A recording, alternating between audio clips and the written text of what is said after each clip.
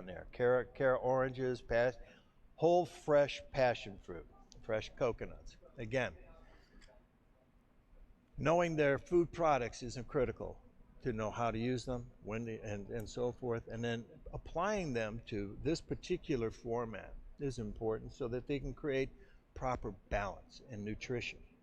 I mean, today people have a lot of dietary concerns and a lot of dietary likes that we as chefs need to be aware of if we want to continue to address or have our customers come back to us so we can service them properly. So the knowledge base that is ascertained through this process is vital, and it's an ever-changing process because diets are changing all the time. But we have our job is to stay on top of that and bring it to that highest level. If you think about it, in this particular arena, in a regular restaurant, you're thinking, wow, I can enrich in something with cream. How do I enrich in something to that factor in healthy cooking? I can thicken something with gelatin. I can give it viscosity, base, flavor. How do I do that in this particular arena? I can fortify flavors with veal stock. How do I do that in this flavor and get the same results? So those are the things that we're going to be looking for the candidates to be able to achieve throughout this process today. And I think, let's see, where am I at here?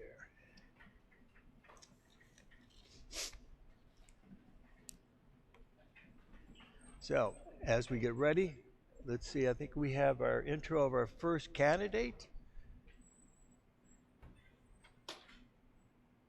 who is going to be, I believe, Anthony Jung. There he is. He's getting ready to get to, I'm nervous, and I'm not even in the kitchen, but can you imagine how he's feeling? I remember when I took the test back in 1995.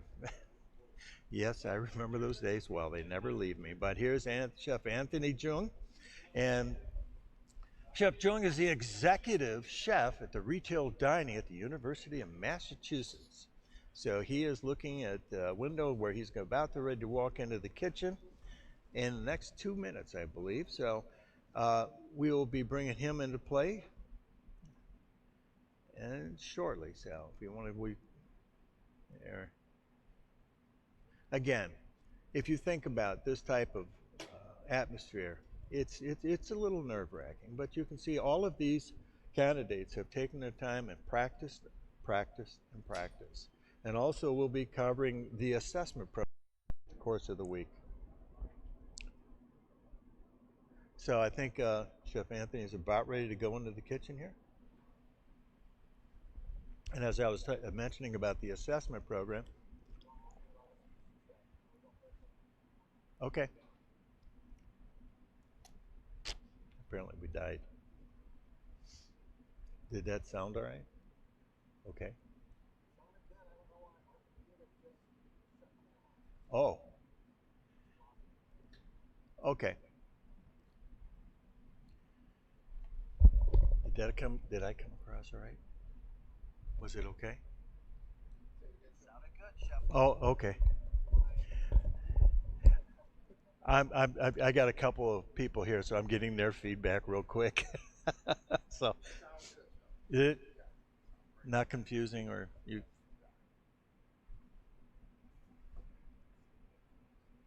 Okay, thanks. Hello, welcome. And you are? I'm sorry? Spiro. Let's get some introductions here. Go.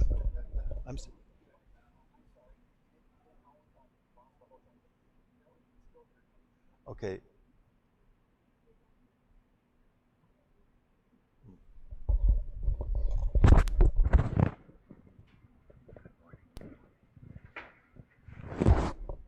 I guess I'm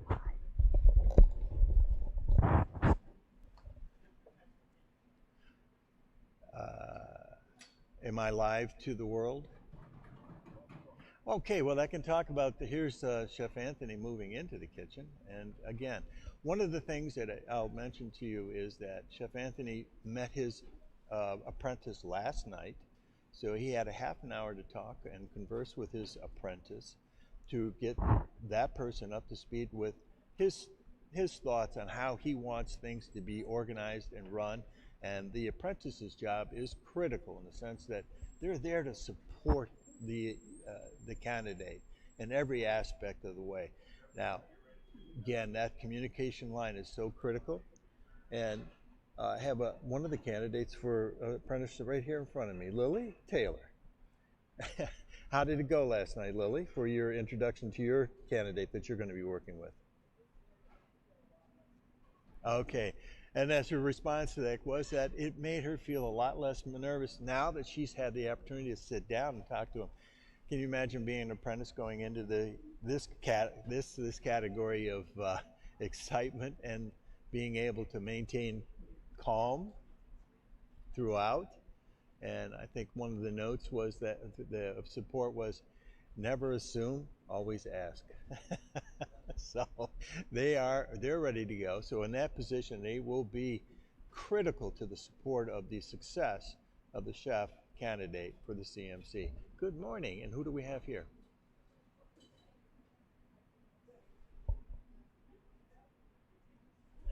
You're one of the candidates who?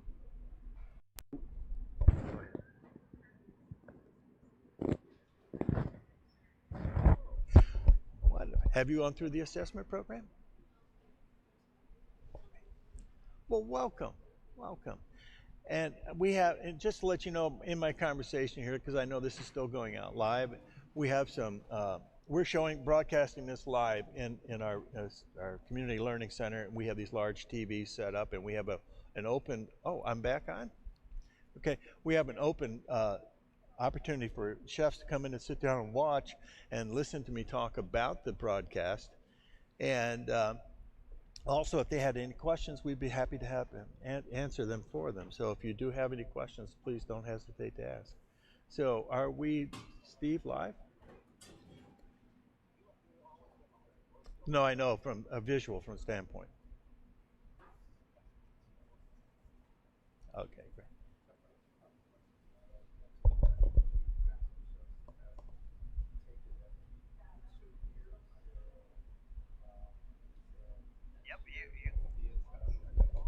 Okay. Okay, great. I'm sorry, every 2 years is yes.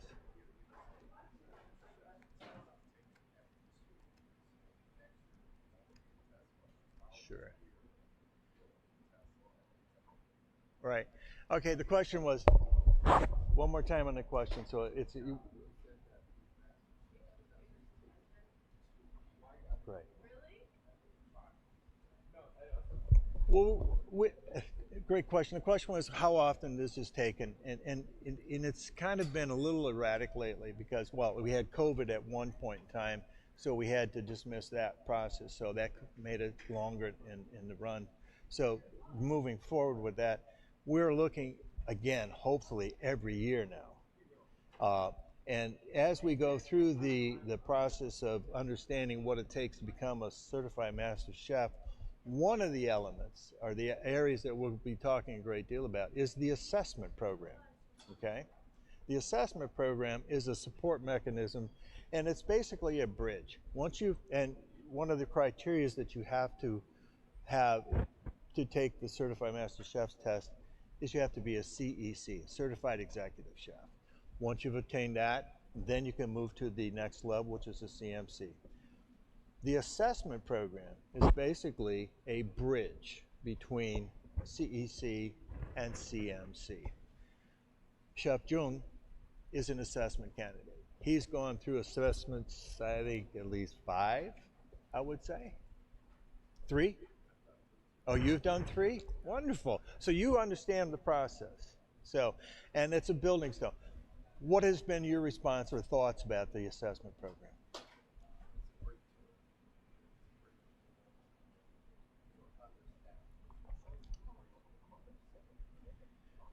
Oh, okay. We can do that too.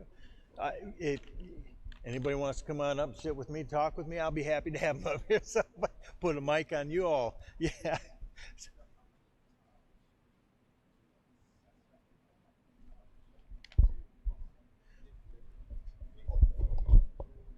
I'm having a hard time hearing you, so could you speak? Come on up here. You got some questions. Come on up here. I'm going to put these on you. This is great because this is what this is all about. Interaction is what's important. For us, we're putting this together on a live stream, and the reason for this live stream is the fact that we're trying to get this transparency of the test out there so people understand that there's no hidden agenda here of any kind. We want you to know about what's going on. So tell us who you are, first of all. Chef I own B&B's Risotto Butters in California. Wonderful. Well, great to have you here. Yeah, now, thank you. You said you've taken the assessment how many times? 3 times. I've taken the assessment 3 times already. And yes. Okay, and you've had and your feedback now. What do you feel it's helped? How has it helped you? It helped me to get to this point to actually come and be an observer for the test itself. Okay. I want to make sure that I'm at a comfort level, even when you're taking the assessment, it's nerve-wracking. But I just want to make sure that I'm ready. And do you know when you're ready? You just have to keep practicing, just like you said, Chef. Keep practicing, practice, and yeah, that's it. I just think it's about understanding the techniques, and just practice. Really, just okay. Practice. Thank you, Chef. Thank you. And I think we have another. You were also a candidate or an assessment candidate. Come on up. Come on up. We're going to do this. Thank you so much, Chef Spears. Thank you. And then I can understand your question about the timetable. And that makes, as far as, come on, have a seat, put those on, and we'll do a quick introduction. Now, in the kitchens, you can see right now, they are busy. And as you can see, Chef Jung is moving quickly, hasting, because time is of the essence. Now, right now, you can see one of the kitchen judges in there watching how he's moving products in and out, how he's handling them. These are critical times, not to make small mistakes. Little mistakes are a couple points. You make a lot of little mistakes, that's a lot of points. So you can see that's where it's very, very important. And please, introduce yourself. So I go by Yaya Rodriguez. Yaya Rodriguez. Yaya Rodriguez. I am currently working at the Cosmos Club. I'm one of their senior chefs there in D.C. In D.C.? Yes. Very nice. And you came all the way over here? Came all the way over here. Oh, wonderful. Yes. Now, you said you took an assessment already. I did the first part, the menu feedback. Yes. Menu writing. Oh, so you haven't taken the physical assessment No, yet? not yet. But that's good. Now, again, there you go. You brought up a very interesting thing, and Chef, I'll refer back to you, Chef Spears. One of the things in the assessment, and we're going to have Chef Ford in later to give us a full-blown explanation of the assessment, but I initially was part of the assessment when they first started out, so I got a little bit of a handle on it, but he's taken it to a whole new level, especially with this menu writing, how vitally important that is. Tell me why that's important. It's been so amazing to take part in that because it really helps you understand where you are and what you have to work on to improve your menu writing and understanding specifically what it is that the chefs here and the judges are looking for. Oh, okay. And where you're presently at, are you writing menus? Writing a lot of menus. Where I work at the Cosmos Club, we write menus for both the restaurants weekly. That's up to 12, almost 15 menus. And for banquets, could be up to 10, sometimes 20 a week. So this process of learning the development of menus through the assessment program has directly affected what you already can apply it to in your daily work. Yes. That's fabulous. It's helpful. When I went through the assessment and the menu writing and all the feedback, I took that feedback and I implemented that into all the menus that I wrote out. How to write them, how to, just spell everything out. It was great. Well, and spelling is key, yes. Isn't it? Yes, the writing. I mean, Believe just a little bit of everything. The writing and just making the menu just be understandable. Great. And clear. When do you think you want to take the actual physical assessment? I think maybe in the next 2 to 4 years. I Okay, think 4 years max. great. This year, towards the end, I think I'll be ready to go through the assessment program and fully engage. Wonderful. To take the other assessments as well. Anything else you'd like to add? No, I mean, I'm really excited to be here Okay. to support the chefs that are taking it. I wish them luck, and it'll be great to be here, meet the judges, meet the chefs, meet everyone also taking it in the future, Well, and wonderful. learn a lot while I'm here. Great. Well, thank you, and thank you for taking the time. Thank you. Okay. Thank you. And coming back now, we're back in. We're still watching Chef Anthony get his process of getting it. Now, you can see where he's at on his note taking. He's checking himself, checking. He's got his list going, and he's going to go cross back. Any questions from the audience yet? Oh, there, Stu. Oh, yes. But now you're going to have to come on up. You got to ask. Make it easier, because as soon as I take these off, I can't hear.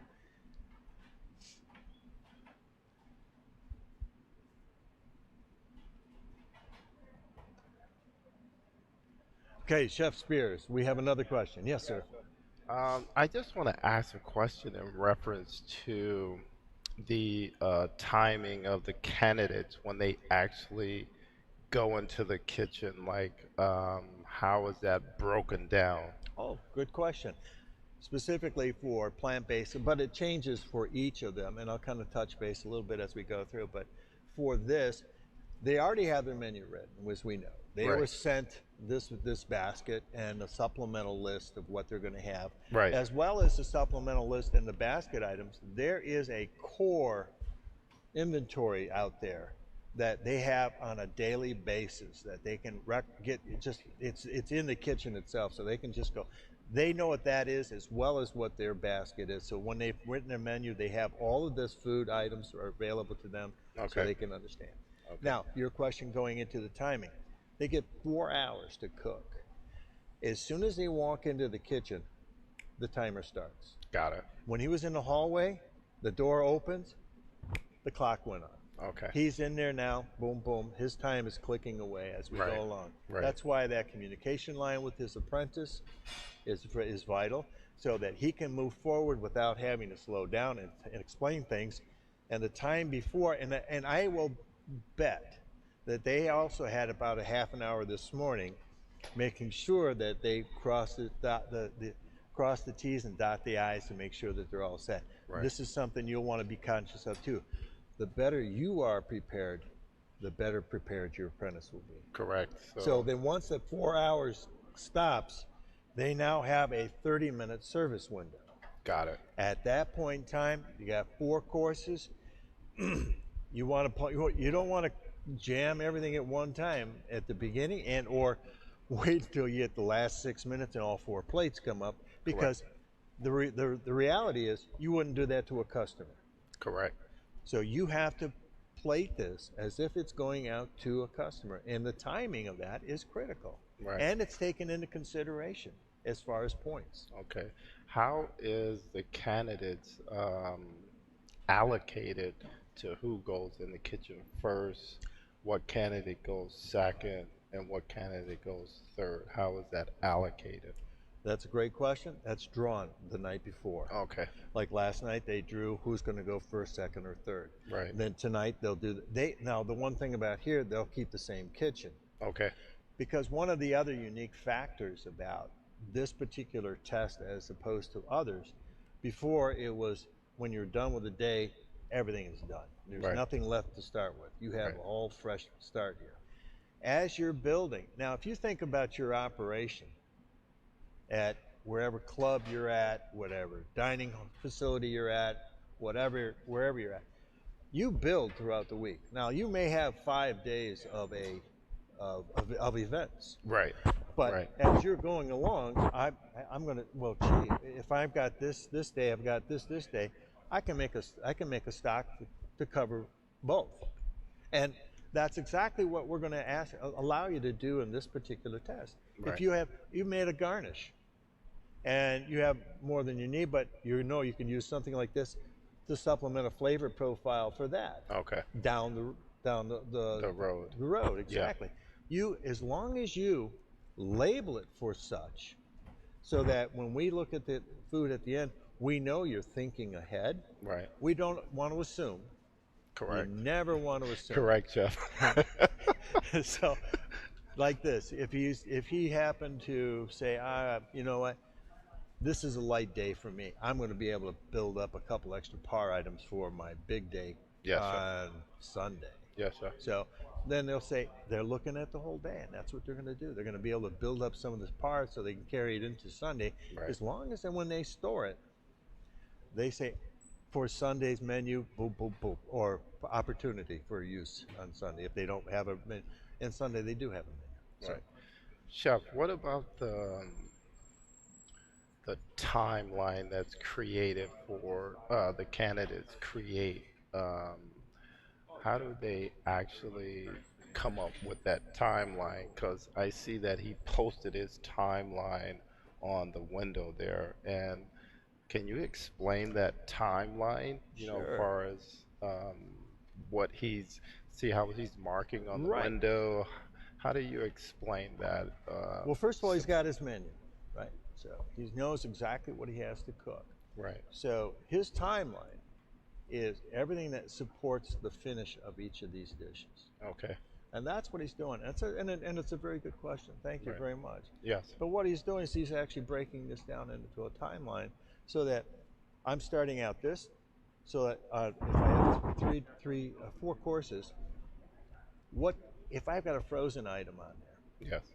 how long does it take to freeze? Correct. So I backtrack and say, I got to have this done by, so I make sure it's in the freezer so that I have it coming out.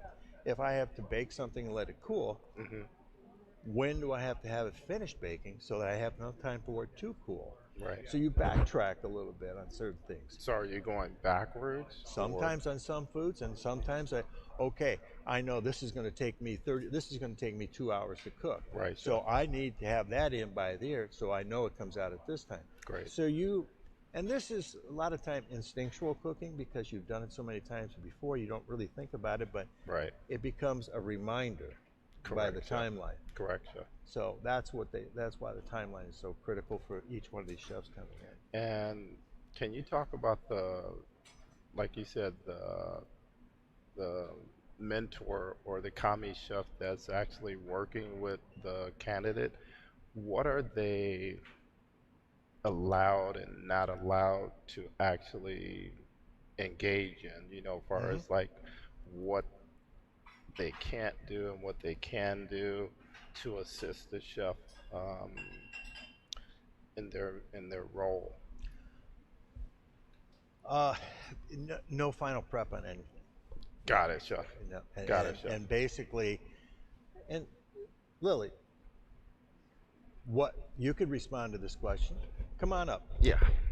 Now, and thank you, chef. And if any further questions, come on back. I'm going to introduce Lily Taylor here. She is one of the commis. And they went through this introduction with their chefs, and you met your chef, is that it? Yes. There you go. Lily Taylor, thank you. Chef? Student here at Schoolcraft College. Live. Oh my gosh, did you think you'd ever be up here live? No, chef. I didn't know this was part of it. I didn't either, so we're going to ad-lib a little bit. Okay. But anyhow, I want to thank Chef Spears for the questions and so forth. These are great because what were you told about the told to the candidates and to the commis by the judge? We were there to support them. There wasn't as much pressure on us than I had originally thought. We're not responsible for anything big. We're just there to support them and make sure their station stays organized and no final prep on anything, no final knife cuts. So that's what took the pressure off for me, at least.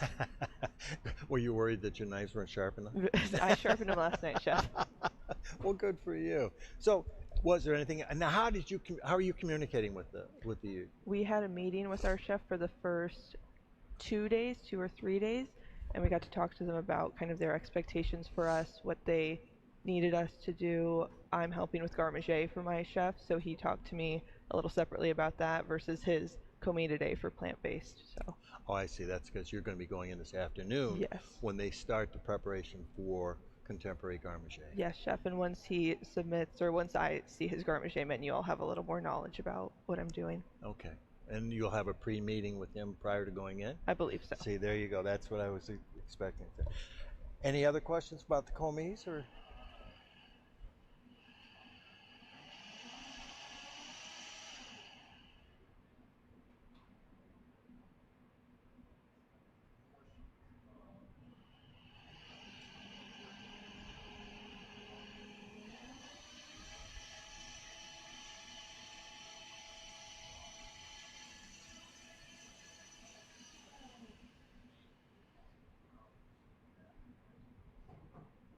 Okay, the question was, and I'll encapsulate this a little bit.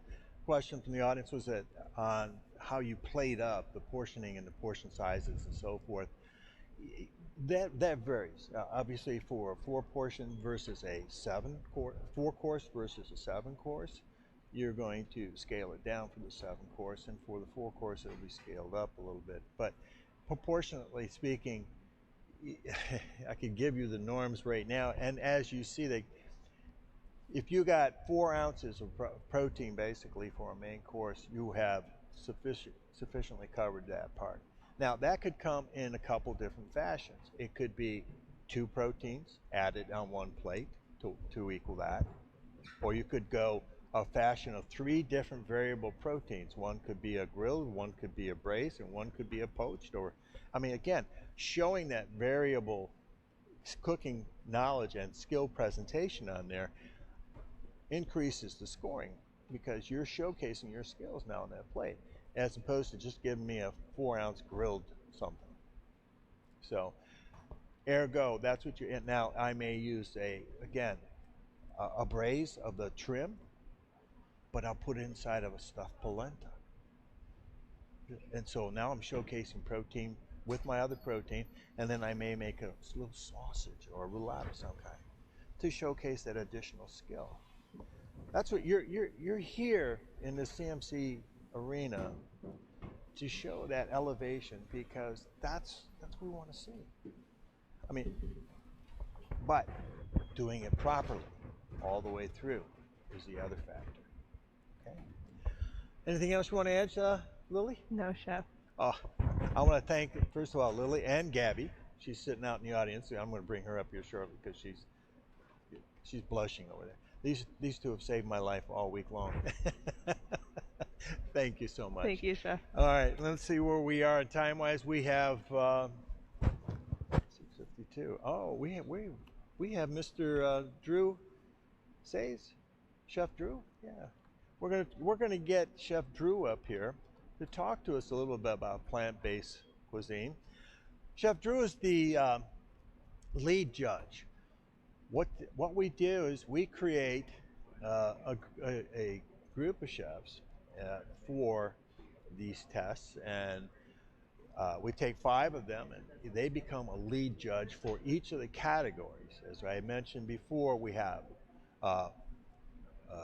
plant-based cuisine, and Chef Drew Says here from Schoolcraft College, he will write the menu or the basket for this, and he'll put his thought process, and he'll also put together a supplemental food list, because with plant-based, we're talking about nutritional, healthy cooking, vegan cooking, all of those elements have to come into play here. So he's going to put a supplemental list together that coincides with the main inventory list that you'll draw from, and we'll highlight that when he comes in.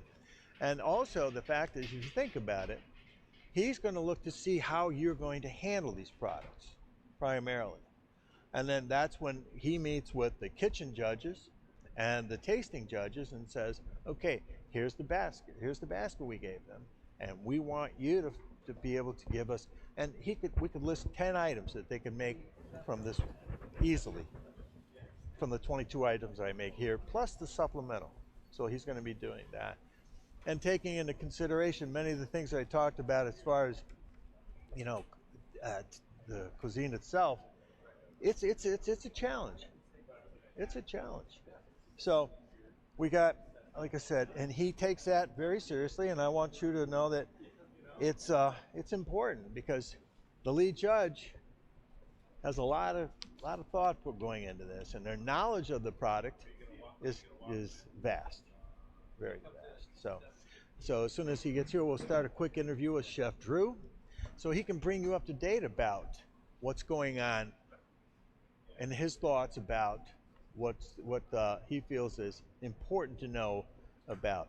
But also, if you have any questions in the audience, ask as well. But the first question I'm going to ask him, and which is one of the things I'm going to be asking all of my interviewees, is what does being a master chef mean to you? I have my thoughts, and I'll share those throughout the week, believe me, so I won't have to ask him. He asked only once, but that's one of the things that we're going to try and ascertain from all of them. I have probably about 8, 9 interviews going throughout the week, all CMCs, and it's important. As I said before, right now there's only 70 certified master chefs in the United States, and there have only been 84 successful CMCs since we started the testing back in 1981. Okay, and so it's probably the hardest. Now, there are master chefs all throughout Europe. There are master chefs in Canada. They have master chefs down in Mexico. They have master chefs all over the place, which have their own criteria for testing. But the American master chef is the most arduous test of all the CMC tests there are in the world. It's the hardest test. So, there you go.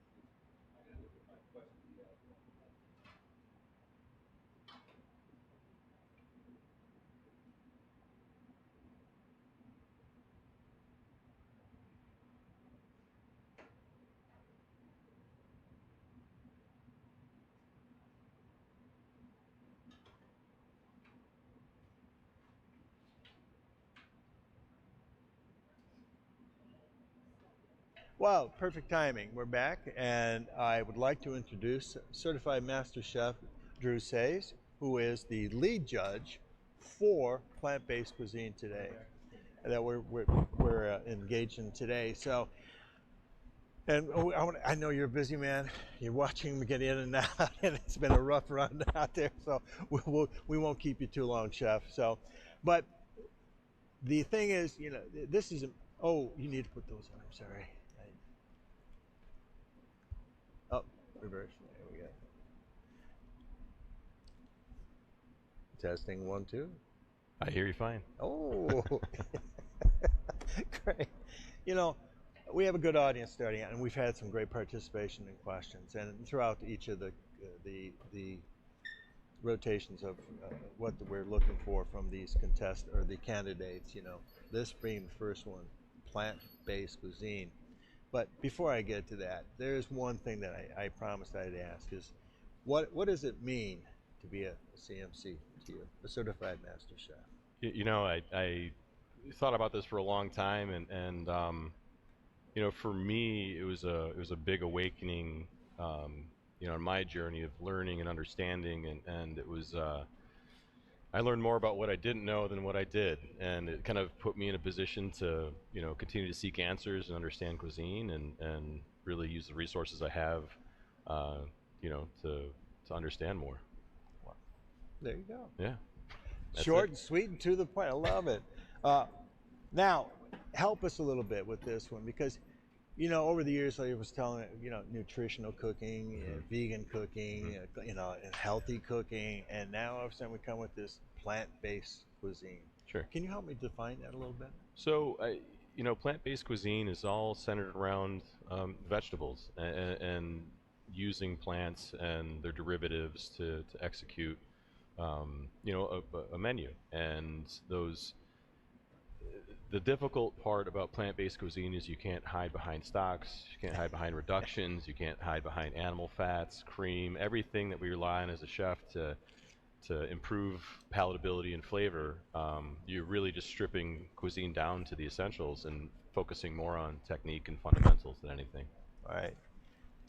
Now, why you pick the basket. Mhm. Now, as I explained to everybody out there, the candidates receive this basket, then they receive a supplemental Correct.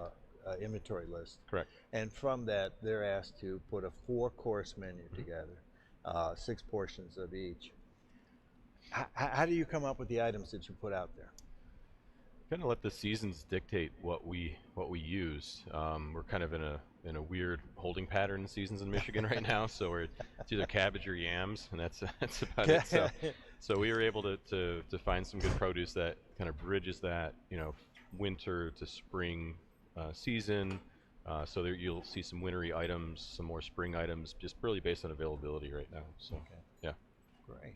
And why did you choose this particular menu or this particular basket? Well, you know, I wanted to give them a good variety of options, you know. So a lot of these things, if you have turnips, you may want to use the greens with them. So, you know, there's a lot of versatility there.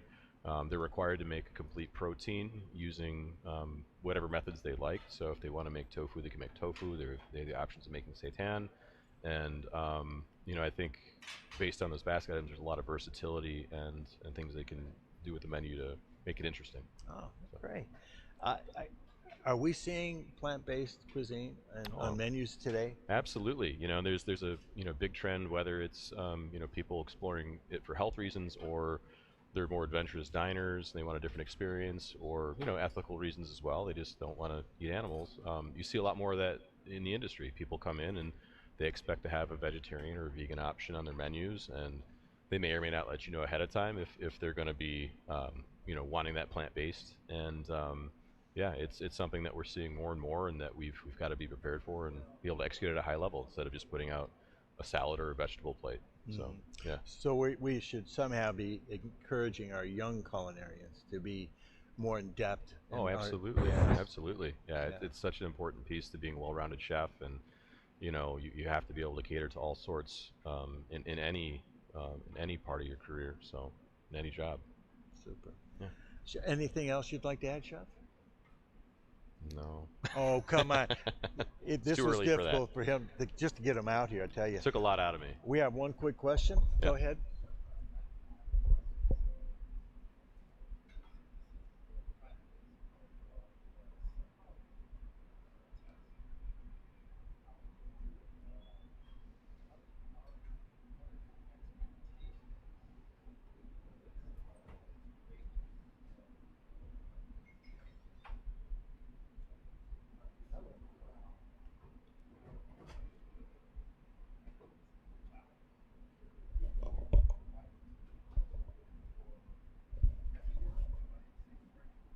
Progression, right? So you're thinking about how you.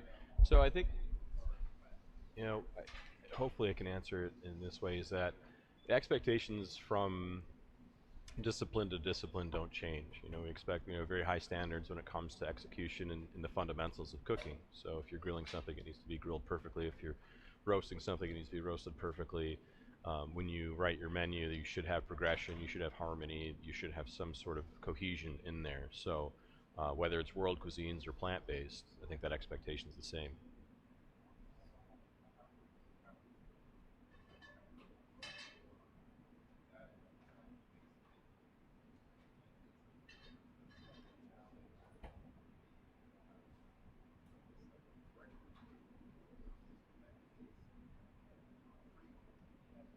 Sure.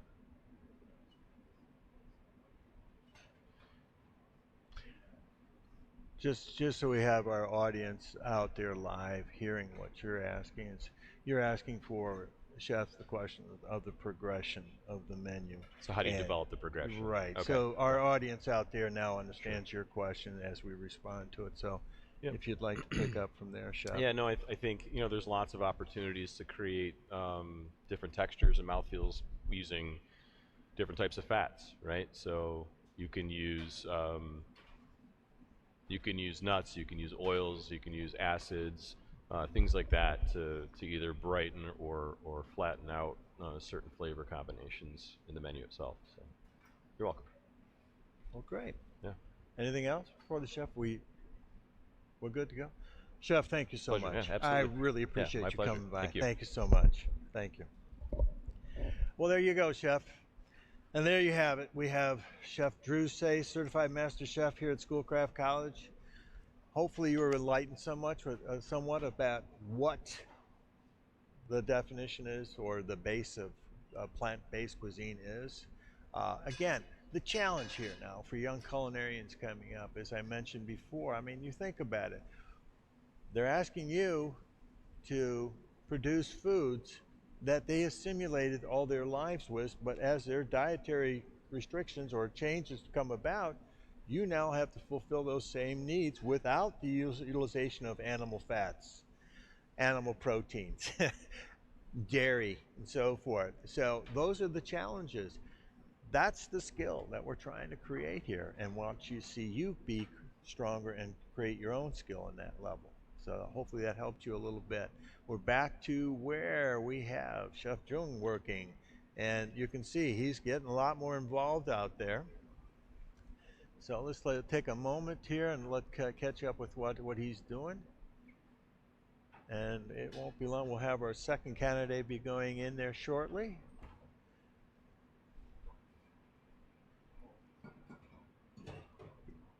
Yes. Okay.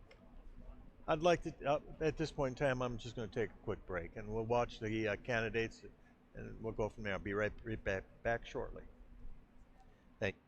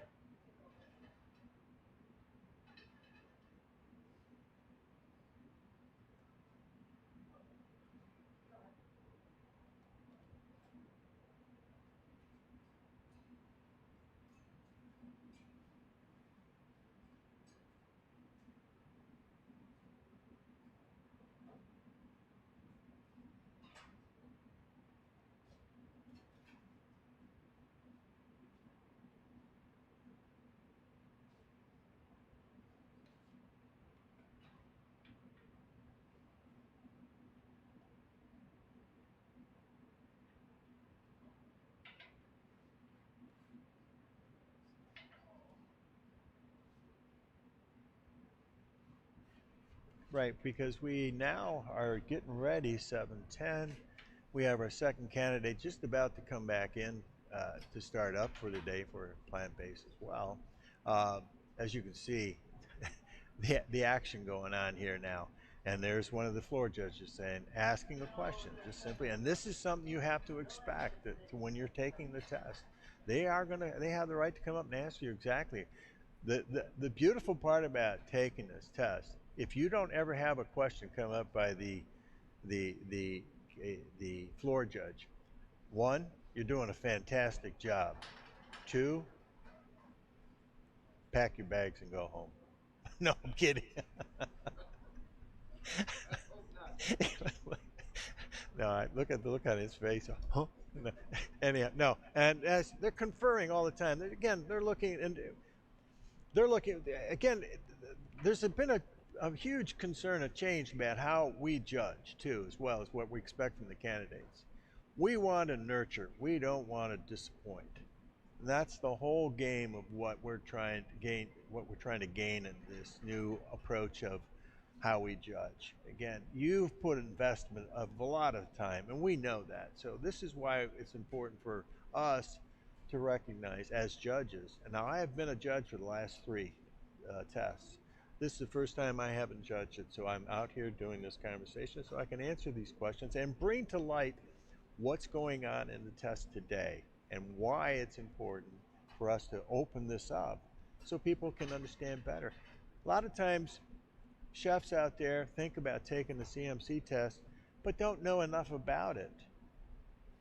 And then they say, oh, I don't know if I could do that. I don't know if I want to waste my, do this, waste my time. I'm not sure. This whole new process now where we're bringing into the assessment, right away, that doesn't cost you anything. Just to go through the assessments of writing menus, as we just had by Mrs. Rodriguez over here, she told us about how much that helped her in her daily work, learning the assessment of writing menus. And we have one of our other candidates in the back of the room. Would you not agree? The assessment?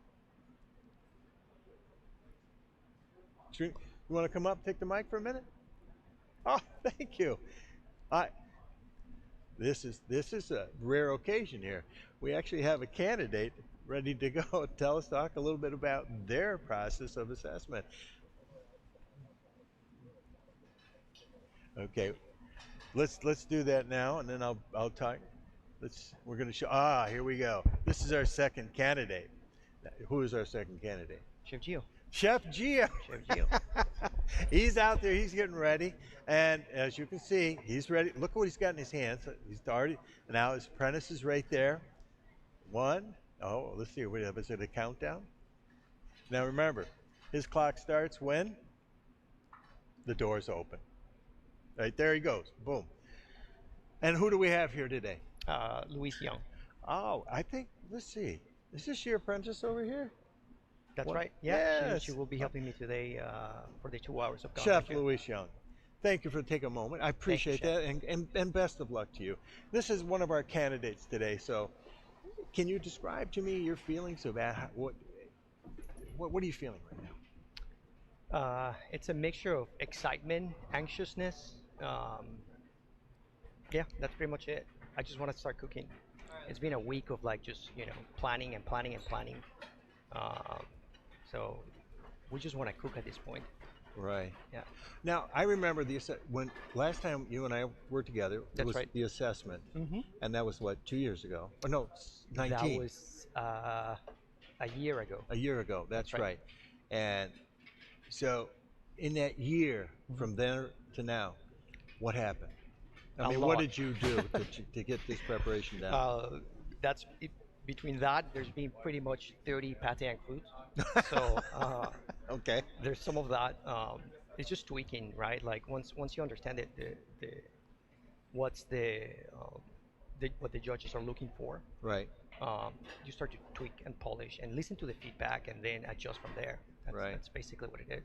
And then your introductions here from the judges. How do you feel about that? It was great. It was great. Okay. It was easy to understand. Pretty clear, very communicative. Good. Yeah. Good. Well, and again, that's been our goal to try and make sure that we have a clear, concise, Yep. offer presentation to you as the candidate, because we don't want anybody to get confused. We want them to be more successful. No, none of that. It's been very open. All the judges have been so supportive and encouraging questions. So Great. no, it's pretty straightforward right now. So we're going to see you going in the kitchen in what, about 45 minutes, 40 minutes? That's right, chef. Okay, I've got a question. Yes, sir.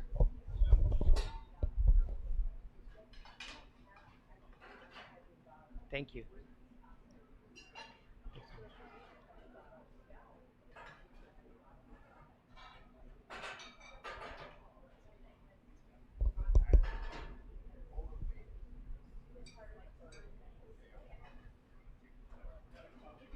Okay. The question was, what motivated Chef Gio to take this test? Okay. So I don't know that it was a particular time. There have been several times throughout my career that I've thought about it, right? Like, I remember when I was at school at Johnson & Wales, and one of the instructors was a master chef. And that made a huge impact because you always have these like ideals, right? It's like, I want to be like him, right? The way he carried himself, the way he was like teaching to everyone. I mean, to this day, I carry some of his lessons. And then for a while, then you forget about it, right? You get busy with the kitchens and all this, and then I had the opportunity to work with John Johnson, another master chef. Oh. And then you see how like there's a big difference between a chef and a master chef. The way they carry themselves, there's so much knowledge. So I've been fortunate enough through my career that I've worked with great master chefs. So I want to do that for future generations. I mean, I have my executive sous chef right here, Chef Steven, and I have my good friend Nick here. That like we're all talking about it. Like, okay, when are we gonna go take the test now? I think it's very important that we set the standard for these things. Wow. Well, I don't want to take it. I know you want to have some more communication with your sous chef and everybody else. Get ready to go. But I can't thank you enough for taking the time up here, Chef. Appreciate that very much. Good luck to you. And look, we'll see you next Tuesday at the award ceremony with a nice pin. With a nice, yeah, that's right. Just like this. Perfect. Great. Thank you so much. Thank you, Chef. Thank you. All right, we got Chef, let's see, who else do we have in there? Okay, we've got Gio's in there now, and we also have Chef Anthony Jung in there now. There we go. Chef Gio's on the run there. Okay, again, the activity is going to be bristling pretty soon because we'll have a third one going in shortly. The chef our chef right here, Chef Louise Young. And so, what do you think so far out there? Mr. Rodriguez, what do you think so far? Pardon? They seem very collected. They do. They do. Yes.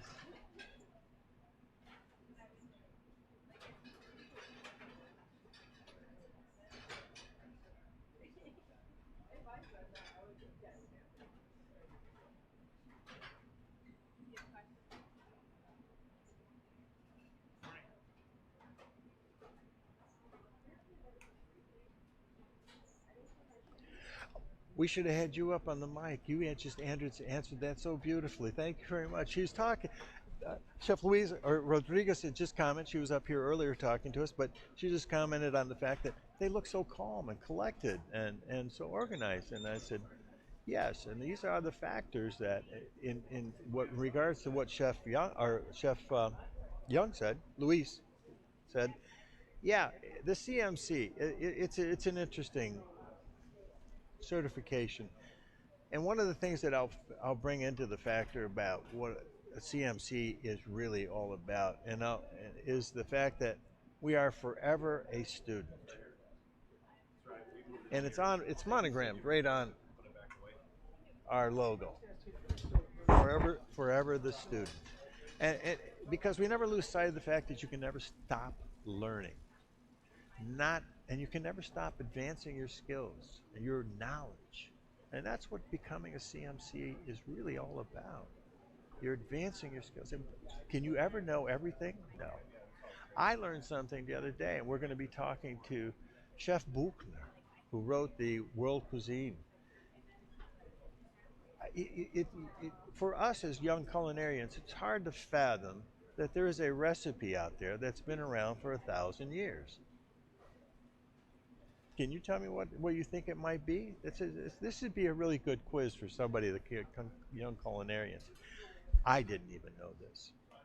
But goulash, the original recipe, had been around for 1,000 years. Fascinating to me. And it had changed over time, obviously, but the original goulash. So it never ceases to amaze me how much we can still continue to learn. And also the respect for various cuisines and the knowledge of knowing how that really should be done. A lot of today's things today, we're asking for exactness in world cuisine. We're not asking for what you think it is. We're asking for what it really is. So those are some of the things that come up. Those will be later on this week, but again, this is going to be fun to see this, because right after we get the third candidate in, I'm going to show you their menus. You have a complete idea now what food items they had to work with. And then as soon as we have Chef Luis go in there, we'll be able to show you their menus. Okay? So we want to keep it impartial. We don't want anybody to see those until everybody's in there. And you won't know whose is whose, but that way you'll be able to see what's going on as far as the actual preparation from each one of the candidates. That'll be fun to watch, because you'll see it. Good morning, Chef. How are you today? Good. Come on up. You got a minute? Oh. Ow! Absolutely. Okay, put the headphones on. Take your hat off first. Okay, and please introduce yourself. Hello, everybody. My name is Chef Wook Kang, and happy to be here. And Wook Kang, Chef, you are an assessment candidate, correct? That is correct, Chef. And you've been going through the assessment program for how long now? This is, it's going to be a year, because I started last February. Right. Yeah. I remember. I do remember. Yes. So now, in this process, how do you feel? What have you gained the most as far as this? That's a great question, and I was talking to a lot of my friends and colleagues about this recently, and I said the most interesting thing for me is really seeing the growth in my menu development, and also how much I've really grown on not only just visualizing the components, but also really allowing things to come together, especially when I'm doing these menu exercises, just bringing them to life in my head, but also pairing them, and also being the script and being very specific with intention, and really understanding that it's not just putting ingredients together or putting little spokes and things just to make it look nice. It's really allowing these ingredients to shine. And I think that for me has been a really big revelation. What an interesting way to put it. I would like to capture that. Can you say that again one more time? That was fabulous.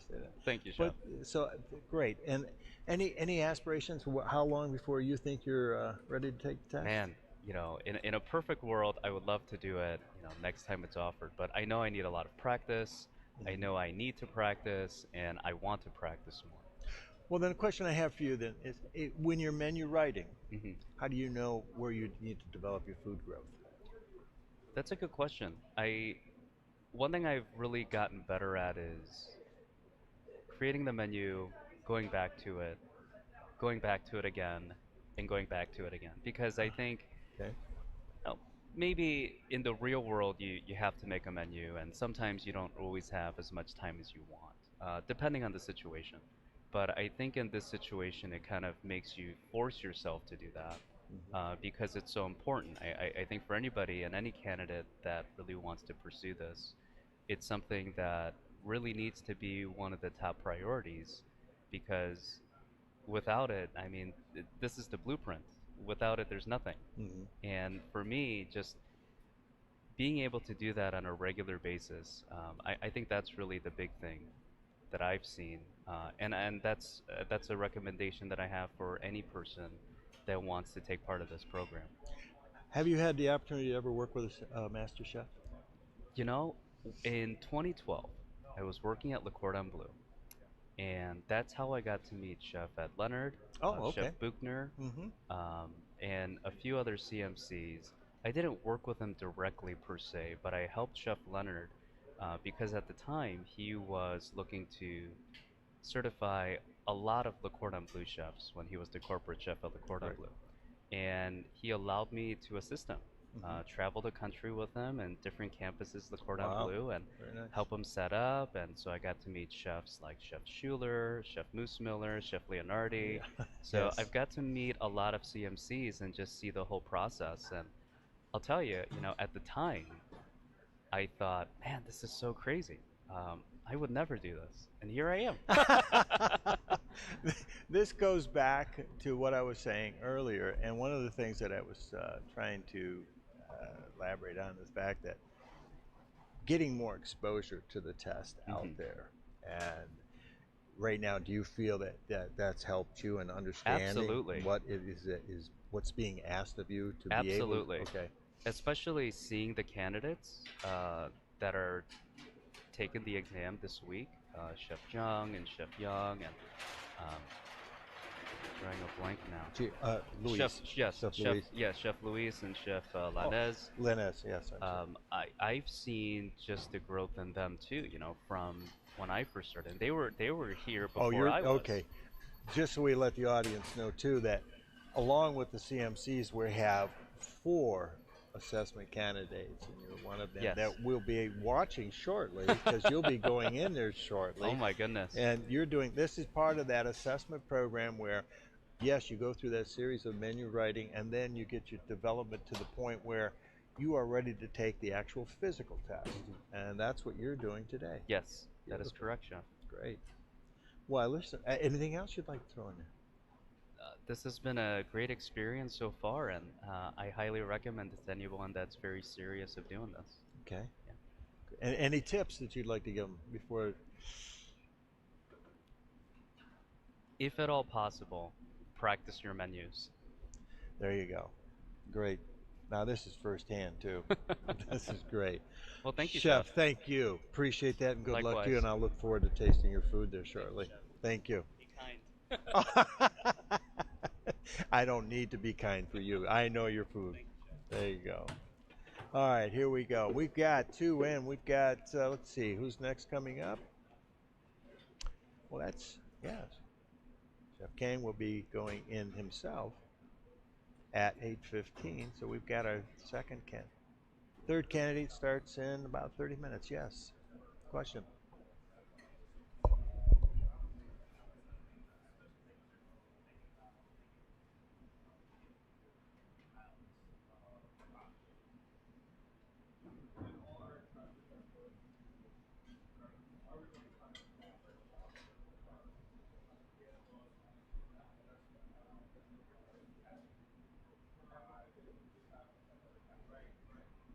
Good question.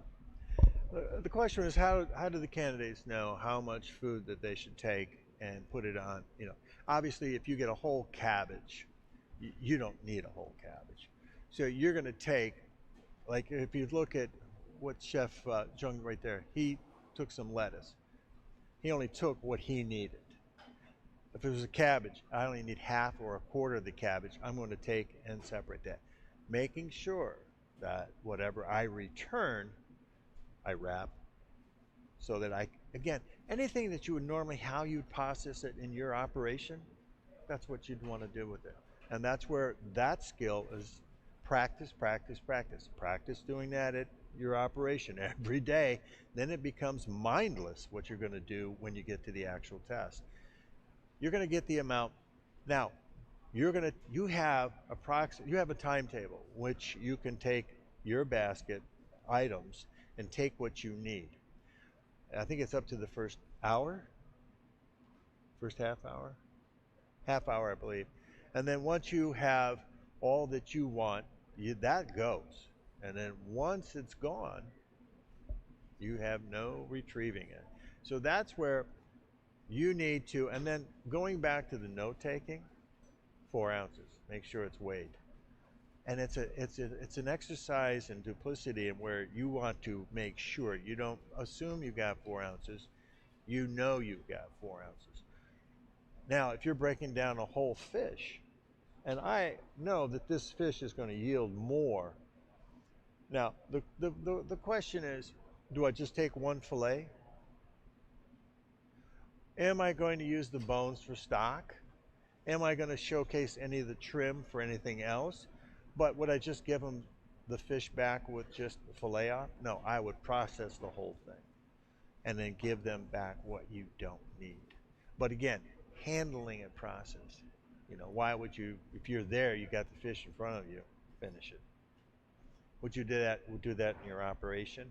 I'll let George this afternoon finish it because, you know, he needs it tonight. I only need this much. No, the process, get it done so that now I can utilize everything. So that's what you'd want to do. Because you know, if you're serving 6 portions and there's 4 ounces, there you go. Your yield now. The other factors you have to take into consideration is there shrinkage during cooking. So you want to extend that a little bit. So those are those little things that show that you truly understand the characteristics of this product as you're moving forward. But great question. Thank you. Did I answer everything on that? Okay, good. Okay, and we're back.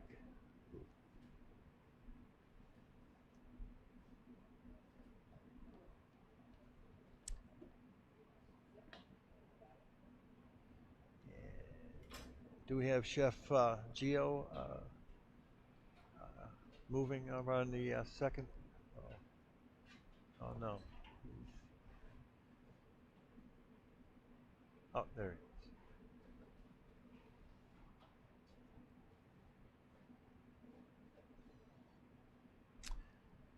Again, now you can see he's got his apprentice busy, moving and doing things.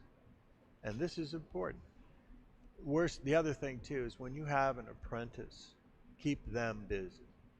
They don't help you by standing around. Every time you're moving, they should be moving. So when you've developed your production runs of everything, then you want to move into follow-up with your commis or apprentice saying, if I'm doing this, I want them doing this. Because this feeds into this, and this feeds into this, and this feeds into this. Moving it laterally across. And the timing could be subsequently a minute, 2 minutes, or a minute, 2 minutes before, so that when the chef is doing principal cooking, if they're just, say, dicing onions for something that's not going to be a finished product, or processing something, they'll need to have it ready to go. But as she said, as Chef Lily said, they're not going to be doing much cutting because most of that will be done by the chef.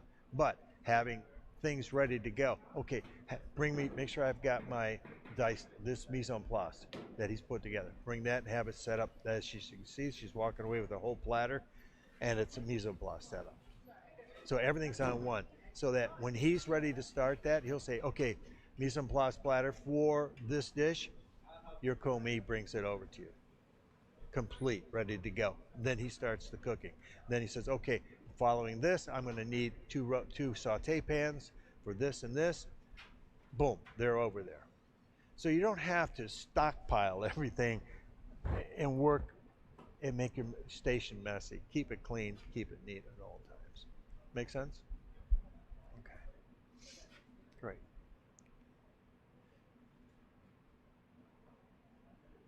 Okay, at this time, Steve, can I take a quick break, please?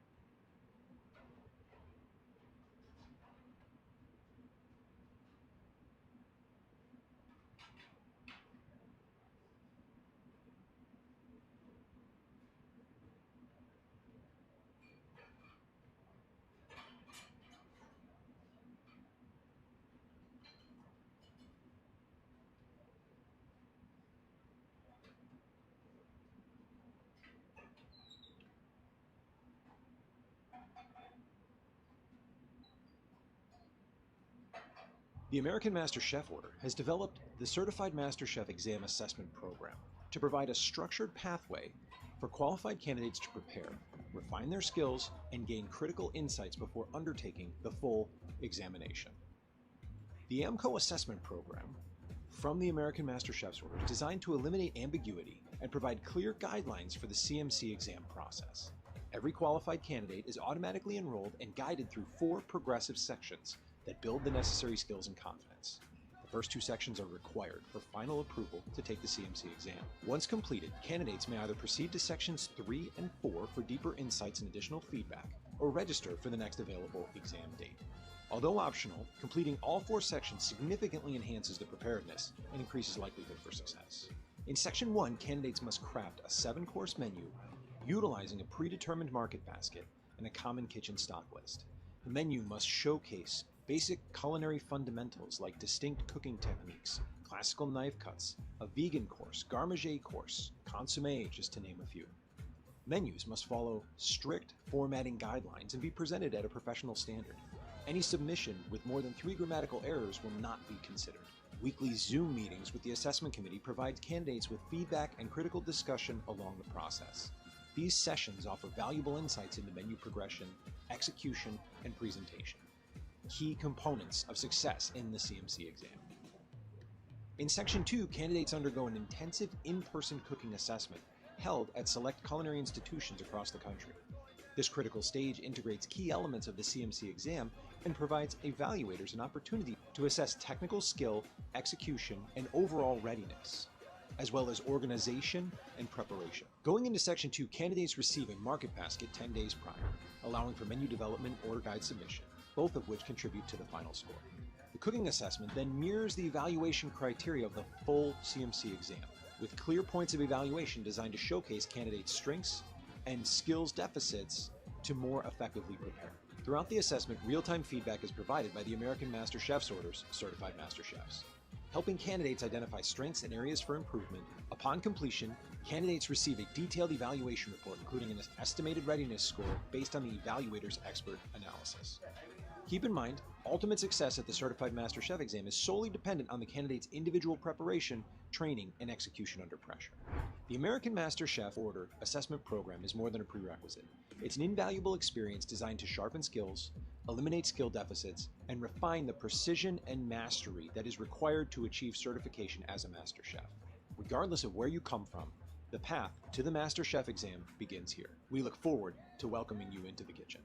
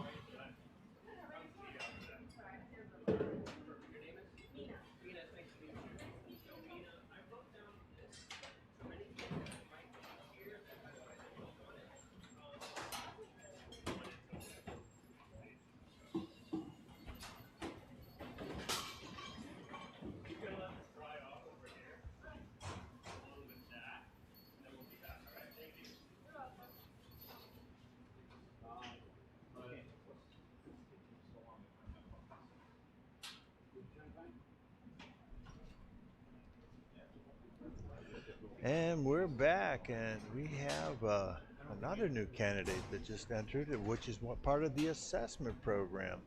And this will be Chef Holtgrave out of St. Louis.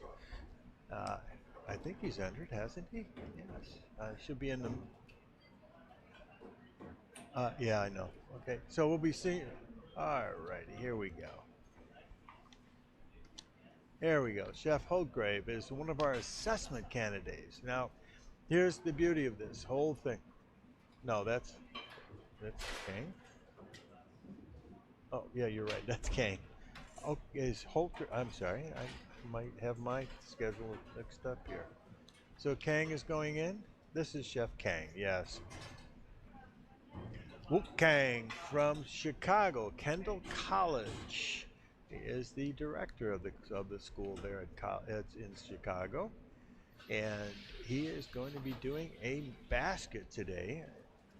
And this will include, in his basket will be a complete seven course menu. And this is what it'd be where he's utilizing duck, and he's going to have to make. Now, in the assessment, when they do their assessment menus on the baskets, they're required to do a 7-course meal. And in that meal, we also include some of the other categories, i.e., there may be some garmager, there may be some classical as well. And what we're going to see here is they've asked him to produce a consommé in his course today. So again, for the assessment, they're going to be getting small bits and pieces to put into the menu, as you will. So in your menu writing, it's a little difficult, a little different, but this way they get the full assessment preparation for the actual CMC test. They're getting bits and pieces. So that's the beauty of this particular thing. And so as he's getting ready, what he's going to be preparing today is a Maple Leaf Farms duck terrine. So that will be his garmager, contemporary garmager. In his classical, they're going to ask him to do a consommé Rochelle. And then they're going to do, and then the rest of it is a charred green. But he also has to do a bread service. So in this case, he's going to be preparing a whole wheat sourdough bread service. Then he's going to do a poached Arctic char, and he's going to do Lola Rosa spinach salad, rosemary garlic roasted Colorado leg of lamb, and for dessert it's going to be an olive oil cake. And at this point in time, we want to thank, number one, Maple Leaf Farms, because they were the ones who donated our ducks to the competition today. So we appreciate that sponsorship, the additional support from one of our main sponsors, Maple Leaf Farms.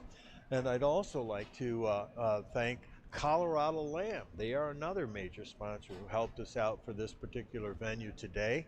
And also we have Proper Stock and Sauce Company, which is a Thomas Keller company. They supplied us with veal stock and chicken stock. Now, you're going to ask, why is somebody supplying us with stock? Well, shouldn't they be making their own stock? In some cases, no. They cannot really have the time to get through in 4 hours of proper stock and then get a sauce going. So the idea is we're going to give them the supplemental stock preparation in some cases. And also, too, if they don't have chicken to make chicken stock with, if they want to use that with their duck, or they're not having any veal, so they have no veal bones to make stock, so we're going to supply them with the stock so they'll be able to supplement the development of their flavor profiles using these base stocks already made. Okay? Okay, great. And then I think we also have Chef Louise Young getting ready to go in. So it'll be fun. Now we're going to have a full kitchen. We've got, that'll be 4 people in the kitchen going, and then 1 more to go. All right, so Chef Young is just standing at the doorway getting in, so that'll be the last of our CMC candidates entering the kitchen here shortly. In approximately 2 minutes, so there's a little timer will go. And then shortly thereafter, we will showcase all 3 of their menus.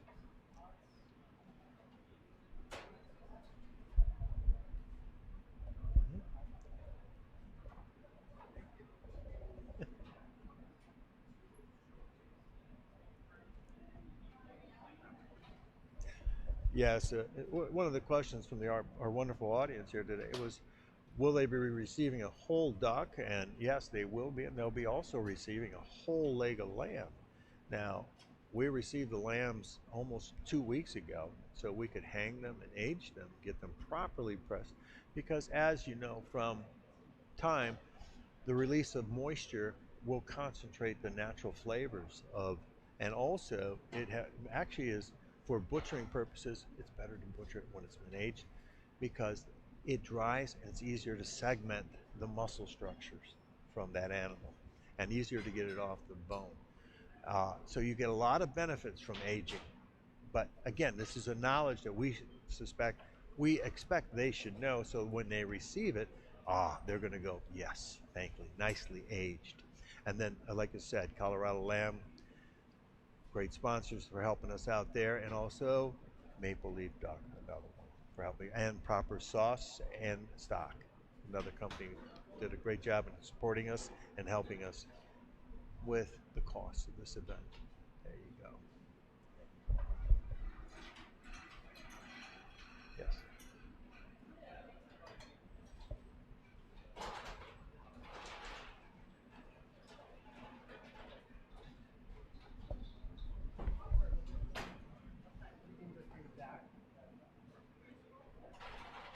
Right.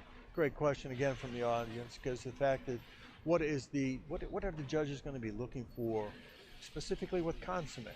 And if you think about consommé in itself, this is really a 2-day process. If you're going to make a proper consommé, and but we're going to be giving them a bouillon or a fortified stock up front. But we want them to see for the assessment if they understand the process of making one. But so in doing so, we're going to give them the stock up front. What we're looking for is what are they doing with the stock to fortify that flavor? Because that's where you want to get it all the way up to a bouillon type flavor profile. Then at that point in time, how are you going to clarify it? So in most cases, if that's a beef or if that's a chicken, what are you doing to fortify? You're going to get, you would have ordered some chicken, whole chickens, or chicken bones. Those can be roasted off or poached to fortify the flavor of the broth. So you want to showcase how you're going to develop that flavor profile as much as you can and get that going. And then the next step is we're going to see that once you get that development of flavor, how are you going to clarify it? What meats are you going to, lean meats, are you going to grind? What aromatics are you going to add to that meat, and egg whites to that meat, and then fold that into the stock? At what temperature are you going to fold it into it? So again, we will then be able to judge. You actually understand this process. Following that, bringing it up to the right temperature and allowing it to cook so that it can become clarified. This is one of those questions that was asked earlier. How do you know when to start certain things? Obviously, we need to get that stock going right away so we can develop that flavor profile. He has 5.5 hours as opposed to 4 hours, but he's got a window for tomorrow. In this particular one, he will go and then finish tomorrow morning. He will have 2 more hours tomorrow to finish this. So he will have almost 7.5 hours in total prep time for this. And this is in part of the assessment. In doing that, now he can take and get all of his productions going today and use tomorrow to finish. And then when I say by finish tomorrow, he would then poach, finish cooking, all of that.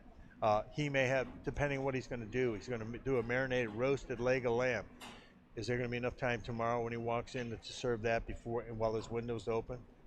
We'll see if he's going to choose to use that or do a cook today and then finish tomorrow. I'm not sure how he's going to do that, but that's something we're going to watch to see how he is going to do that. Okay?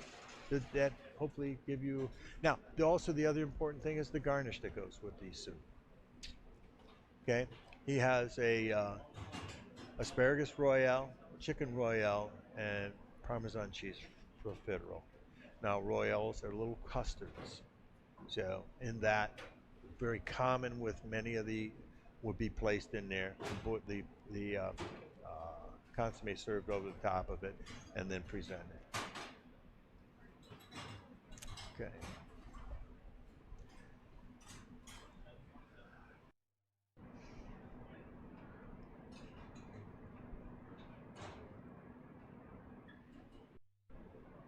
Okay, we're gonna. Oh, okay, fine. I'm sorry. No, I'm sorry. I made a mistake. I understand now. The Hargraves is going at 8:45, so we'll get him on there. But that brings us up to where we are with the 4 candidates or 5 candidates that are in there now. 1 to 4 candidates. Correct. We got that. And the last one coming in will be Mr. Holtgrave. I'm sorry, from St. Louis. So, yes.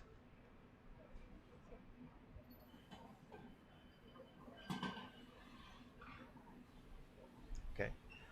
Any other questions? Yes, I have another question from the audience. Please, go right ahead.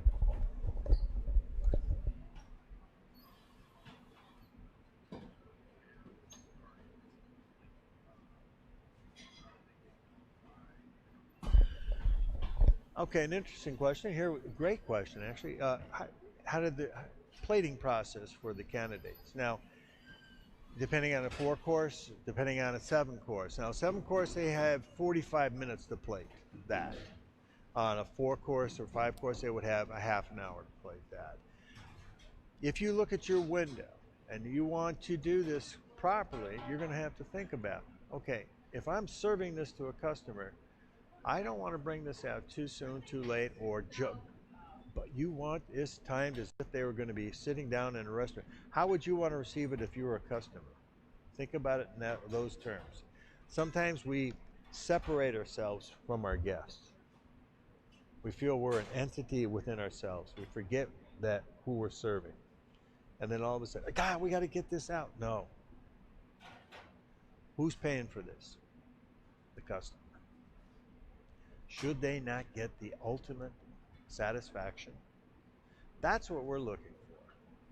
We want you to be in total in sync with your customer that you're serving this to. These are, yeah, they're judges, but look at them as customers, because that's where you want to continue this practice process. Every customer that comes through, the timing has to be such that they are impeccably impressed with everything you've done for them. So if I start out in my window, I have a half-hour window. That window opens, that first product's there. What does that give me? 30 minutes. Gives me 15 or 16, 16, and 16, right? The rest of the time I need, and it gives me a little time to wiggle in there. So I'm not going to put any pressure on me. I'm not going to put any pressure on my customer, if that's what I'm presuming that I'm doing. Yes, I'm serving a judge, and yes, I'm going to be a little more nervous about it, but I shouldn't be any more nervous that I'm actually serving my customers. Keep that in mind. So I always take advantage of that window by having the first course ready to go as soon as that window opens. That gives me a little more wiggle room inside there. Okay. And then look at your timing. How many courses? How many minutes do I have?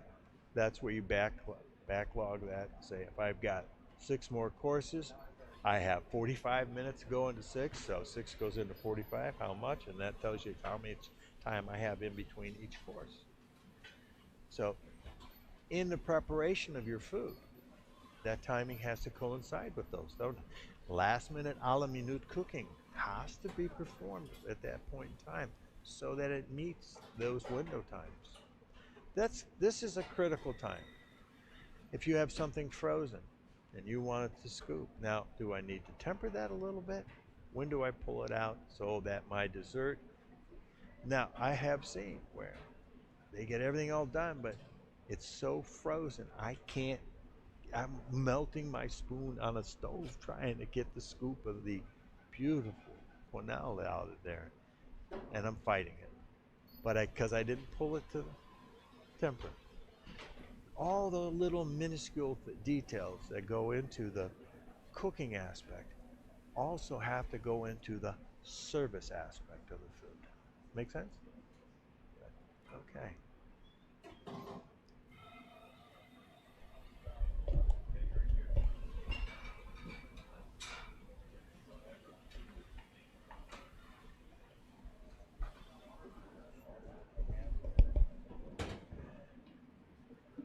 Okay.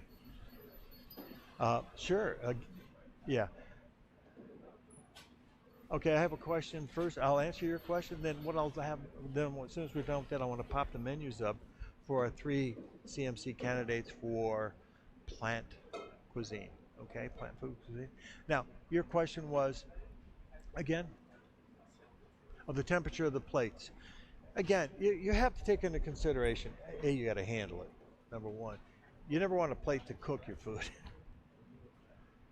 It goes to the point where if I'm serving something and I want it to be from here to there, the same temperature as it's leaving my kitchen to get to there, that's how hot the plate should be. I mean, unless you, I don't, we seldom ever see what we call sizzling food. Like, I mean, it's still sizzling from the fat. Like they used to use those metal pans inside of those plastic trays and boom, shh, you'd think you got the hottest, but all you're doing is you have little fat particles, you know, popping on your clothes and everything else. So, again, no, you have to judge. You have to understand what do you want the end temperature to be. Every time it comes back to those questions, I know it almost seems like I'm being a little redundant, but who are you serving? What do you want them to? How do you want them to enjoy the flavor of that food, the temperature of that food? Take ownership of this.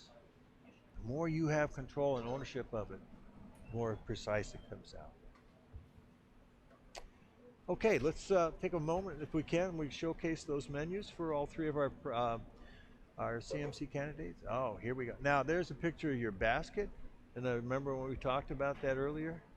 And also we have, well, if we can read that, here we go. Let's see, we've got, now, look what they've done with this.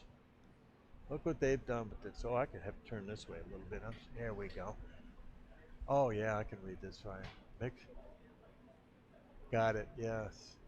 Leeked wrap vegetable terrine. There you go. We took a little classic from garde-manger, right? Bingo. See what's happening to it and how it's being applied. And then following up that, we've got, we're going to mix a little salad with that.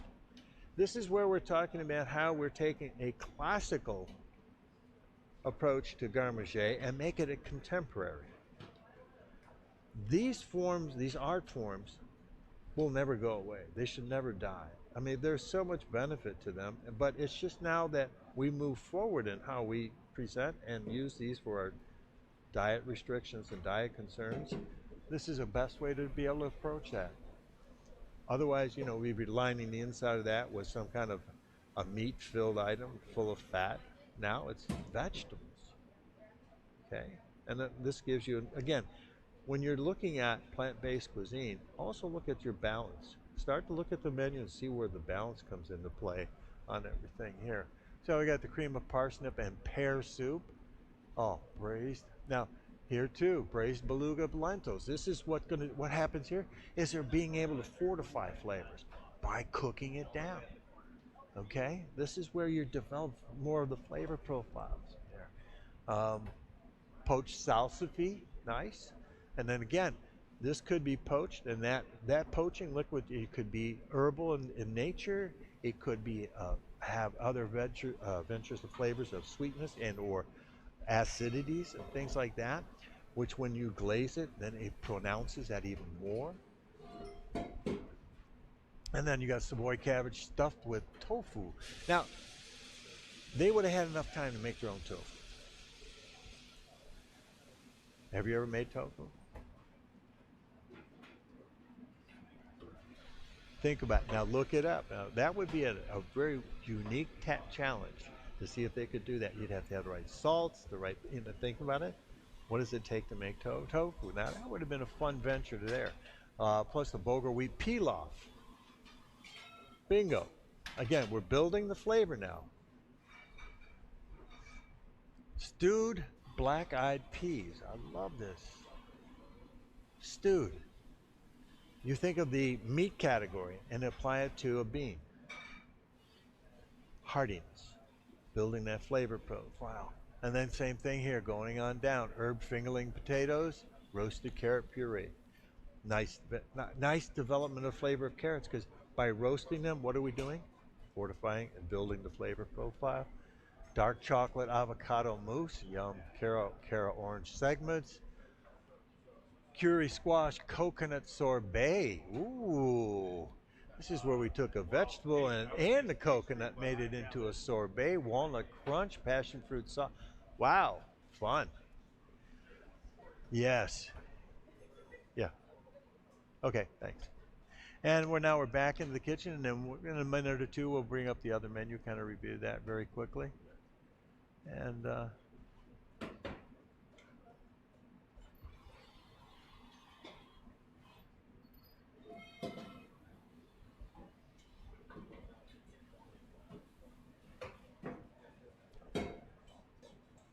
okay. And here we are. We are getting a lot of action now out of our first candidate. And look where he's getting all of his finished purees, strained. A little wipe of the forehead, saying, mm-hmm. A little schvet going on there. Yes, but that's typical.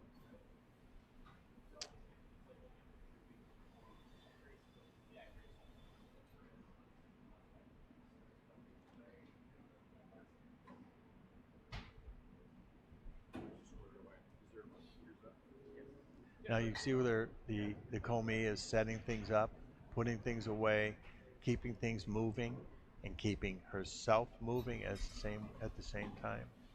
There, boom. Tray went away all at once, everything. One clean sweep. Look at the organization of the workstation. Yes.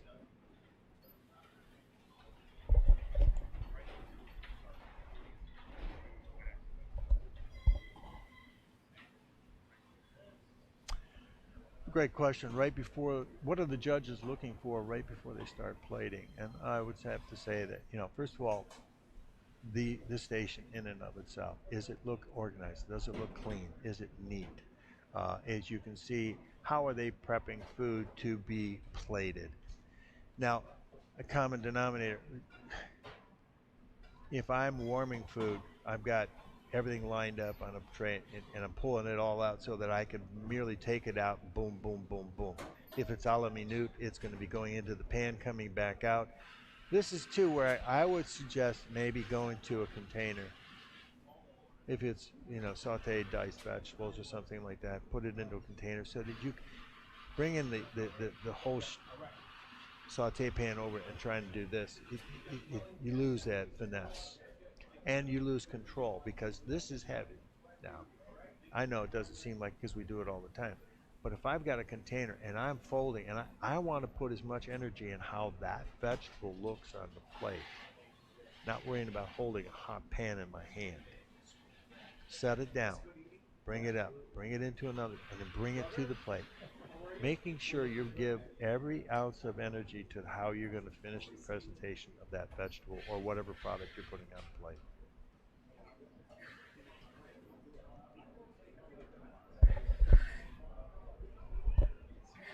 Okay, thank you very much. We have the next menu up now.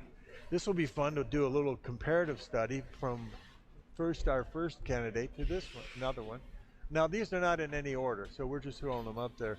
So we got charred cabbage, braised collard greens, kohlrabi, turnips, ginger, jalapeno shoyu broth. Very interesting. So we're going to get kind of like a soupy start here.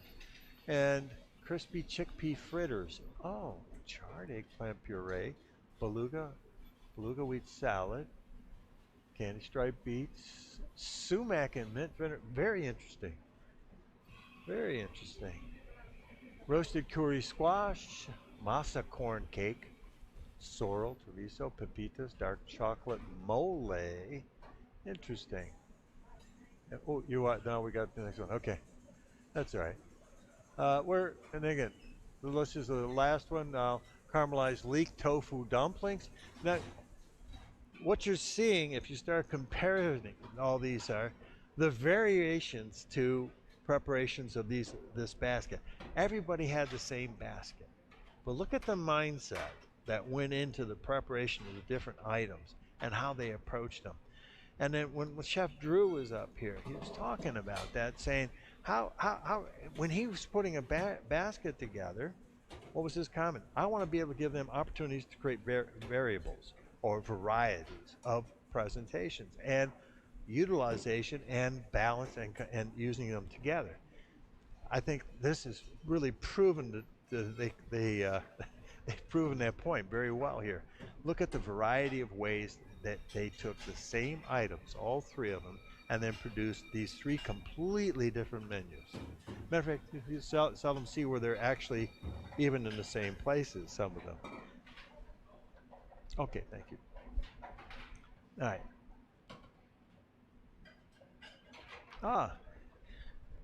I see, I love the idea of the dumpling. A unique process, there we go.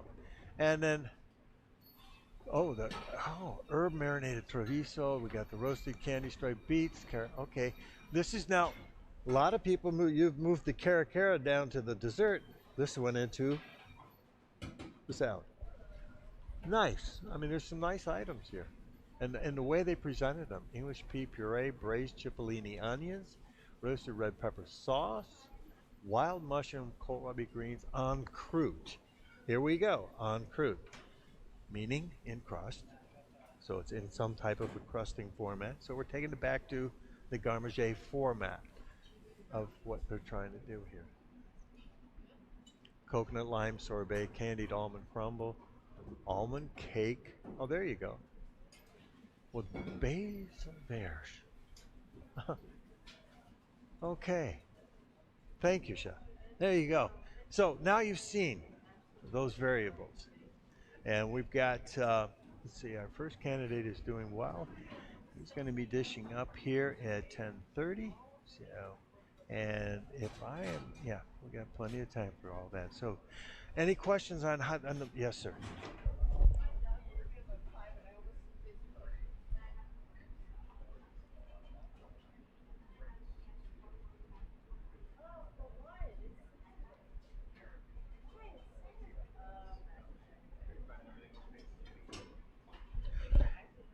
A very good, interesting question was brought up. How important is the spelling on a menu? And I will say it's absolutely critical. And would I change it from a foreign language to an English language? No, I would leave it in the foreign language if it can't be translated properly, so you know exactly what it's, leave it. Because if you're going to, then your descriptive copy should be one that would denote how and what the customer is going to be receiving. So, and spelling and menu writing, because this is how we as chefs communicate with our customers. Now, and it's so important that you spell it right and it's pronounced correctly. We're not doing justice to the people that have created this dish, and we're replicating. We're not doing justice to those people. I mean, that would be like you inventing something that's called borscht. And then someone comes along and says, I'm going to serve some bosh. Well, no, it's borscht. No, it's bosh. I'm calling it bosh. It's not my dish then. So understand that. And it's because the other thing too is you begin to replicate a lot of these different dishes. You know the history behind them, you know, and understand how they've developed over time. And you know, as I was telling you earlier about the goulash, you know, it wasn't until just about the 17th century that goulash changed from its previous broth type approach, because it wasn't until 16th, 17th century that they introduced peppers to Europe. And from that, they were introduced to make paprika. Once that was done, then that's where goulash really took off. And it escalated from a peasant's food and went all the way up the chains to the hierarchy of those countries. Much the same here. We have to show respect for the food and the names. Because if you call it something and your customer is familiar with that, what happens if you change it and you're not aware of what you're changing or why you're changing it? Because you felt, oh, I think this should have something like this in there. Your customer gets it, well, that's not how you make that. Yes.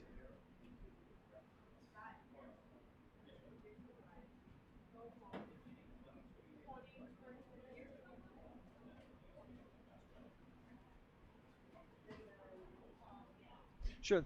The question is there any references out there for menu writing and for terminology? There's a lot of terminology books, and I always go back to the classics. Number one, um, Prosper Montage, if you want to go classics, I mean way back. Prosper Montage, Phileas Gilbert, Escoffier.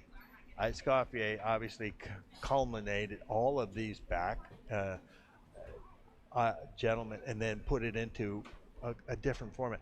The service of their food was different than Escoffier. So Escoffier and Ritz obviously were very instrumental in bringing this into a point where, but even if it's a historic or a regional dish from anywhere, if you take bolognese sauce, if you're not telling me from what specific region, I could tell you, I could say, yeah, it's a bolognese, but I don't, if I look at it from one region and then you go 20 miles away, there's another region, there's a twist on it.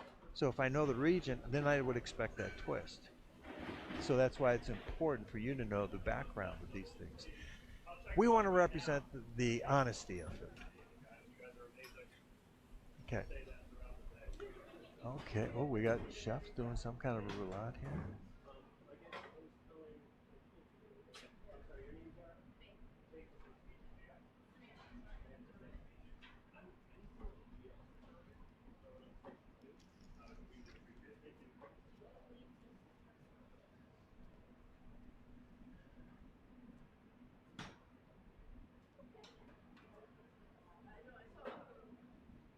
Oh, this is nice. You got a nice little close-up going here.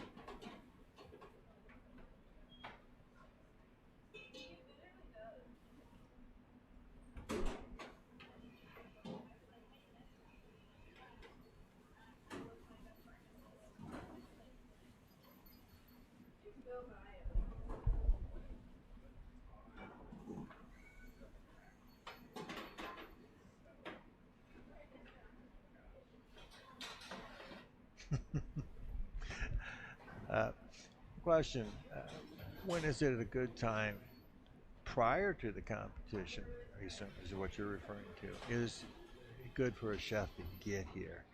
If they're not familiar with the facility, a full day before you start, so you can become familiar. You already know what you're cooking. You already know what pans you need, what you need to work with, what ovens you're going to need, or different little types of equipment that you're going to need to fulfill each of. Because you've already, again, you're going to know. Because you've already got an idea what all facets are, all your competencies are for the 5 days. So your big mystery day is the only one that you don't know, have any idea until the night before, and then you have to write the menu, and then, but prior to that, you got like a day and a half before each one. And the whole idea here is, if you notice, the chef is over there cleaning the floor, making sure, but the whole idea here is, we're trying to simulate what's going on in the industry, not trying to create an exam that's not going to give you an exam that you can't utilize. What it's, before the old days, we would, like I said, I would walk in when I did it, and when I walked out that day, I had none of that food left over, so I had to make sure I only had used what I needed and then had very little, what would be commonly left over. If I was going to have to whip cream, I can't just whip a half a cup. I got to get some volume in there to get the air. So, and that's understandable based on it. So you'll have a little of that left over there. But in this case, you got something left over, and you identify where you might be able to use this down the road. You wrap it up, indicate that it's going to be used on Thursday or Tuesday or Monday. Put it in your. The judges are going to look at that and say, "Oh, well, we'll look forward to how you're going to use that on Monday." We're not going to ask you, because we don't need to overburden you with questions right there. But we'll be interested to see how you're going to use that on Monday. Okay? But that's smart thinking. If you can build, and that's the benefit of this test versus the previous test, you can build as you're going along to the point where I can have some mise en place done for days 2, 3 off of day 1. So there you go. And what does that do? It saves you time. I'd say that if I could build some mise en place going into classical, that would save me a lot of time. Classical is it's only a 4-course menu, but as we talked about, just in the fact of the consommé alone, the levels of production that you have to go through to build those flavor profiles, there are no shortcuts. Okay? There are no shortcuts. When you start looking at shortcuts, then you're not going to get the quality that you want out of a product. You're just not going to be able to do it. So that's why it's important. And then that's why I think the whole test, the way it's being moved towards this process, I think even as we get through this test, we'll look and say, we might be able to do something even better. But we're trying to gear towards what you're doing in your operations today. I mean, if you have events, like I said before, 5-day events on 1 week, then you're going to be planning on this day. Well, I got to get this done for this day, but I could also use this for this day, so I might as well make twice as much this day. We would do that in your regular operation, right? So we're going to try and simulate that same process here as much as we possibly can. And what that does, you're now showcasing strong managerial skills. I'm managing my kitchen properly now. Okay.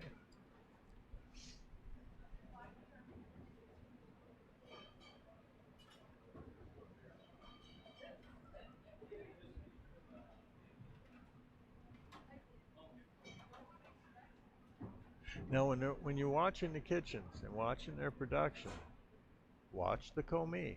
Is commis busy too?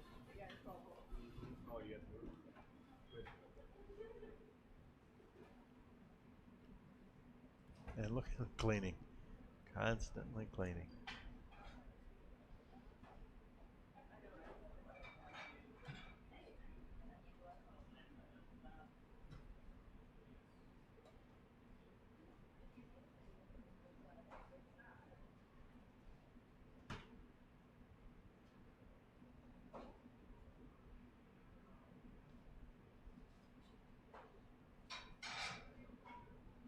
Yes.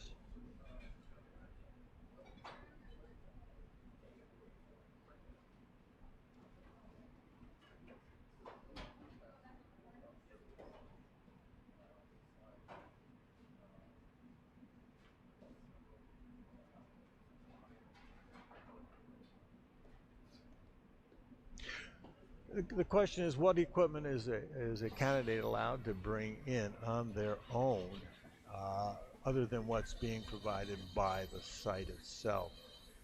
Good question, in the sense that a lot of times it depends on your menus. Now, one of the areas that I'm seeing a lot of is little mini freezers that, when you're making a sorbet or something like that.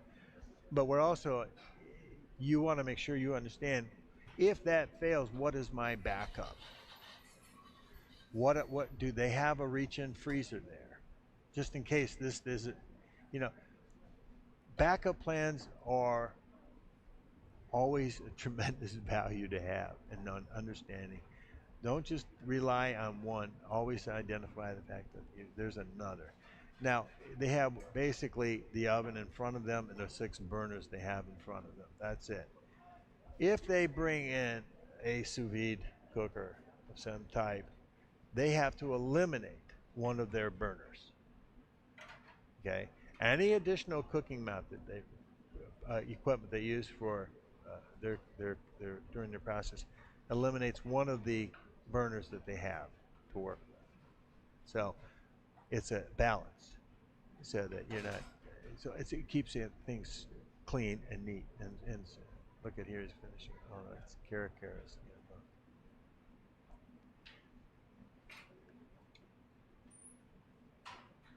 There.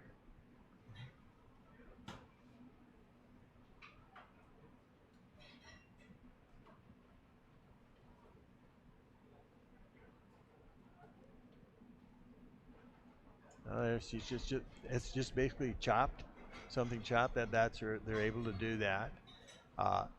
Again, she's keeping this in line with what he's going to need next, or this could be something that he can use later. But just simple little things like that, your commis is able to do. This would not be something a commis could do, because this shows a skill, and they're basically going to show that they can peel a Cara orange and get clean wedges out of it.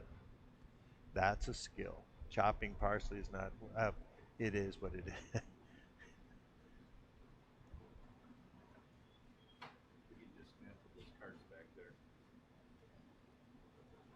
You know, I'm not really quite sure what he's doing right now.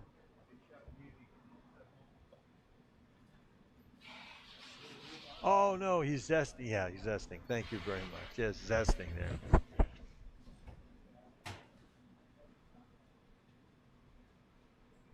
Now I'm going to make an assumption that his commis told him. I said, okay, oven check.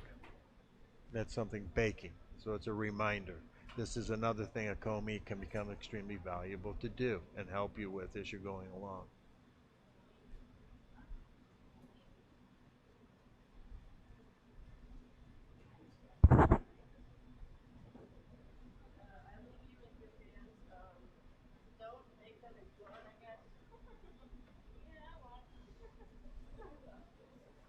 So we're going to have another assessment. We've got one assessment candidate doing the 7 course, which I mentioned to you, in about 5 minutes, I believe, or something like that, or shortly there. We're going to be Chef Holtgrave from St. Louis is going to be coming in. He's going to be doing a plant-based cuisine cooking as well as an assessment candidate. He's chosen to take and do this particular one. The other one is choosing to do this one. Also, during the course of the week, he's going to be doing classical. So he's doing 2 different venues of the assessment. And then the other 3 will be just doing their what we call the market basket assessment, which includes, like I read to you before, the assessment will be giving you a combination of you have to do a 7 course, which includes a bread course in there. So all of those items, and I'll reiterate that menu the closer we get to it when the chef goes up for that. And that's Kang, Chef Kang.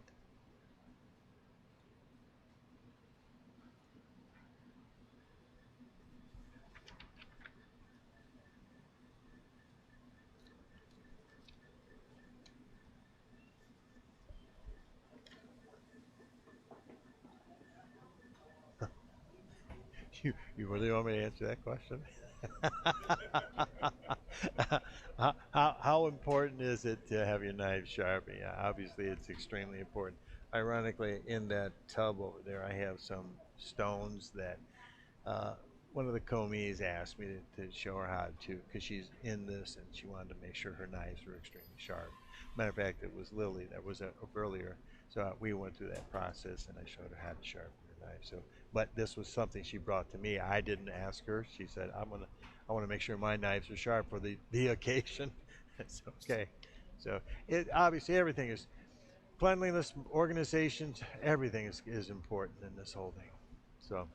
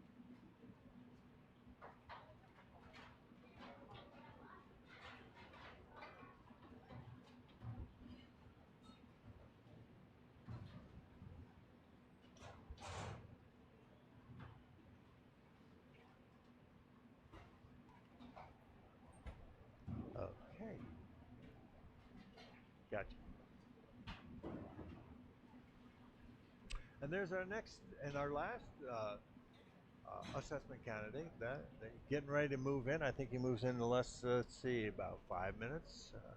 He'll be moving in, and he will be doing again the plant-based cuisine, the 4-course, 6 portions each in 4 hours. Yes, Mr. Holgrave from St. Louis.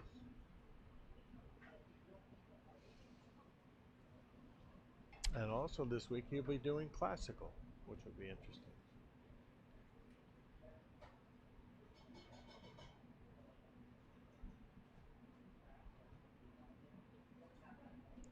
We got a couple CMCs down in St. Louis.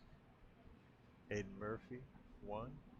Aiden Murphy, and he's actually he's the one that's working with these gentlemen here, Mr. Holgrave, as well. As you heard from some of our previous conversations, a lot of inspiration that came to many of these chefs by working and or seeing certified master chefs going into and working with them and seeing somewhat of a difference in how they approach things. Certification is a valuable tool to have. You know, and when you're talking about certification levels, you now understand what you're getting. I mean, if you look at a certified master chef, there is a knowledge base, there's a skill base, there's a managerial base, there's an overall knowledge that they have.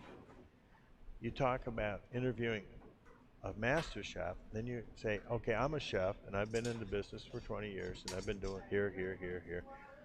Now, you have to really ascertain what their background and their knowledge and their skills are. When you have a certification level, it's automatic. The integrity of the CMC test is such that you cannot have anybody but a CMC judge you for this test. In the beginning, they brought European CMCs over here to start us off. So we maintained that integrity right from the beginning and never wavered from it, so that we can always maintain that integrity all the way through.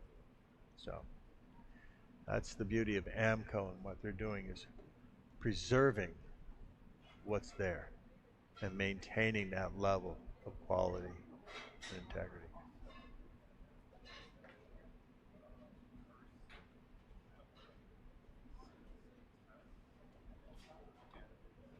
Yeah, first ever CMC test was in 1981, and then that was right here in Michigan. Milo Shahanka was the first one to go.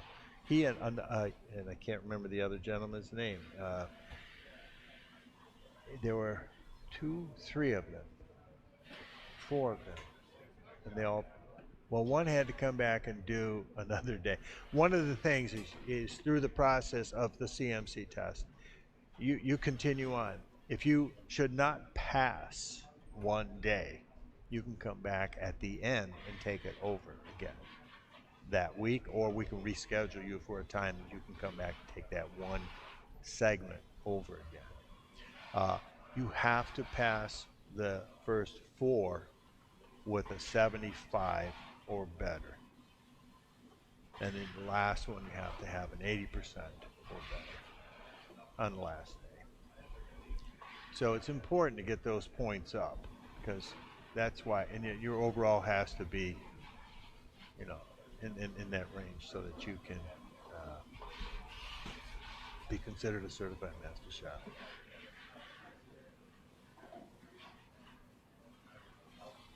Correct. 75 for the first 4, 80 for the last. At that point in time, you should be, because the last day is a basket, and it's a basket that allows you to showcase who you are. We've asked you to show us what you know in the first 4. This should give you the opportunity to have a little more of your free feeling of yourself, and you amplify that in your last day, so that you can really showcase who you are.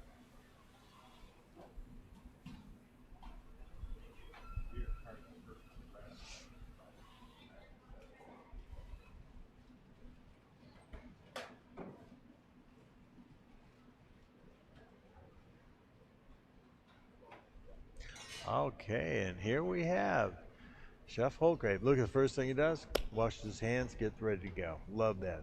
All the judges are going to love that, I can tell you right now. And again, in his menu for today, he's got a cumin roasted carrots, lemon dressed quinoa, marinated purple tops of the turnips, crispy kale, and a carrot ginger sauce. That's a starter course. Second salad course is marinated beet, avocado, and apple salad. He's pickling the beets with an apple chutney, shaved fennel, and walnut parmesan. Now that should be interesting to see how he's doing that. Balsamic vinaigrette for that salad. Now the walnut parmesan, I'm assuming he's going to do that kind of as a crisp item on the salad, because you're obviously looking for balance and you're looking for textures and things and so forth. Following that, the northern white beans with a wild rice medley, white bean and truffle puree. Truffle puree. Ooh, did he bring truffles in? Yeah. Caramelized sweet onions, maple roasted winter vegetables with sauteed Swiss chard. And for dessert, we have a cinnamon glazed parsnip cake, orange sorbet, and orange cardamom glaze. Interesting. Again, now you've had 4 menus with plant-based. This one had a little bit of a different basket, but look at the versatility of what they're able to produce. Now you have it as a customer now, and a chef Drew mentioned it too, that how important it is to have this base information about nutritional cooking, vegan cooking, and healthy cooking, and knowing that plant-based foods can be a complete dietary menu format for somebody to sustain life with and be happy with it. So therefore, they walk in, oh, I can, and then all of a sudden you think about it. These are all the same thing. They were given this basket, they turn the menu in the next morning. Now, if somebody comes in, if you do this enough, you'll be able to say, oh, I can make this for you. We got this, we got this, we got this, and the next thing you know, you walk out with one extremely satisfied customer. Okay? So that's the influence of this particular style of cuisine is moving greatly, and I mean quickly, throughout our culinary world. And it's a fast-paced world. And something like this catches on, boom, boom, boom. It happens fast. And this is starting to happen fast. So, now, there we go. It's all set. He's got to move in. And we got our first chef there. Looks like he's,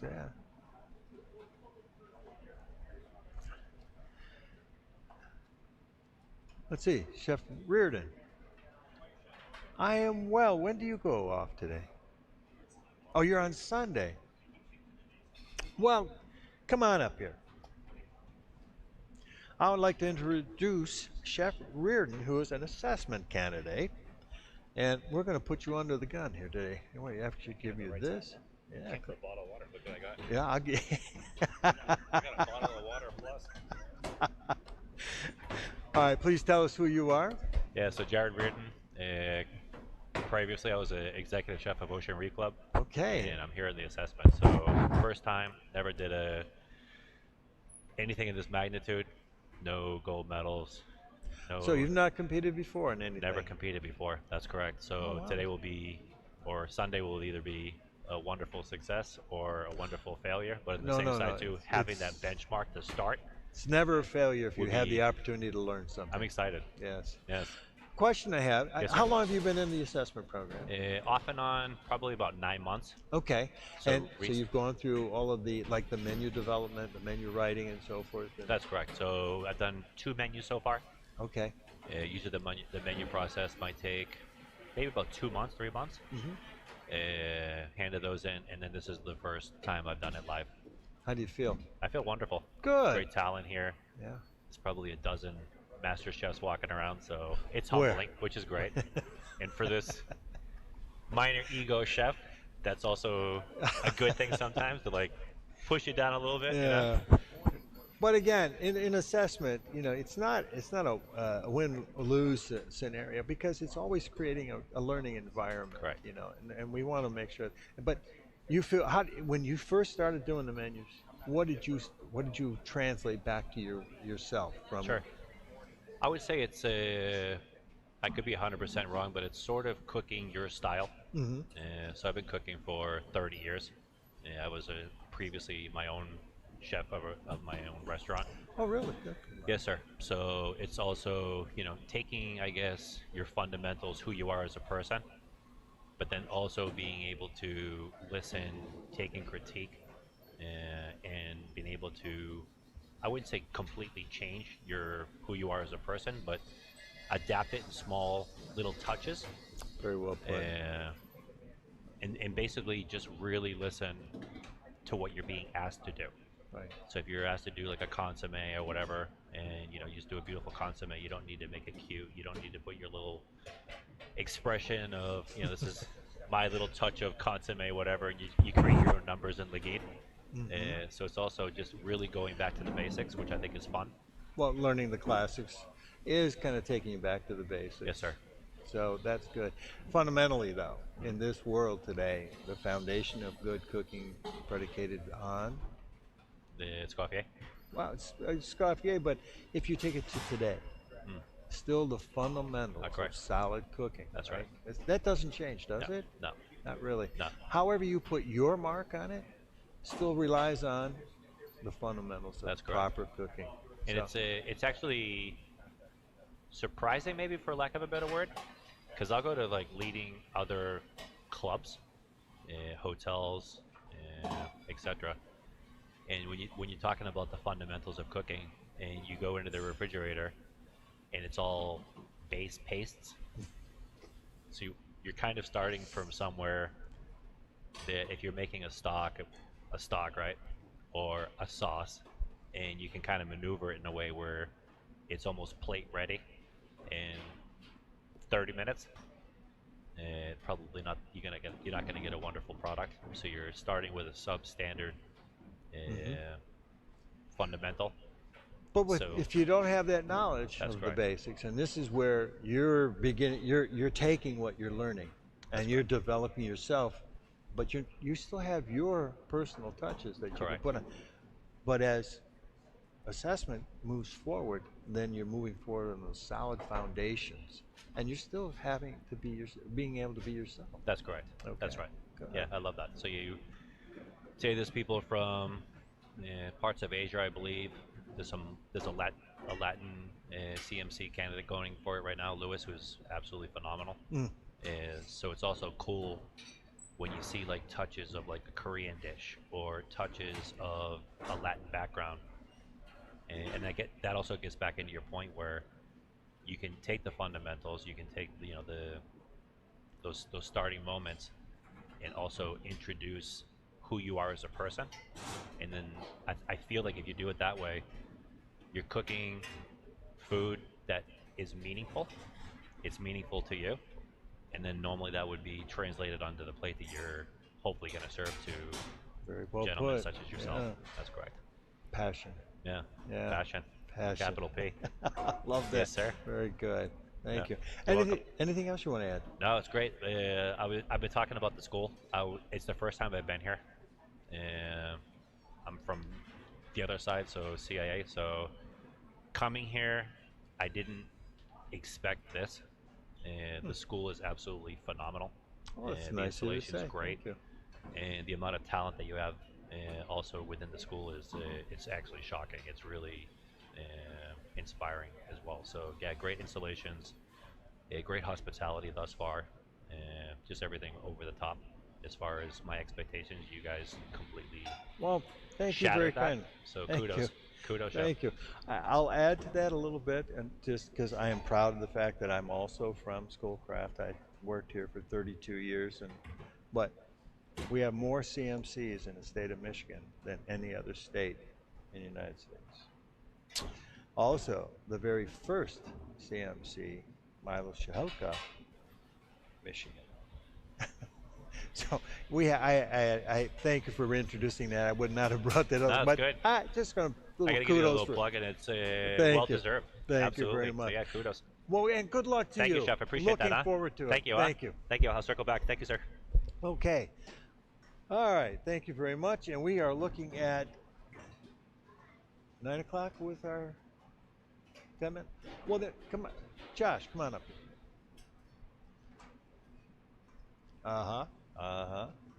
This is Chef Josh Meeker. Or no, I'll let you introduce yourself. Good morning, sir. Good morning. You are? Chef Josh Meeker. Of course. And you are a graduate. Turn the whole thing around. There you go. Yeah. All right, now we're up cooking with some oil. Let's play. All right. First of all, you're a chef. I am You're a certified chef. certified executive chef. Very good. You a graduate from? Schoolcraft College. Imagine that. Yep. I'll be darned. And what do you do for a living, chef? So I'm a corporate chef for, I'm basically a manufacturer's rep for Middle B especially, and I rep about 75 manufacturers. So I do a lot with innovation, technology, how that incorporates into the modern day kitchen. So there's a lot of fun R&D work that goes into it. I get to help people that are certified master chef level to people that have basically no cooking experience. What's the name of the company? I work for the Gabriel Group. Gabriel Group. Okay. Yep. We'll give them a plug. Yeah, Why not? for You're sure. out here. And the reason why I want to give them that plug is because they're very gracious of you to spend your little time. Yes. What have you done? Now, this is talking about going into the background of what it takes to get an operation ready for a CMC test. And this is something that will blow your mind. Go ahead, give me a little background on what you've done this how many times? Every time we've hosted it here at Schoolcraft, I have been in the background helping out. Okay. Yes. So tell me a little bit about what you did back there. So we do a lot of making sure we have the best quality ingredients that we can procure. Chef Chris Misiak does a great job of bringing in some of the top stuff that we can get our hands on. But a lot of it is going through the mystery baskets, making sure we have all their mystery baskets set up properly, everything that they're going to need, everything that they procure beyond par stock that they need, and make sure that they're all set up. And then there's a lot going into it, you know, because every chef, when they look at their mystery basket, they're going to take it in a different direction, right? So there's a lot of organizing, a lot of making sure that everything is set and prepared, and it's a lot of work. But when you go and you look at it and you see it, it's kind of cool to say, oh, I just kind of helped this guy hit the ground running, you know. And then you volunteer. Yes. This is a gracious thing, because without people like Chef Josh here, it would be very difficult to put these tests on, because again, we're trying to keep the costs down as much as we can. That's why great donations come in from many of our sponsors, as I've mentioned a couple already, the Colorado Lamb, the Proper Stock and Sauce Company, and also the Maple Leaf Farm Stocks. And this will go on, because as they go through, we got Foley Foods who brought us a bunch of food, the mussels, there's some shrimp. We got Arctic shrimp char. from Cox, and we got the Arctic char, and we got several of the seafood from Foley Foods from Boston, which scared us because just last week they got like 10 feet of snow. We thought, oh my gosh, they're not. And the interesting thing is, when you're procuring food, you got to know who you're procuring it from. And interesting thing, like Foley's, when they ship, their boat doesn't go out for 1 day, it goes out for 5 days. Now you think about that. Now we want salmon, or we want specific fish. We're going to ask them to bring us the last caught fish. Yep. Why? The first ones are at the bottom, and then they're piling up the second days, and then the third days, and then the last day is on top. Which one's going to be the freshest? The last day. So that's, again, knowing, this is where you, as young culinarians are growing, these are things you need to learn and ascertain and understand, because all of a sudden, we'll get some salmon, and they'll give all the primo stuff to people that know, and then the next thing you know, you're getting the bottom of the barrel. Now, I'm not saying it's bad, but it's not quite as good as the first one, the last one caught. So those are little things that you'll be picking, or should try and pick up and understand as you're purchasing. Well, even taking it a step further, once you receive the fish, you got to be able to properly handle it and get it put into cooler storage. It's always packed on ice. We always make sure it's on ice the entire time. When we build the baskets, it's on ice, so it's been held properly. So there's a lot that goes into just procuring the ingredients, getting them here, but also handling them properly so that we can get them out to the candidates and they can do their magic with them. Yeah, I was just going to say, there was a study done not too long ago. As soon as fish comes out of ice, the rapidity, how fast it can start breaking down, because you're not maintaining the right temperature. You are losing valuable storage of that, or holding time on that fish as soon as it comes out of the ice. So those are little things you'll learn too, as should be learning as you're going through this. Mm-hmm. Anything else you'd like to add, Chef? Not the fact that you've been a great mentor of mine, and you were one of my first instructors here at Schoolcraft. You've done quite amazing things here. Like I said, I love hearing the gentleman before us talking about how great of a facility this is. The hospitality that we provide, things like that, that is all something that's been something we've done for years and years, and I'm very fortunate to be a part of this Schoolcraft family and the chefs that we have here. I think it's just a great, especially in the Detroit area as well as the whole state of Michigan, as you touched on. I think we've got a lot of highly talented chefs.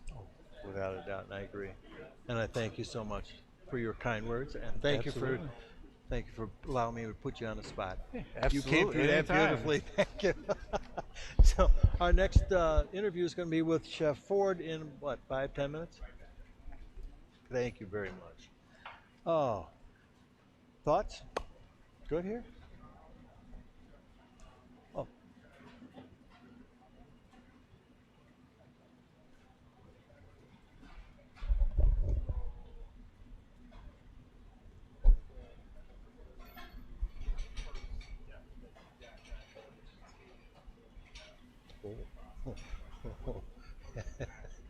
So you're going to be here a couple hours, aren't you?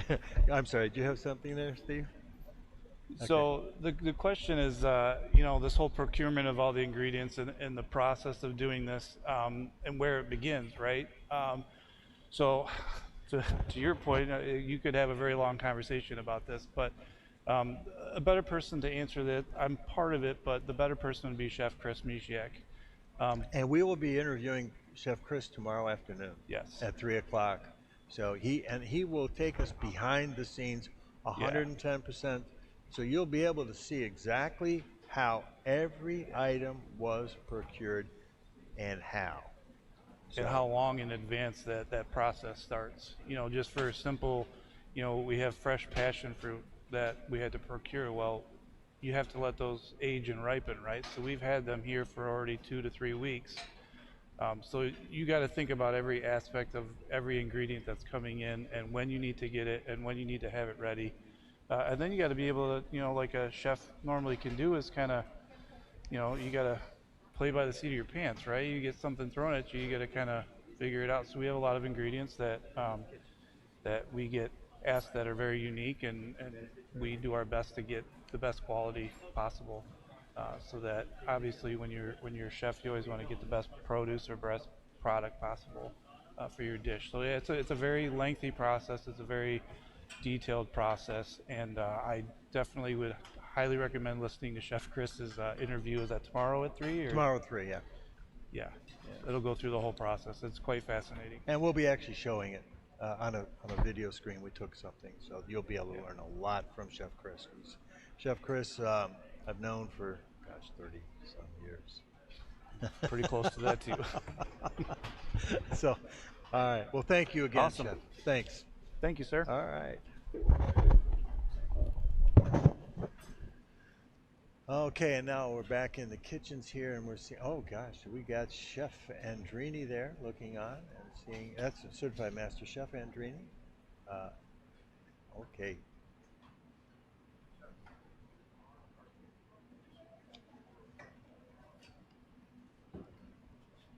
I am from outer space.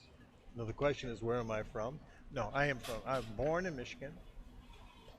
I lived out of Michigan for about 8 years when I was young, and then moved back, and then when I was about 13, 14. So, and then I've been here ever since. And so, yes.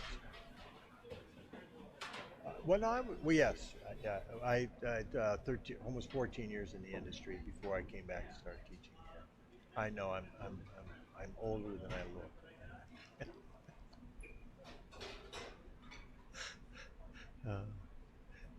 But anyhow, let's see. We've got Anthony Young here, Joan right here now, who's looking to get. Well, we just jumped over to our Geo's class side, and Chef Louis Young.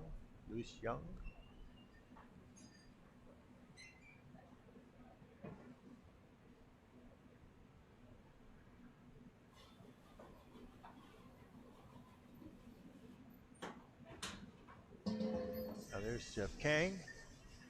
He's doing his basket. Now he's going to go through today, six hours, and then he's got an hour and 2 hours tomorrow to finish the plate. So that's the difference, because he's got the 7-course, and that's the unique thing about that.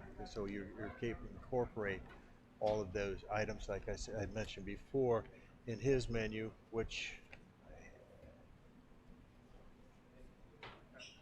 prep day, yes. Yeah. So he'll finish up tomorrow. He'll have 2 hours tomorrow, actually, to prep. And he's one doing the duck terrine, the consomme, and the poached char. And then along with that, he's doing the leg of lamb, Colorado leg of lamb. Rochelle, number 608 on your Scoffier. Yes.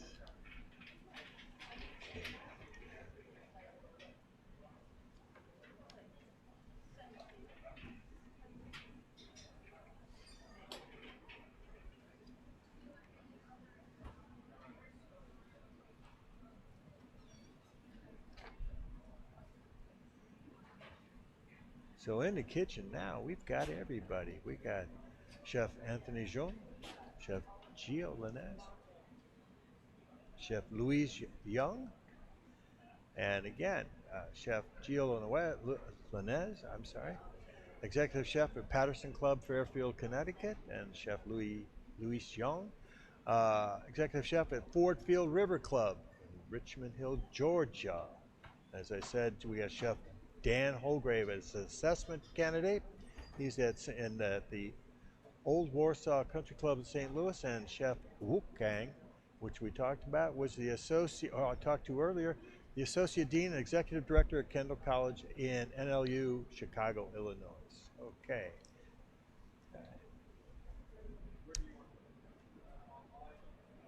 And and shortly we'll have a wonderful opportunity to have an interview with Chef Gerald Ford, Master Chef Gerald Ford. And Chef Ford, let me tell you a little bit about Chef. Oh my goodness, look who walked in. Stay right where you are. Stay right where you are. Let me introduce to you Certified Master Chef Gerald Ford. Gerald. Morning. Chef Ford is, let's see, we've known each other for a few years now. Just a few. I took the exam in 17. Right. So we're coming up on 9 years. Yes. Wonderful. How do you feel?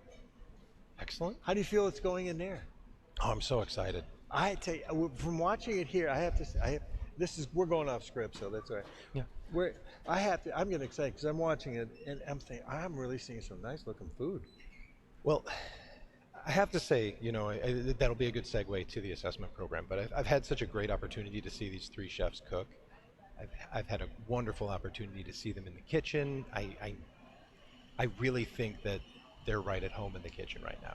They're so excited, they're so energized, hyper-focused. the movement is so smooth and clean. It's just like they've been practicing this for here, and then all of a sudden they walked in and I got to do it again. Okay. Yeah, They watching look them in the that kitchen, good. like, you know, I had this great conversation with, I think it was Chef McFadden, I don't know, probably a couple years, maybe a year before I took the exam, and he said, you know, a master chef has a look in the kitchen. That is so true. I don't want to. I don't know the fate of these gentlemen. I have absolute faith, and I love all three of these our candidates. But you know, that means something. You know, you know a technician, you know flow. You can see when somebody knows what they're doing. They're executing their plan. And it's become apparent because we're just watching. Matter of fact, Chef Rodriguez here, right? Euphrasie, how are you? Yes, Nice to see you. I can't wait to shake your hand and say hello in person. Well, she was commenting on that very fact when we were looking at them. And Chef Perez? Chef Spears. Spears, I'm sorry, when Perez, I'm sorry, Spears. We were commenting too. We brought it up and the flow was absolutely incredible. And that was they were commenting on some of those aspects. But it's such a pleasure to see a technician execute. Then I guess we can segue right into it. Then tell us about the assessment program and what your, how was it developed through AMCO, and why don't you bring us up to date on that too? First of all, how was it started and why? And then where we're gonna, Well, I think you know how it started. Well, that's part of the interview process. No, I understand. It's a great question, and I'm happy to reflect back to the beginning. It was what, 2000? It was 21, I think. Yeah. 21. We decided that we were going to kick off this thing that we had spoken about, right? We were talking about getting chefs in the kitchen to feel the experience, to understand what it means to be in the kitchen in that environment, and how could we do that for the next generation of master chefs. So from that was basically the unofficial kickoff, and over time we gave the program structure, wings, a score sheet, a very step-by-step methodical approach. Yeah. Going back, I think is important, right? If we go to the core reason why we decided to do the assessment, if you look back over 30 years, I haven't gone much further than that, 30, 35 years, there's a common thread among chefs who have been successful at the exam. And I would say they knew what they were getting themselves into, at least a little. There you go. I wouldn't say that you trained for the exam, because you can't train for this test specifically. You really have to work on mastery of technique. But mastery of technique involves some coaching, it involves some segment work, it involves maybe a little competition. I don't think it's required, but I think it can help. Oh, certainly. Too much competition is a hindrance. We've seen that as well. But every candidate who's been successful, they've come into the arena with practice. Really heartfelt, genuine practice and training. And that was piece one. And then we looked at all of the failures.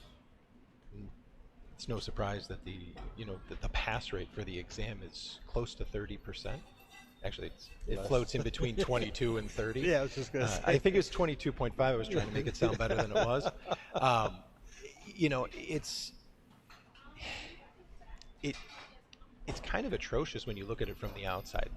But we started dialing into the specifics of why chefs fail the exam, where they get caught up, where they run into issues. And it comes back to a fairly common list of things. Lack of organization, lack of preparedness. Those are always going to be part of it, right? But consommé, constantly. Classical day is a monster for a lot of different reasons. Garmager is a big hurdle for some chefs, especially in the industry today. It's kind of been worked out of fashion, but I still think it's probably the best way to keep your food costs down and to make money in an operation. Without a doubt. We talked about how your management skills and cost skills and finance skills are an integral part of that. So if you can relegate a product from a classic and made it into a contemporary version, You've done your job now. Absolutely. And it all starts with a menu. Right. And how many chefs There you after go. 15 years get feedback on their menus? Most of us are at the top of the food chain. People bring us spelling errors, but how many peers are really looking at your menu and giving you feedback? Right, so we roll all of those things in, and what we came up with was a 7-course assessment. Right, those main caveats that chefs ran into: poor pastry skill, poor execution of what used to be nutritional, now it's vegan. Right. Making sure that they understand some of the other nuances to the test, because for our environment, we like to have a fish course that's all fish. Right, it's all of your fish components into one course. That tends to be something that's a little more master chef, where in a restaurant you might have a single protein, or you're not necessarily combining those things to build the flavor and develop the flavor. Right, and this is assessment that we're talking about, right? So it's not level 1, but it's not mastery. So the goal is to get chefs in, review their menu, have them write those 7 courses, do some research on consommé, show us their understanding of garde-manger skills, and then get in that environment where we can critique their menu.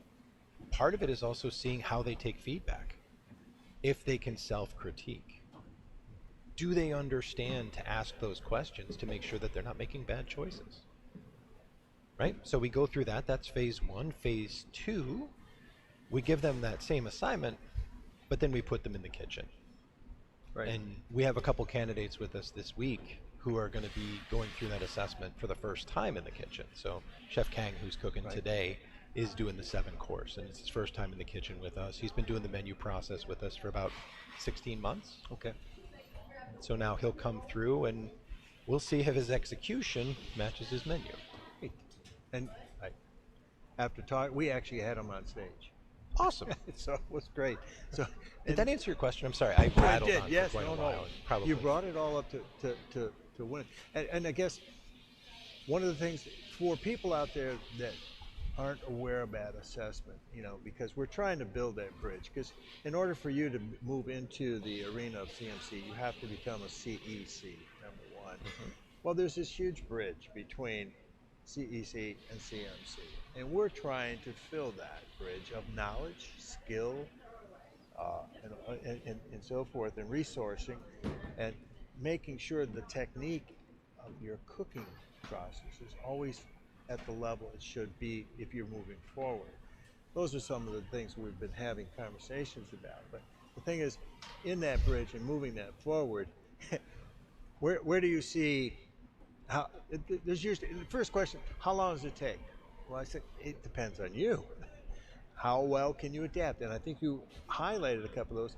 Are you willing to be able to take self-critique? May you be able to critique yourself, ultimately.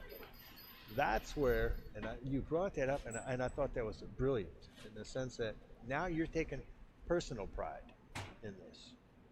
Well, it's about mastery, and mastery takes a different amount of time for everybody. Mm-hmm. It's a process, and it's a developmental process. It's an evolution. I always like to think of it as, I think, if I'm not mistaken, you're going to ask me what it means to be a master chef. And you took my next line already. Oh my gosh, I might as well just go home. Please don't. Please don't. We have a lot of work to do back there, and we need you here. Okay. Okay. Yes. You want to segue into that? Well, sure. But being, to me, it's being a master chef is climbing the staircase intentionally. Right. Right. Every step teaches you something new. And for me, when I passed the test, I realized exactly how much I didn't know. And it opened a whole new set of doors. It was a whole new beginning. And so climbing that set of stairs, you learn things about yourself. You learn things from a craft standpoint. You learn things from an interaction standpoint, interpersonal standpoint, communicative standpoint. It's a path to learn how to execute as a better human. Very well put. That's great. You're right. And did I throw you too many curveballs? No. You know what? Before we go to that CMC statement question, which you've already done, I have to say, one, I want to applaud you on the score sheets.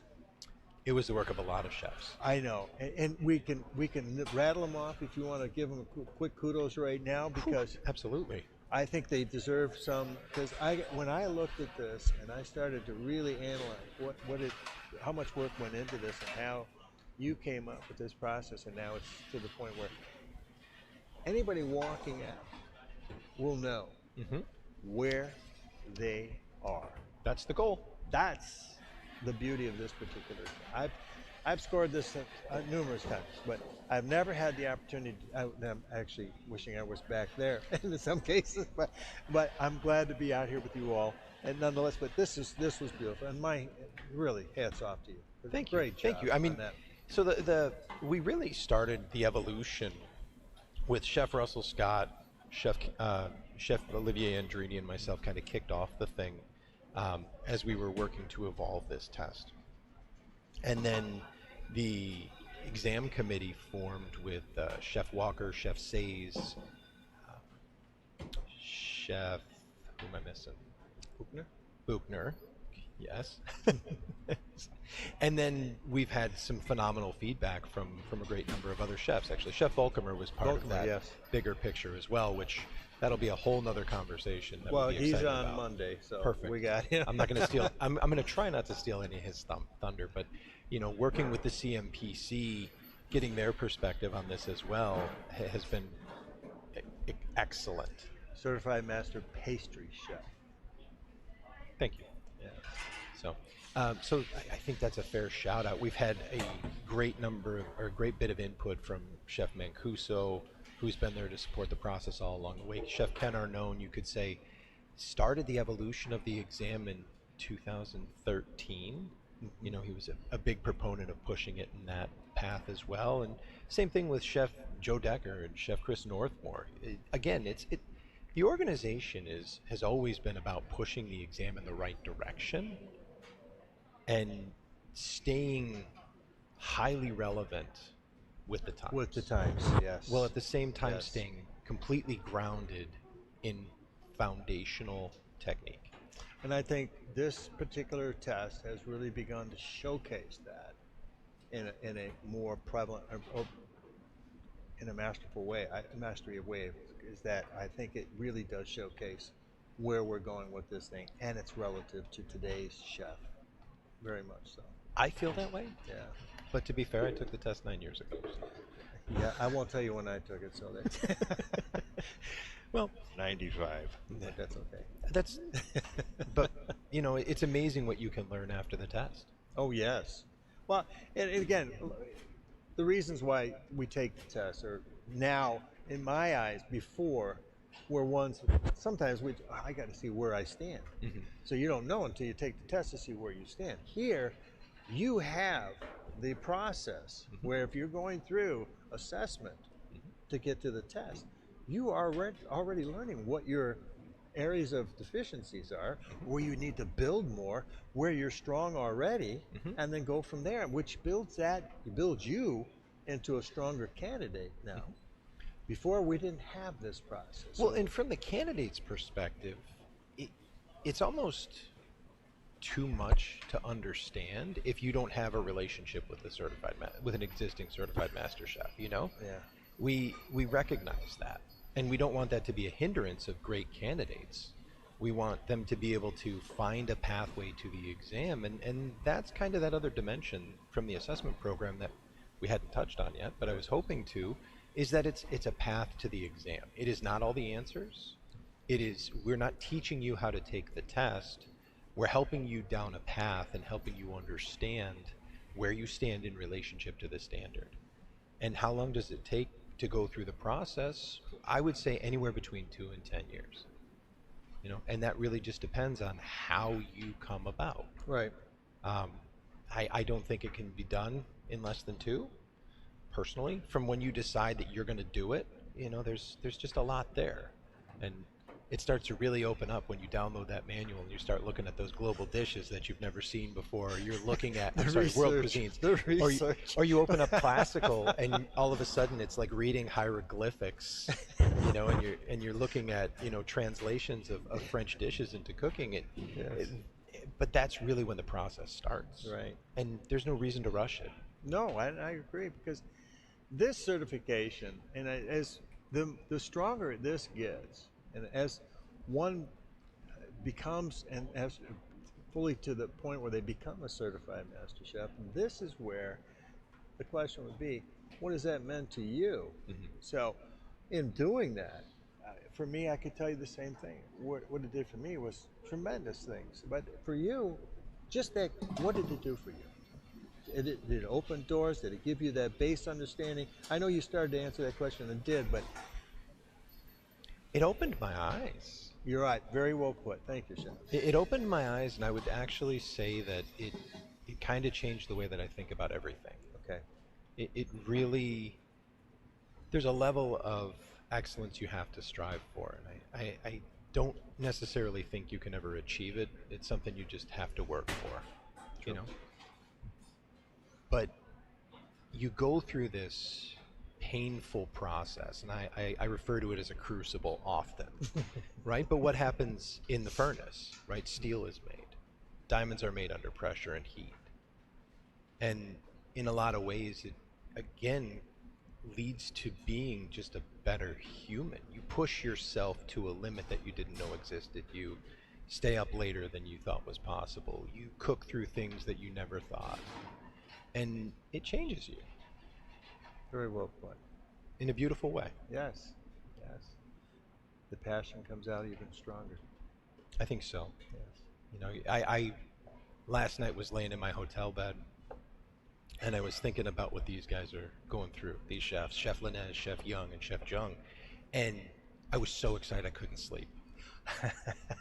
And it was so funny. Like I couldn't. Be a common denominator. I couldn't today. No sleep. I was looking for a prep list. I was looking for my timeline. Like I for some reason I just felt like I was back at the test in 2017. And I got up out of bed. I was up at 4 o'clock. You want to come in? Come on in. Come on in. You know, I was up out of bed at 4 o'clock. I went through my morning routine, and I was so excited about what was going to happen. Oh, I know. I have the same thing. It was 1:20 when I got up, and that was it. I could not go back to sleep at all. Kept thinking about, okay, this is going to happen at that time. Look at the smile on his face. Chef, look at that. Chef Young, he's. Look at this. Now that just speaks volumes right there. Oh, look at this. I'm at home. I'm at home. Well, I've had the pleasure of eating a lot of the food that these chefs are cooking. Oh, and I really believe that the tasting evaluators are in for a real treat. I think so. Well, just from what we're seeing, I agree. Well, the plant-based segment, I don't know if you talked about the plant-based segment in relationship to the old healthy nutrition segment. Well, yeah, Chef Drew came in and talked to everybody so far, and he's kind of brought everybody up to where he feels that, you know, an understanding of plant-based and the vegan aspect of it, and how important that is in our industry today, and the fact that so many people are moving towards a nutritional or whatever style of healthy cooking. You have to be able to adapt and be able to understand how to adapt. It's not enough just to... Me? All right. I'm supposed to be gone. You're supposed to be gone. I think. Do you need me? Yeah, they need you. Chef, thank you so much. Chef, pleasure. My pleasure. We may steal you again sometime this week. Okay. Thank you, Chef, very much. Chef, Certified Master Chef Gerald Ford. Thank you. And then, hopefully I can. Thank you, Chef.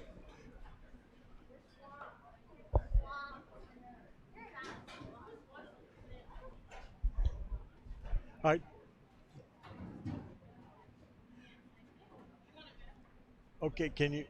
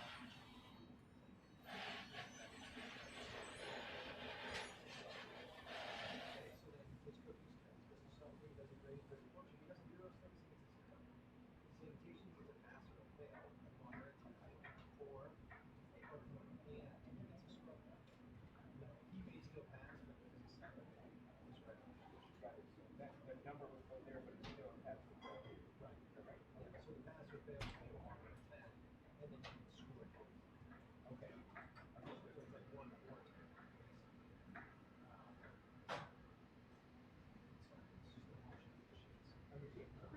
Base and overproduction, concentrate specifics, specifics, red work.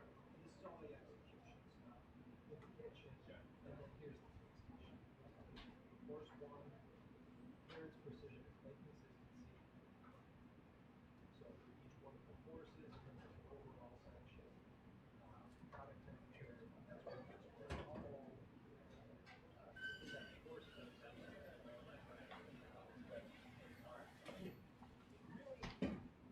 7 courses. So we'll give them a score 1 to 10. 7.5 is passing. If they score a 4, they score a 4. You can bring it back to some specifics and say, score 4. If his window closes and he's not done with the courses, those 3 courses will get a score. It's still based on feedback. Those 3 courses will get a score.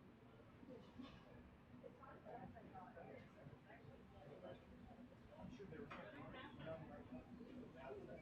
All day.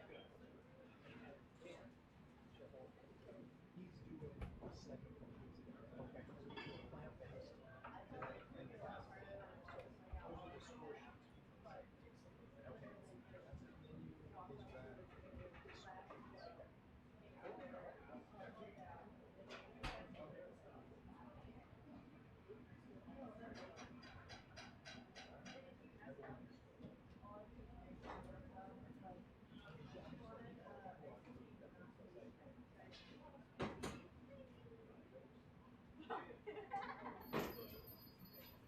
That's the menu, his bag, his score sheets. But it's good, and it really identifies. That's a lot, but it really identifies. There's very little ability for the candidate. That's my goal. It's like, look, your station setup sucked. And here's why. Take pictures of that property. If you see something that's really good or really bad, take pictures. Our goal is to give them a very clear, you are, here's where you are. Got it? Again, you're welcome. No problem. Eyebrows and all. Eyebrows and all. Seems like I'm never going to talk to Jerry again. I say hi. I haven't seen Jerry in 5 years. This is what I do. Wait another 5. Yeah, right.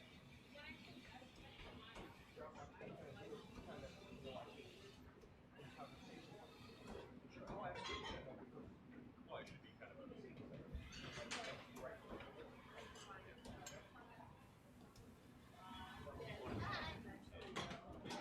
I just like it. 36 chambers. Yeah. That's like that. Exactly. Like that.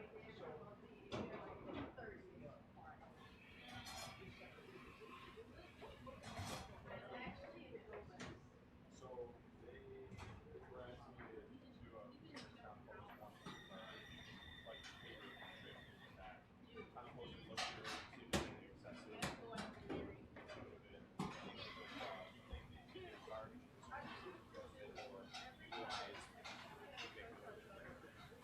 That's really my understanding. Is that what you're looking for?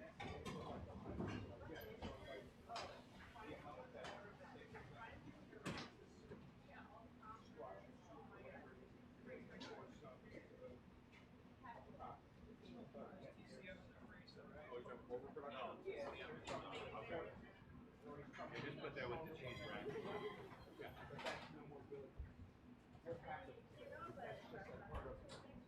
think if you're looking at scoring wise,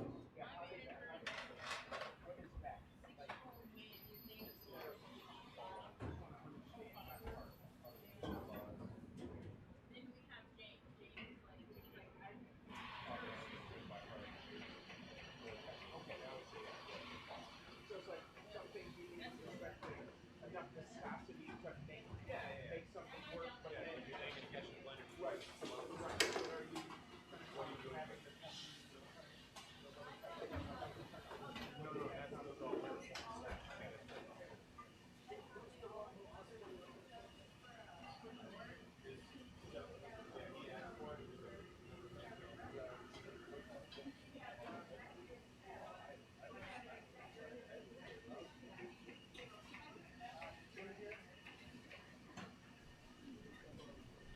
Okay, now we're back, and obviously we have Chef Anthony Jonga here, and he's getting ready. He's going to be dishing up at about 10:30, but you can tell that he's very busy and keeping busy.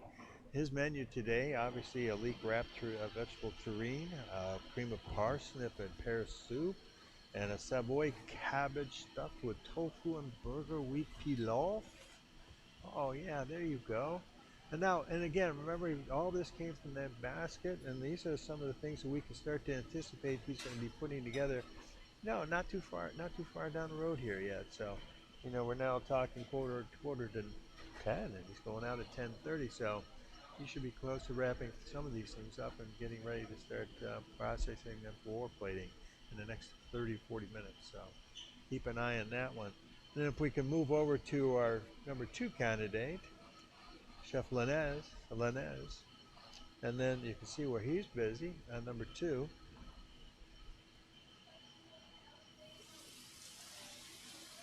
And his menu today is going to be the caramelized leek and tofu dumplings.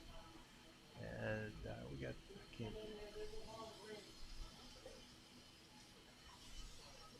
no, I think it's another one. The other, there we go. That's it. Then we got the caramelized leeks and tofu dumplings, salt-baked hakurai turnips, sauteed dandelion green sauce, sevilla puree, and the nice little Filipino adobo sauce. Now this ought to be a fun little twist of flavors right there. Along with following that, we're going to have a nice little herb marinated grilled treviso, a roasted candy striped beets, and along with that, we're a nice salad with bulgur wheat. Crispy bulgur wheat has a nice crunchy texture. And then following that, we're going to do the wild mushroom collard greens en croûte. And then with the little English pea puree, braised cipollini onions, and a roast pepper sauce. Passion fruit gelée, almond cake, strawberry and basil verge, along with a candied almond crumble and a coconut lime sorbet. Looking forward to that. And finishing that up, and then we go to number 3. We have Chef Louis Young. Louis Young, I'm sorry. Again, he's got, am I on the right one? Yeah, charred cabbage. Yes, charred cabbage, braised collard greens, kohlrabi, hakurai turnips, ginger jalapeno. Again, look at the interesting combination here with the ginger jalapeno and the shoyu broth, the combination of different ethnic backgrounds and that, and really nice little touch. Charred eggplant puree, beluga lentil, bulgur wheat, and candy striped beets, sumac with mint vinaigrette, masa corn cake. Somebody's taking a little heritage into this one, I think. Masa corn cake, sorrel, treviso, pepitas, and dark chocolate mole. And then for dessert, pistachio baklava, cara cara orange syrup, or the passion fruits sorbet. And the reason I wanted to bring these up is because I wanted to kind of talk to Chef Gerald Ford, our certified master chef Gerald Ford again. And thanks for coming back, Chef. No, that's all right, because menu writing is so important. And I wanted to reiterate, I brought up their menu specifically so we can kind of talk about this process and why it's so important that menu writing, we start out for assessment and then finally get into where they are for CMC candidacy. But again, if you give us a start and a process there, why we're so intrigued with making sure that they start out with understanding proper menu development.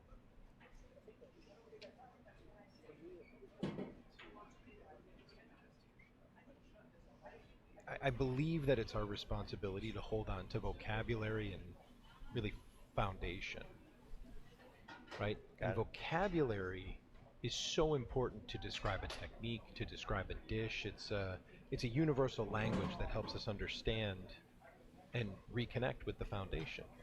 You know, if you've ever had the conversation with Chef Andrini, I would encourage you to ask him if an aioli should have garlic in it. If you want a great response, I would start there. You're trying to set me up, I am totally trying to set you up. You know, if you look at the root of the word, right? Aioli, A-I-L, that's the French word for garlic. Right. Right. So as a Swiss French gentleman, he would very clearly relate it back to that. What does that mean? That means that if you use that word on the menu, it should be a thing, right? Like it's a thing. An aioli is a garlic emulsion sauce, right? It can have chives, it can have a whole slew of other things to it. But we want to make sure that people are using the right terminology and describing the work that they're doing to the food. There's nuance. Things mean something. Right. A tandoori means something. And if we can learn to respect that, we can learn to value that, and we can appreciate it for the qualities that it has, then to me, I think the food world just opens up. All right.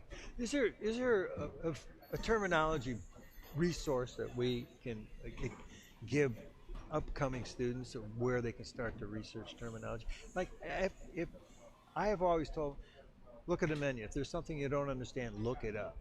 Don't assume, ask. Because that's where we start and with young culinarians. So I always get them on the right path of saying, you have to understand everything on the menu. And if you don't, resource it. But I used to say, then wait and see. Well, where do I find it, Chef?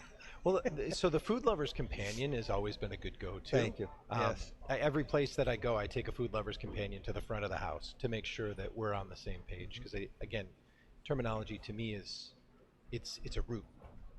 It's a spine. You can build something on it because it's fundamentally strong.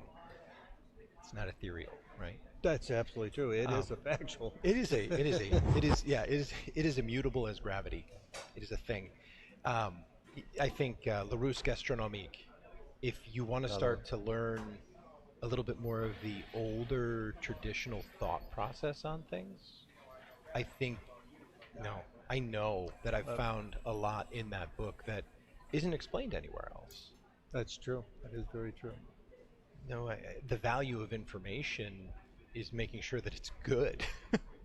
And Le Rousse is good information. Right. You got to be careful now, I think, with Google, because you can get all sorts of answers, and if you don't know what's right and what's not, then you can get a Google answer. Is it an answer? Yes. Is it a good answer? That's a whole nother caveat that we could go. That's a whole nother path we could go down. I will absolutely tell you right now, if you're ever trying to go to Google from anything from classical, you're never going to have you're going to have a very difficult time. Well, believe me, I can tell you that from personal experience. That's real. That's true. That's real. But I can tell you that as we've learned with these three chefs going through now, we've done some work. And if you take Le Rousse and you take Le Guide Culinaire, and you take the French version of Le Guide Culinaire, and you take a picture of those pages, and you take a picture of those pages, and you load them into ChatGPT, you can get a pretty solid synopsis. Interesting process. Okay, take a picture. Take a picture of each, upload it. GPT. Yep. Outstanding. But I you've learned got something. But with chat, right? Like chat, you have to give it You have to give it the right. Exactly. Like you have to tell it where to look, and it's using these three sources. What information can you take from this? What can you tell me about this dish? Great, absolutely. Right. Every day you learn. That's the point, right? Every day you learn. We've had this conversation with multiple evaluators. Again, I passed the test almost 10 years ago, and I'm highly aware that chat wasn't a thing. That's true. When I started cooking, the internet wasn't a thing. I started cooking in 1995, it wasn't even before the dial-up of AOL. Well, So- I got to tell you, when I took my test in '95, I took 100 cookbooks with me. Right. Because every night I was researching. Right. So something like that. So to pretend that chat isn't going to be a thing is foolish. Oh, I think we should learn how to understand it, and that was a concern that was expressed by the evaluators. And so what we've tried to do is adopt the philosophy of, like, regardless of what you get information-wise, you still have to cook it. And the conversation that I've had with all of the candidates, because we've seen some of that in the assessment program of, like, where did you get this? Where did you get this? Yeah. And I can imagine, yes, that's very true. And then it's like, okay, well, you need to give it some context. You need to give it some more boundaries. Don't just, like with anything that they tell you from AI, vet your information. As a master chef, you need to be able to vet that information. You can't use chat as as a crutch for a skill you don't have. You just won't be successful here. You need to develop your understanding, and that's where those books come into play, and that's, I think, the more modern application of those tools. Absolutely, absolutely. I'm sorry. Do you have a question out there?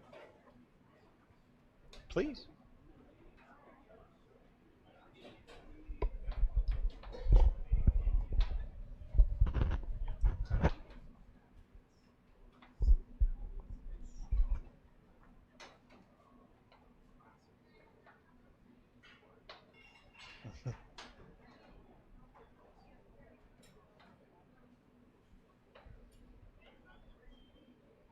Well, those are notorious catch zones, typical obstacles. They're notorious, like they're typical obstacles in the exam.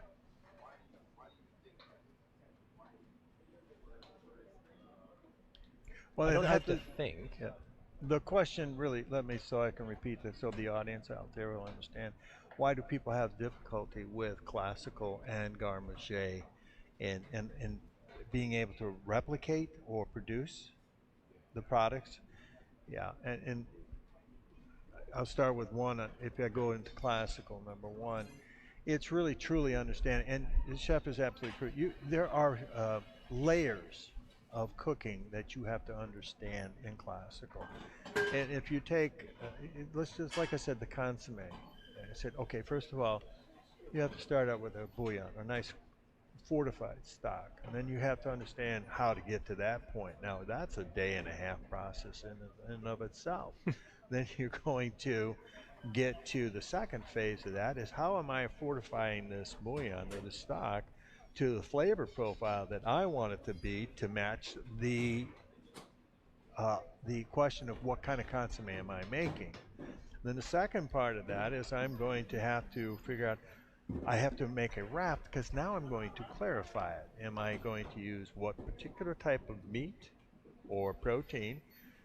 What if there's any herbs or any flavor profiles that I'm going to add to that? Adding the whites, bringing that up slowly, basting the wrap. Again, another thing that these are common things that are not done because people didn't follow through on the reading of that because you won't always find that under consommé in and of itself. So that's why resourcing in classical is difficult. And then making sure you understand when he says, oh, I want you to give me a grooved quenelle. Okay. Find grooved quenelle. So you are, again, it's a layers of things. When Escoffier put all this together. To be fair, it was 125 years ago. That is true. That is true. Well, but here's reality. See, I'm real close to that age. It was 125 years ago, and then it was translated from French to British English. Yes. Right? So there was definitely some translation adjustments, right? There's words that they use in the UK that we don't use here. And then we adopted it here. And there's still some things that aren't necessarily clear. Again, it was translated 125 years ago. So the understanding of each other's language certainly wasn't where it is today.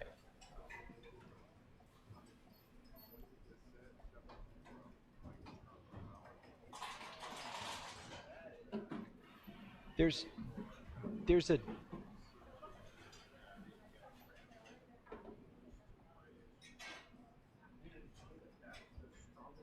No. The question is there that much of a struggle of understanding the translation? Because the original copy was done in French. Then it was translated into British English. And then the terminology used in that context of that language doesn't really match American translation. So we had to modify to American translation to meet what we felt was close. Yeah. Yeah. May I approach Sure, this? please, by all means. So I would approach it a little differently. The book itself is a style of cooking that we just don't do anymore. However, everything that we do is built on what's in the book. I think there's, again, I keep saying I think, but it's not that I think. I've seen, I know, I've felt it, I've experienced it. the way that we cook now is a lighter, more economical version of a lot of the cooking that's in that book. So the way that I would go about understanding classical is the first 120 pages of that book are necessary to understand everything that comes after it. It literally, Yes. the first 120 pages of Escoffier. I remember hearing Chef Timmons, Peter Timmons. He always said, if you learn and can execute the first 120 pages of Escoffier, you will be in front of 95% of the chefs. Because there is so much fundamental good cooking in there. And then beyond that, the rest of it is kind of like menu items that pull from all of those fundamental basics. Right? So if you don't have that, again, fortified foundation from those first 120 pages, you're reading hieroglyphics.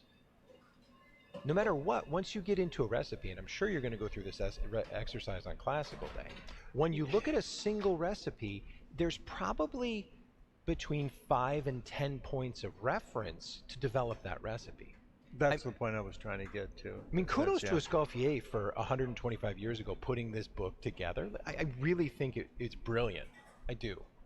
And he was also quite a modernist, too, Very which much is a so. whole other conversation. And he states that in his book, about too. this. Yep. That times change. Times change. Ingredients change. Economics change. Yes.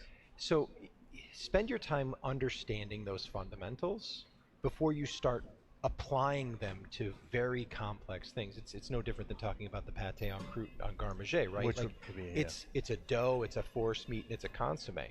You need to make a great consommé, which is why that's in the assessment. You need to make a great garmager piece, a great ground meat, force meat terrine. That happens to be in the assessment program too.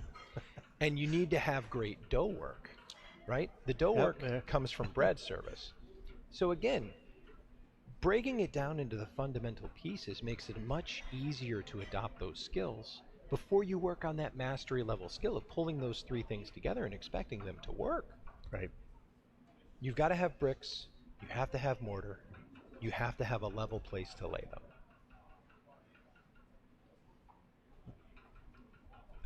Question. Start with one. Start with one question right now. I have 5 minutes. Yeah.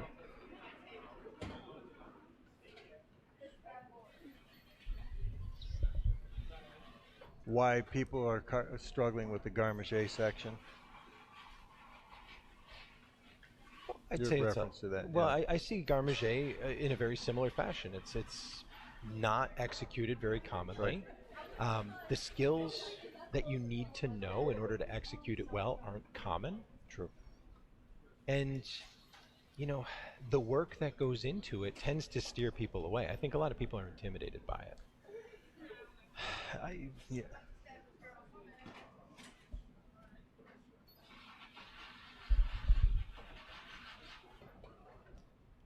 Chef Tony Smith, you said?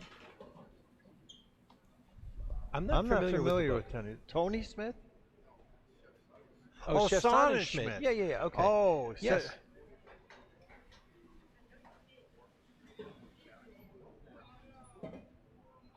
I think it's more than just one. So is the Fritz Sonnenschmidt Garmager book a good point of reference? It's a great point of reference, but I don't think it's the only point of reference. Another great book is, I'm a big fan of the CIA Garmager book. Oh, yeah.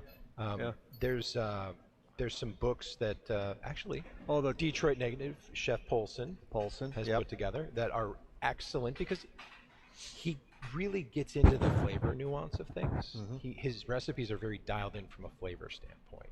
And I think with a lot of these things, like classical and like garmager, it's really important to play other people's music before you start to riff, you know? You know what I mean? Great analogy. Like go back to being a culinary student and go with something that works. Follow the recipe. I mean, the biggest problem, to be honest, the biggest problem with classical is that people don't follow the recipe. Thinking it says one thing or feeling like doing something else. Like literally, Escoffier's prescription is fairly Okay. Kind of clear. Kind of clear. Kind of clear. Translated from French to English. Kind of clear. But if we're Let's getting, say, but you know, if you're not clear on what's going on in garde manger, excuse me, 1 second. I'm sorry. Please excuse me. By My all means, presence Chef. is needed. It's been a pleasure. My pleasure. Thank you, Chef. Thank you very much. But I'll continue with your question. If you, let me just go back to, what was it again now? You want?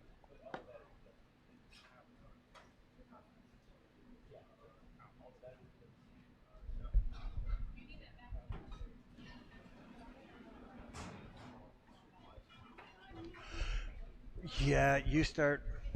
The question the question was, is there an individual who does nothing but competitions? Is it too much, and does it help you to support your efforts in a CMC competition? Or this isn't a competition, number one.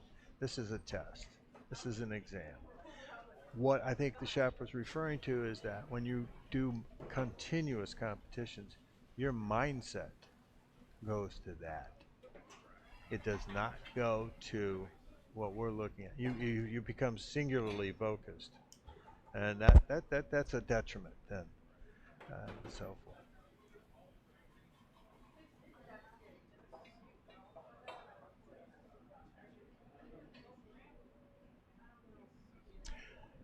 You're referring to the question of the evolution of the assessment program. Yeah, well, it was talked about then, and that was Chef Ken Arnone, was a certified master chef, and he brought it up, and it was the start of that movement, saying we need now to support an element to continue to build on the CMC test. How do we do that? Well, as you've heard from previous conversations, nobody knew anything about it. So now we're exposing everything there is to know about it. So people have really no excuse to say, I don't know anything about it. It's here. We're watching these people cook. We're seeing exactly what they're cooking. So it's not a hidden factor now. It's very much transparent. So that element, if they choose to use, or that point of view, if they choose to use it, it doesn't fly anymore. So.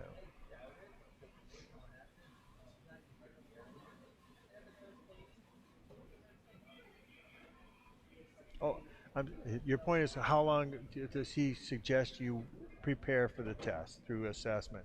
And now he's saying that because how long, it really predicates on you as an individual who's taking the assessment. Now, he feels, or we all feel, actually, you're going to give yourself at least 2 years moving towards this CMC test. At least. I fell into that category. I took it the first time, I did not pass. I went to the Olympics, did well in the Olympics, came back from October, November, December, and January. Where did I go? Take the CMC test. I did not give myself enough time. And but what it did do, because back then I did not know what was going on here now. So, ergo, that's, the difference between 1995 or 10 years, even 10 years ago to now.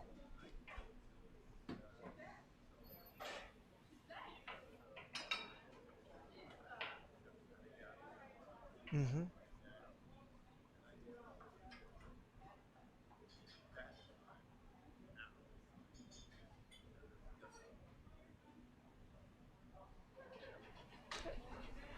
The question, the statement you brought up is, if you notice from like 10, how many years ago was that? 10 years ago? 5? Okay. The evolution of time, and if I can steal the line from Chef, and also saying that Escoffier, if you're going to read this first 120 pages, read the last 10, because it talks about how evolution is going to change how we think about food.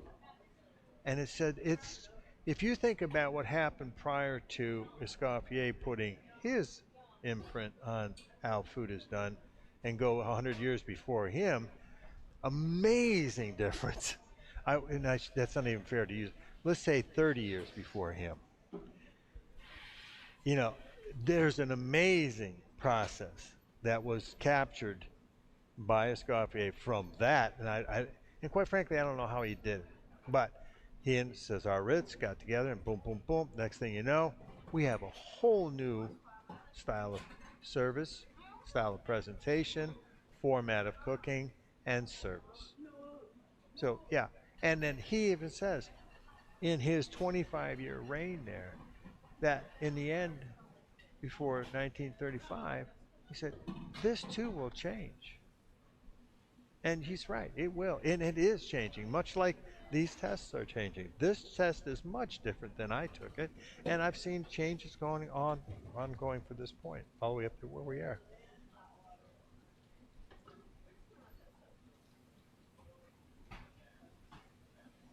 Ferdinand Metz.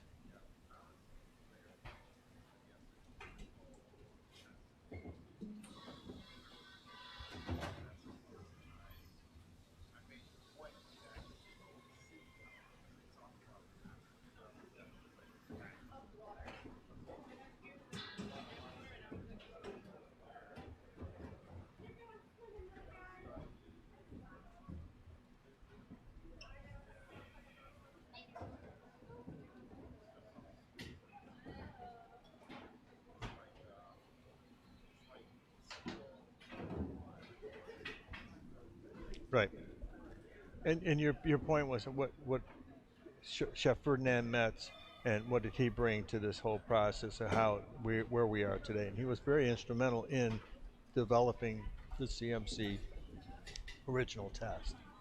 He had gotten certified European, then came over here. His brother, I believe, was a master chef over there. Don't quote me on that, but there was a whole group that got together, did that, and then they had their first testing in 1981. But again, as I told you before, you can't be tested by anybody other than a certified master chef. So that's where that started and that followed. So once they became certified here, some were reciprocal from Europe. So that built that base that we had here. So we had enough, and then boom, boom, boom. So, and I think we are looking at about, let's see, about 15 minutes. We'll have the first candidate coming up, who is Chef Anthony Jung, and he'll be starting his plate up. So this ought to be, now this is the point in time where you were talking about plating and so forth. This is where we're going to kind of keep an eyeball. Look at his station right now. Oh, we just jumped over. Here we go. There it is. Look at his station. What's on it? Absolutely nothing. So where is everything?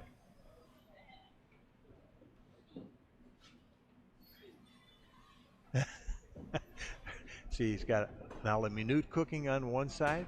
He's got an oven filled with a couple things. He's got a couple platters on the other side. And he's got, in his last 15 minutes, he will be doing a lot of cooking. Watch. That's going to be the fun part about this. Anthony Jung, excellent chef. Done a great job so far. But look at that station. Nothing's on there. So when he starts up, he's going to be able to, boom, move right into that. And this is where timing becomes critical.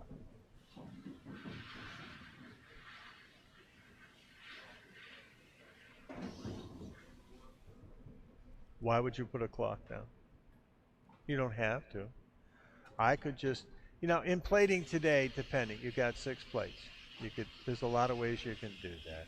You can put the cloth down, but it's just going to diminish any initial chill off of the top of this, but they've been working on it, so I don't doubt there's much chill on it.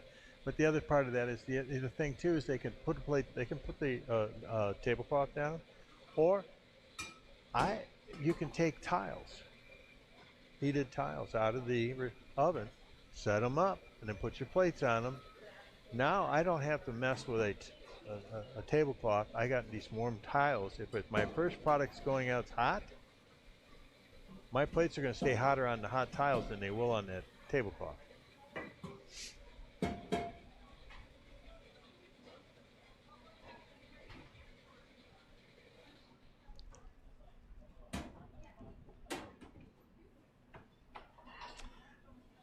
Now I have to make one one quick announcement here. We have a wonderful sponsor by the name of Corby Hall China. They did something for our candidates, which I thought was over and above and beyond. Corby Hall China is based in New Jersey there, and they have a company that's manufactures beautiful plateware out of Portugal. Absolutely beautiful stuff. They sent a catalog to each of the candidates and said, for each day you're presenting, pick the china you want to use and we'll ship it to you. And they did. We got 3 crates that came in about 4 days ago, with each one's name on it. They handpicked whatever china they wanted to use so that it would best represent their food. So my hat's off to Corby Hall China and thank them graciously for this wonderful donation and support that they've shown for our candidates. And the candidates were so blown away. They just said, oh, you've got to be kidding me. Really? Absolutely. Okay. This is Chef. Is that Lynette? Gio, thank you. That's Chef Gio, thank you. And he's obviously got some form of, there we go.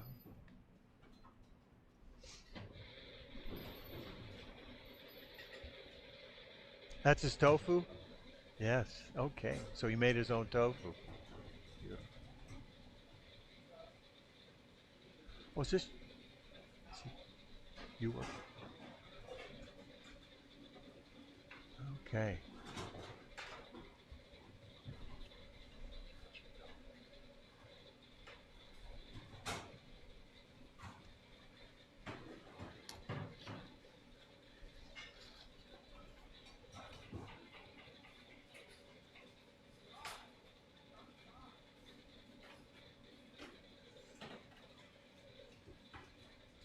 Oh, that's for his tofu dumplings.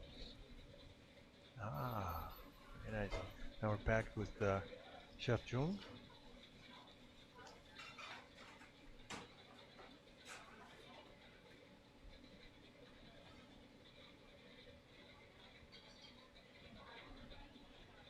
Who has the leek-wrapped vegetable dream, the cream parsnip pear soup, the Savoy cabbage stuffed with tofu, and burger wheat pilau. Oh, so he's going to go with the tablecloth. Look at this. There you go. Okay. And he is approximately 10 minutes out from the first plate up time. I think it's 10:30 is the start of his plate up.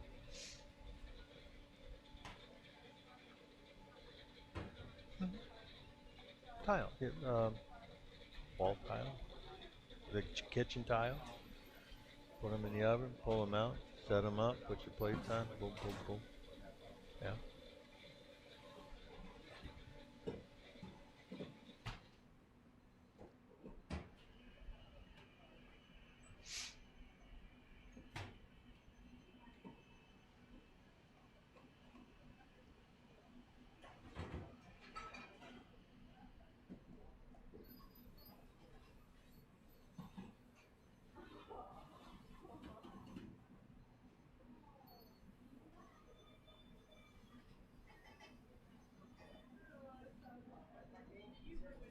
This is going to be kind of fun because once he goes up, it's just going to be one plate up after another. So we're going to be able to see a lot of fine food, nice looking food coming up shortly.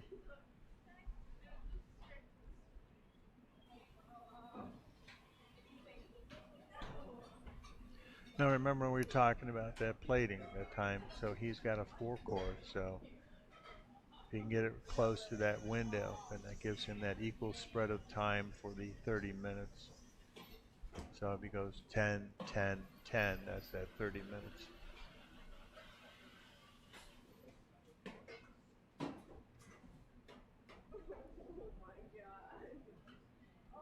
Why do you want to see the Lexan?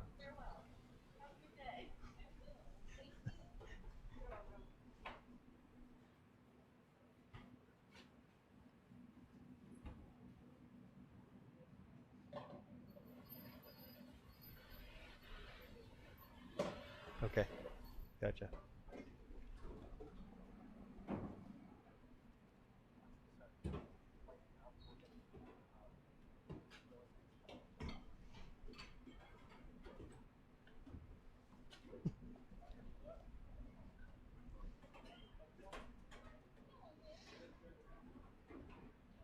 There's talk about renovating these kitchens.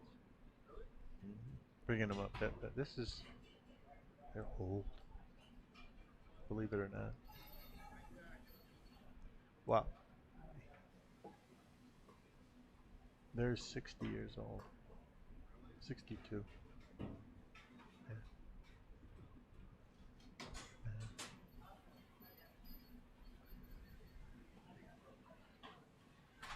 They're in conversation. The question is, when are we planning anything? It's just in conversation is all it is.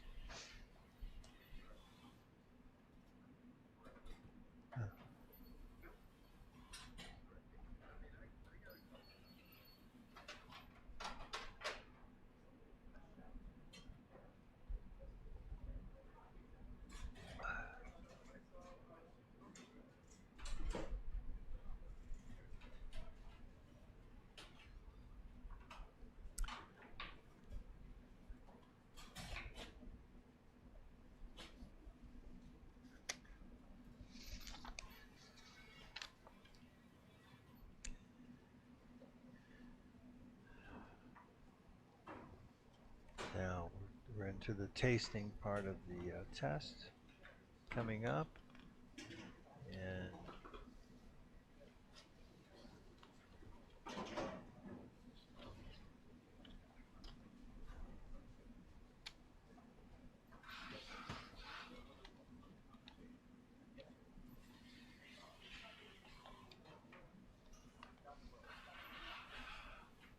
and this will be interesting too, because when we get ready for the judges and for tasting, obviously the first thing was when the tasting comes up, presentation, plate composition, balance, intentionality, overall harmony of the plated dish, obviously cleanliness and precision of everything, and also temperature. Is it hot food hot, cold food cold?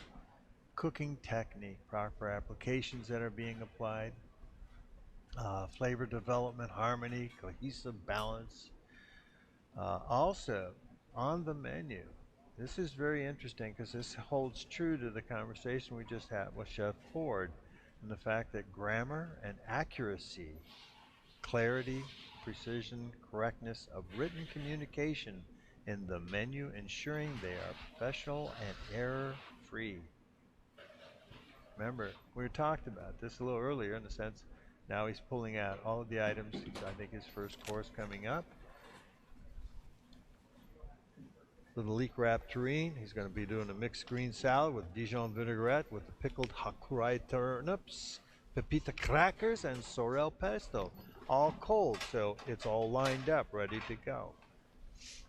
So this will be, obviously, looks like he's going to probably hit this one right at the opening mark, or try to be as close as possible. But then again, getting back to each of the courses, you know, if it's hot, cold, again, the temperatures are very important. And again, execution consistency. Does the description align with the way the dish is presented? Uniform, quality, portioning, and timing and delivery. Then course 2, you got the same thing, plate composition, cooking technique. So each course is scored separately. Then those are all brought together to create one final value.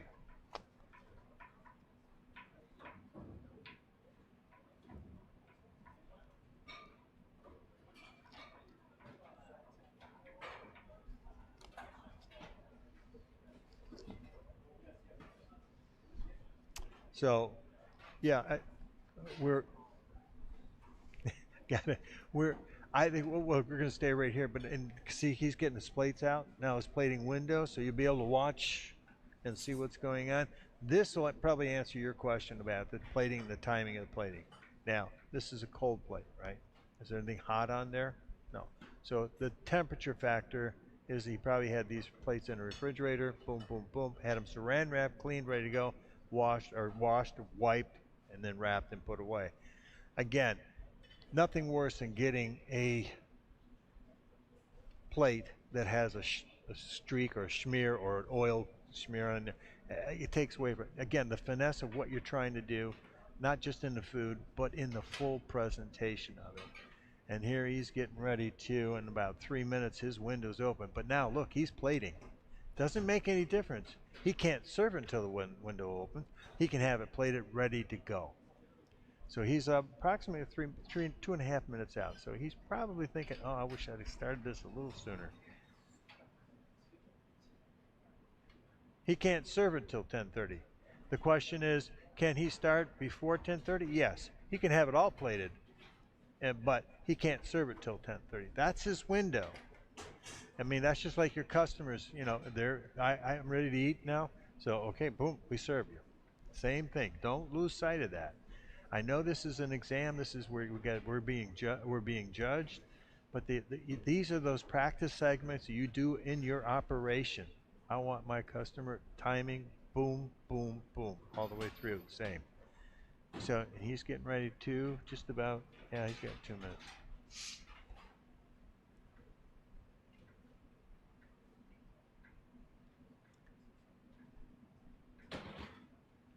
Could be his tureen that he's holding and saran wrap so that he can slice it. Yeah. Yeah, I think that's what it was.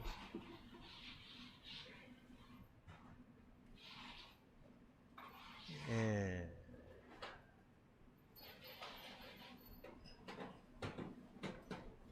there he goes.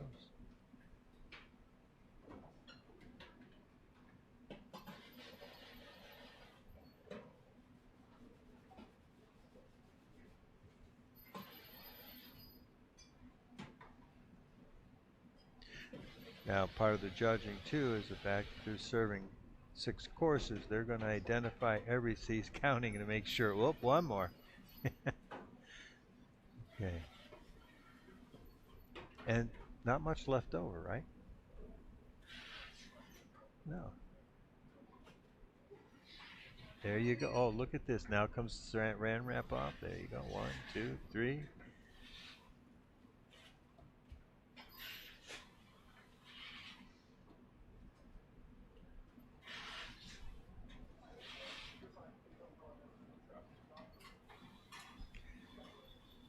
Now you know he's already got his greens tossed, ready to go, because he just did that in that bowl right there.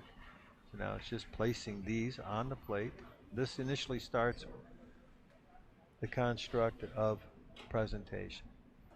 He's already got this figured out how he's going to do this. And it's now his window's just opened.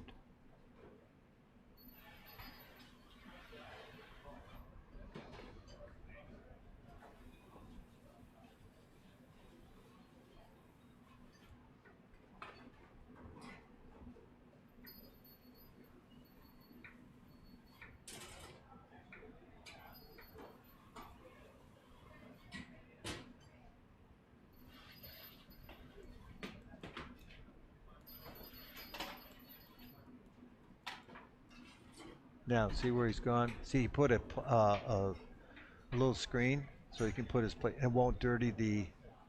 And now look how he works from left to right or right to left. Boom. See this? Serviceability of the product. Quicker. He's not making wasted movements. And there he goes. That's it. There.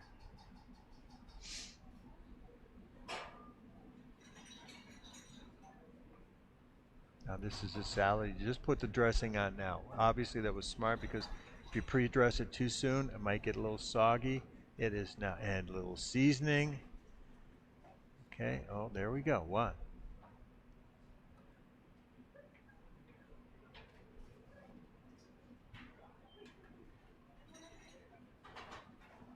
And this is good, smart plate. He doesn't have to go very far with each movement. Same distance, so you get that feel, repetitive feel, so you don't question it?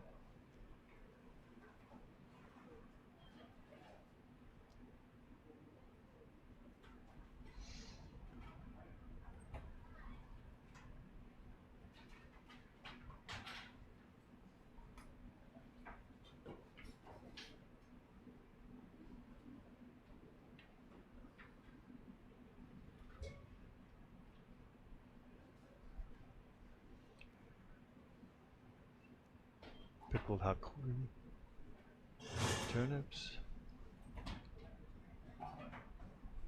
That might is sorrel pesto they put out.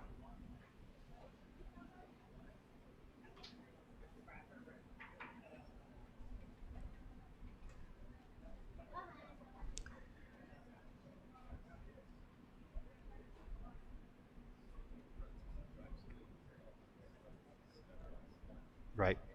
There's a diagram that the apprentice has in her hands, and she's calling it, saying, okay, next is this, next is this. Now you're going back and brushing and sweeping, and there you go.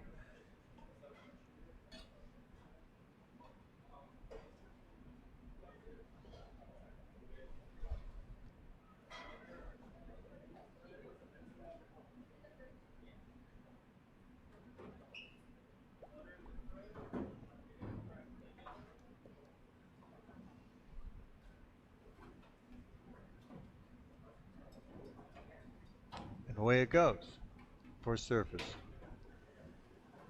All right. He was 3 minutes into his window before service started on that, on a 30-minute service time. So next one is going to be the soup. Obviously, that will take a lot less time, I would assume, because there's not as much to garnish with. So you'll be able to pick up a couple minutes.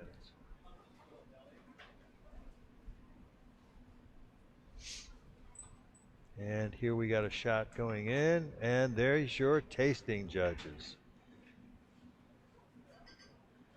Now they have no idea who's getting what, because they're blind. They have no idea, so it's very... Got Chef Dan Hugler, Certified Master Chef. Rob Mancuso, Master Chef. Jeff Gabriel, Master Chef. Who was the...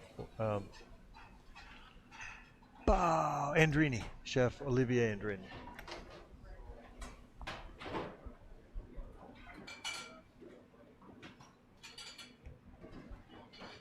All right, one more time.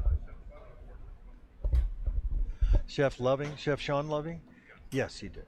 He worked with Chef Dan Hugler a lot. Yes. I met Chef Sean Loving when he was 19 years old. We went to Germany together.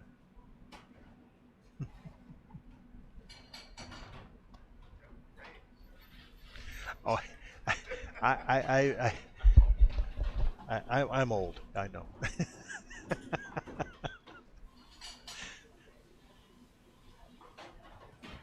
Okay, let's see where he's at now. Because is this where he's glazing, or let's see oh, he's got a.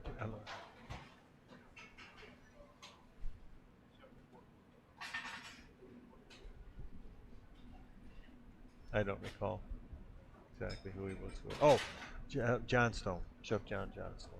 Worked with him. I don't know.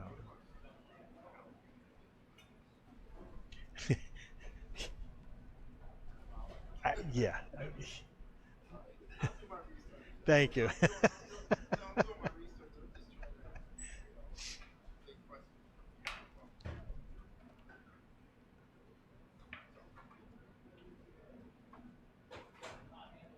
Who have you worked under? Yeah.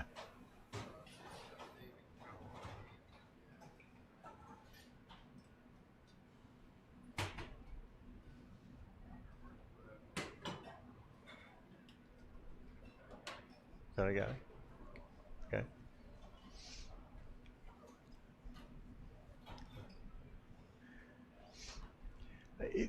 There's a benefit to yeah. Well, there's a benefit to working with CMCs, and if you get that opportunity, I certainly would encourage you, or to work with as often as you possibly can, because again, when you get to that level, that it's was pointed out in previous conversations with some of our interview chefs that you can see working with a CMC and how they work. There's a definite picture there in your mind how they do things, how efficient and proficient they become. But again, it's the mind is really the important thing too as well. I mean, you can watch and see that, but again, I was very fortunate, and the question was, who did I work for? And I worked with Chef Dan Hubler for several years. I worked with Chef Gabriel Severin. I worked with Chef Leopold Shaley, who was probably the most brilliant man I've ever had the honor to say. I could almost call him I could call him a friend. Leopold Shaley, Schaeli. He's passed. He's passed. He's not around anymore. But he was Swiss, and I used to play in preparing for my CMC test. I used to play a game called Stump the Chef, and I would do the most ridiculous research on a dish and stump the chef, and I could never stump him. In a year and a half that I tried, I never stumped him once. Now we're getting ready for, I don't know.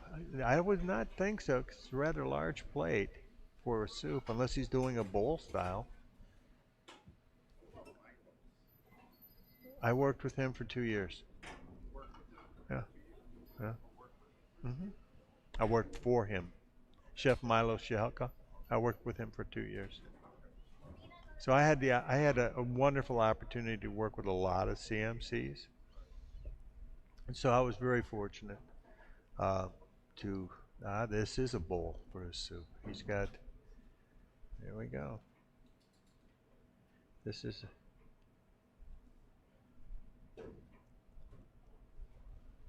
Whoa. There we go. See this? He's got an exact portion going in on each one.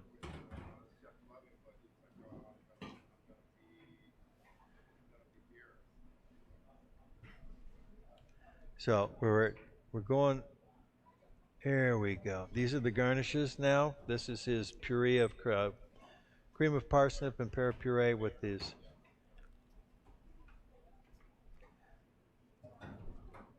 That looks delicious.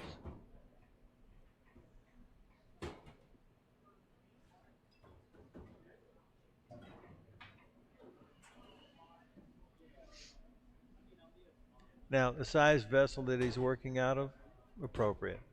See, we're talking about, again, a lot of times chefs make the mistake of using a pan too big, and you're trying to work around this. He's brought everything down to a much smaller, more concise, easier to handle.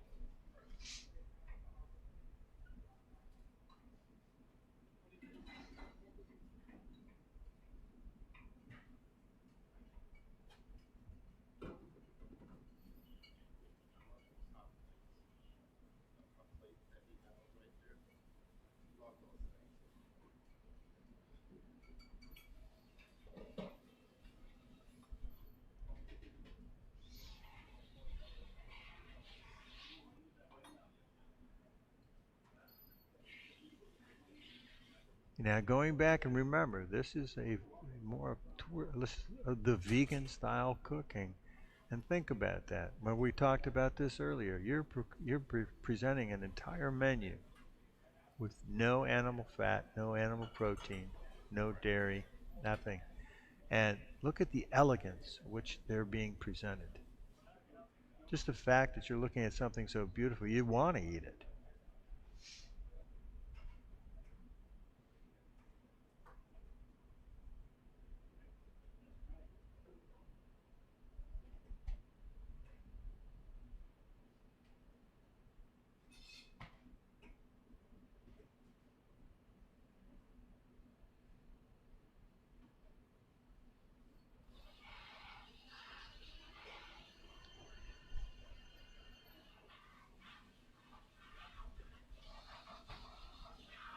See, he's only 12 minutes into his plating, and that's the second course going out.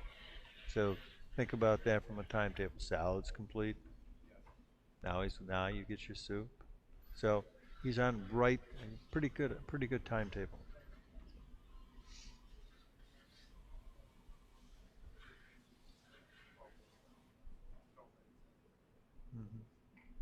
So then now we're looking for the hot entree, which will be the stuffed cabbage. And in most cases, his dessert's part of it's frozen. So he's got the squash sorbet. Then he's got a walnut crunch that's already done. So then he's going to have this dark chocolate avocado mousse already done. So you think about plating that up, boom. It shouldn't take too much time.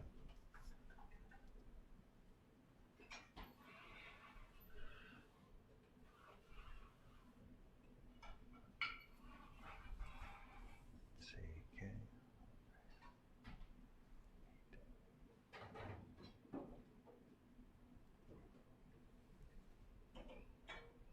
And again, a big shout out to our sponsor, Corby Hall, for supplying all the plates for our candidates. We really appreciate that.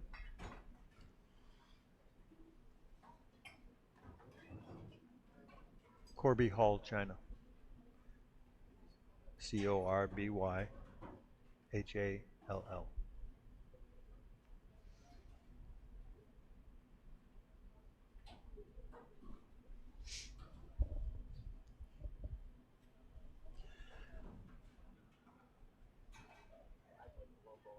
Thank you. There it is, Corby Hall.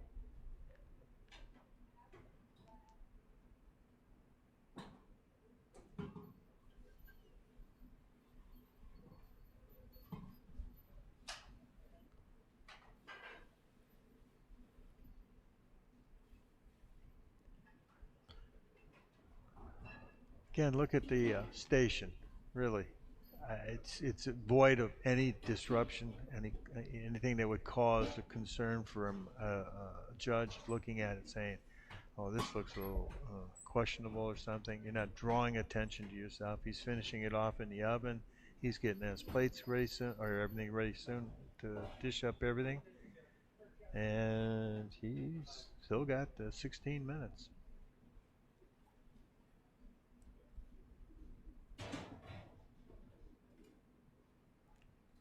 Look at this. Clean, clean, clean. Here, get rid of that.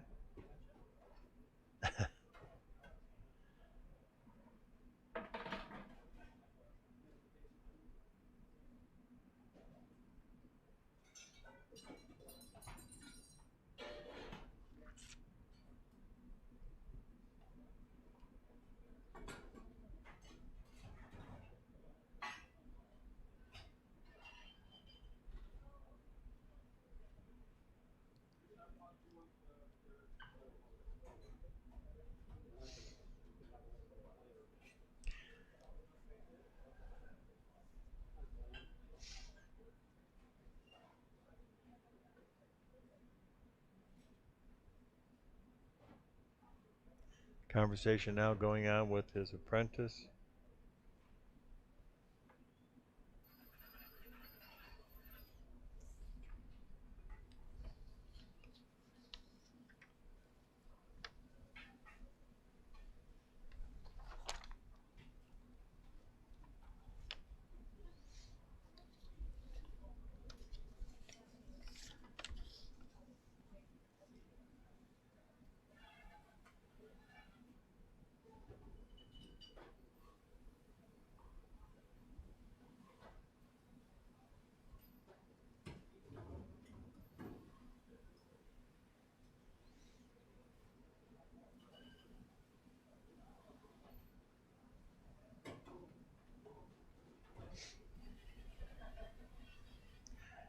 Now, if you think about these plates that are going out there, it's absolutely amazing because I'm going to give you a quote that kind of captures all of that.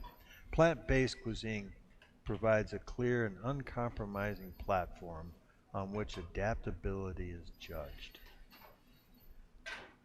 Interesting fact.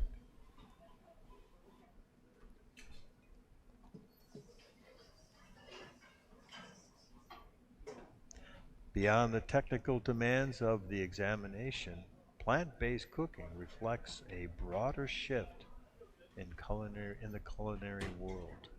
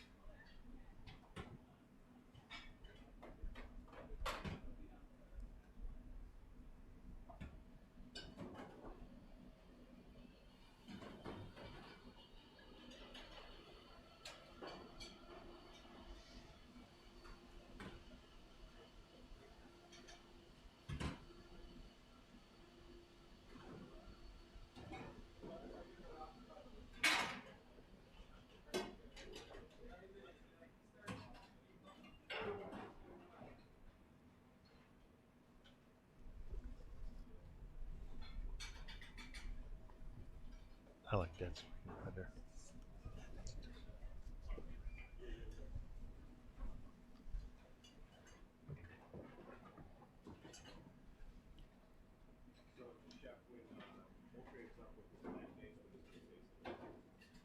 Okay, Chef Anthony's getting ready to start plating up here shortly on his entree. Yeah. Now this is where Comey might be unwrapping some of his other items for the dessert or something of that nature, getting that next step ready to go, keeping that flow moving, and also keeping the Comey moving as well. 4 courses.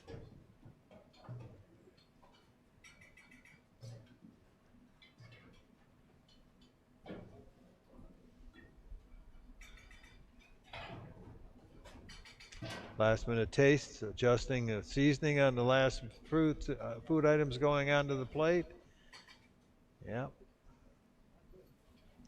And that's critical too. Constantly tasting. Always tasting to make sure. Never assume. Always taste.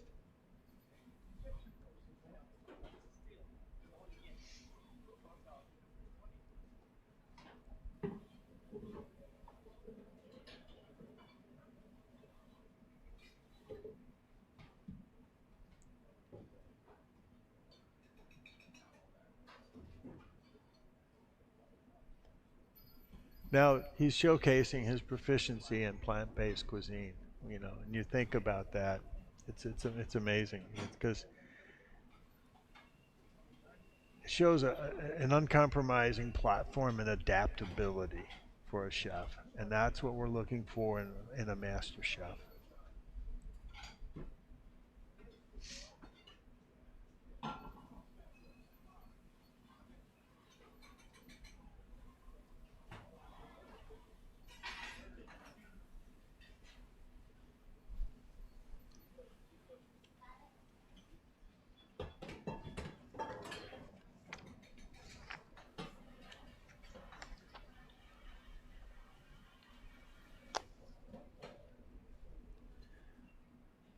Oh, he's moving now.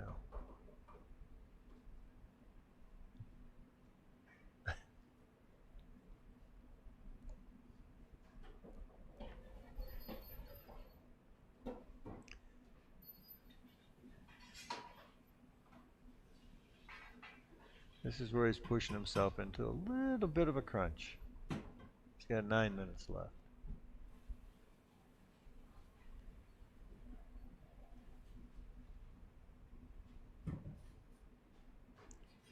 But it's better to go out right. I'd rather lose a point or two for being half a minute late, but making sure it goes out right.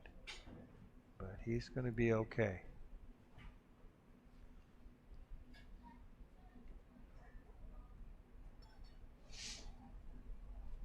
Consistency in the plate presentations, very critical, as you can see here.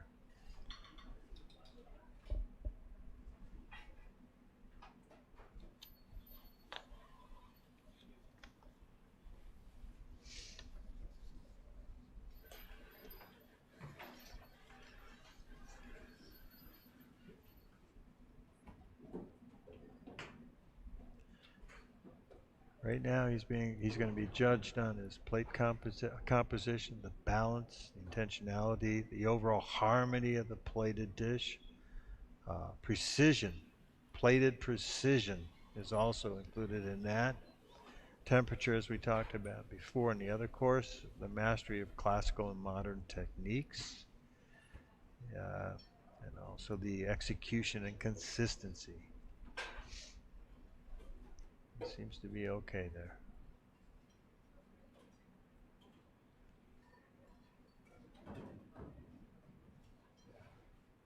Not much left over.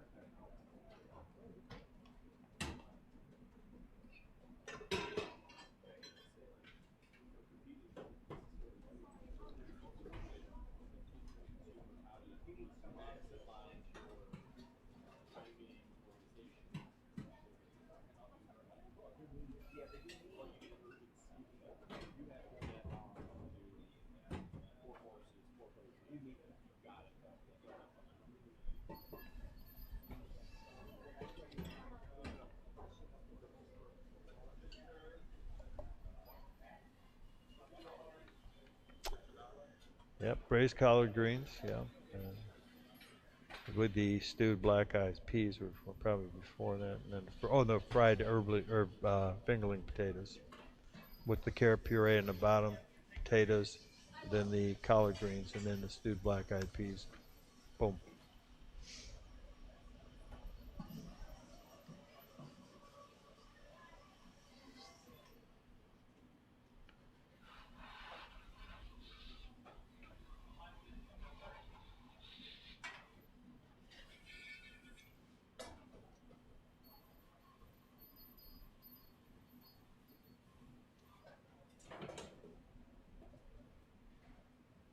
All those little top seasoning, salt, pepper. Mm.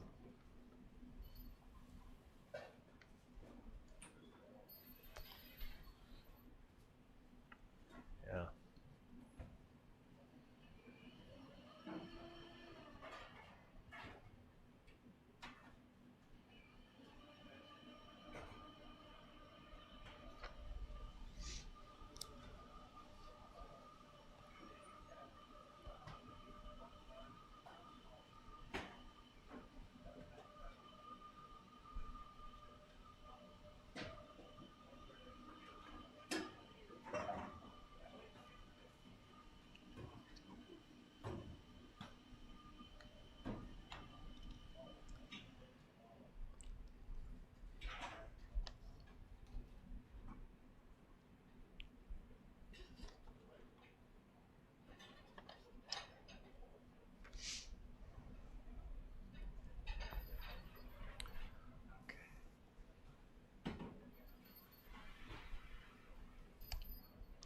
Off and running. Down to his last course is dessert. 4 minutes, 4.5 minutes to spare. Not to spare, but that's all he's got left. Yeah, 4 minutes. So this is where it might be a little bit of what I'd call a crunch time. Just a little. But again,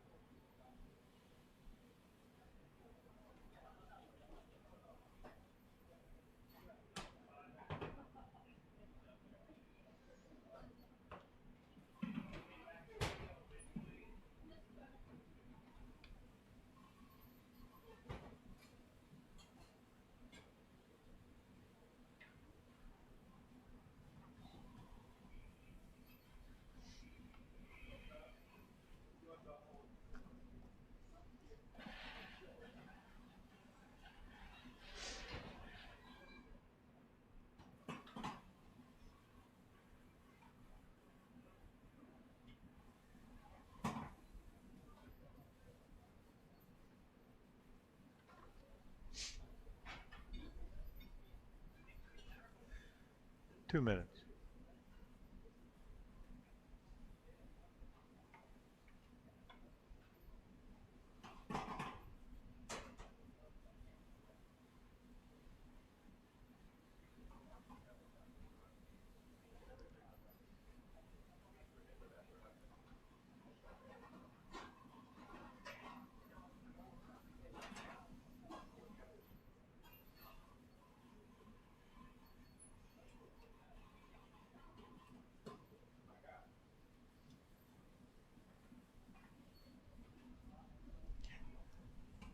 And for his final course, a dark chocolate avocado mousse, cara orange segments.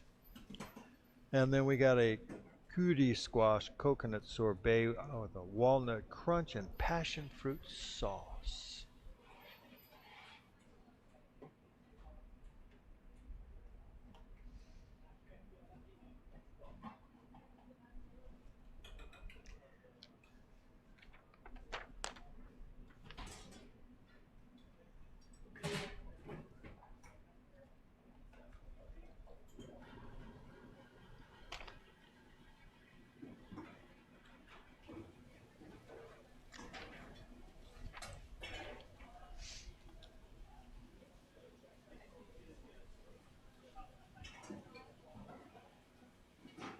Sorbet. See, this is what, remember we talked earlier about timing, making sure you have the right, if it's frozen, is it tempered, can I work it? You know, those are those things that you master, those elements of timing. He's got he's now under a minute.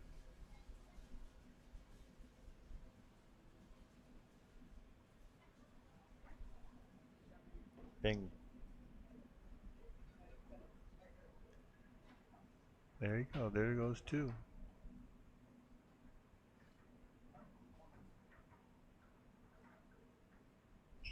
He did it.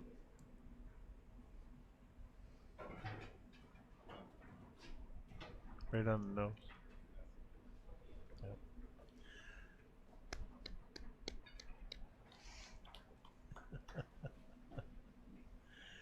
Oh, okay.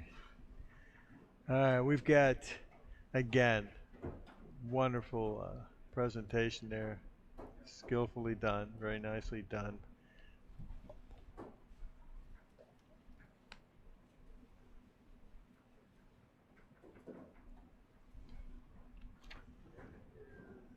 So we have our next one coming up at 11:15. 11:15. At this point in time, I think what we can do is we'll peruse the kitchen, see how the other 2 are doing, and a couple of the assessments, and then we'll take a short break after that.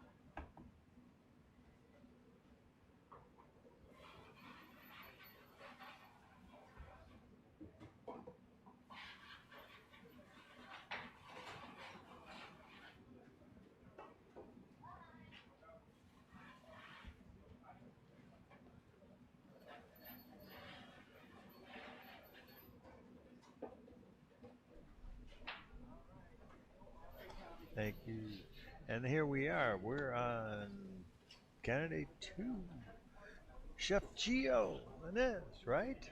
And he's supposed to be dishing up at 11:15. Looks like he's putting everything together.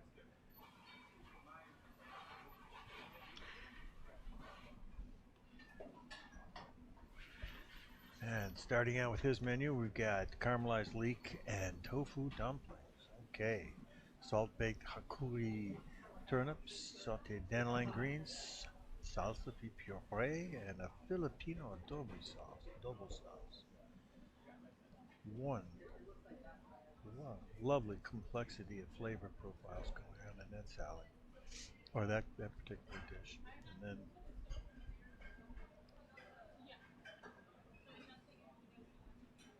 so he's getting ready. And I think he should be starting any second now, I hope.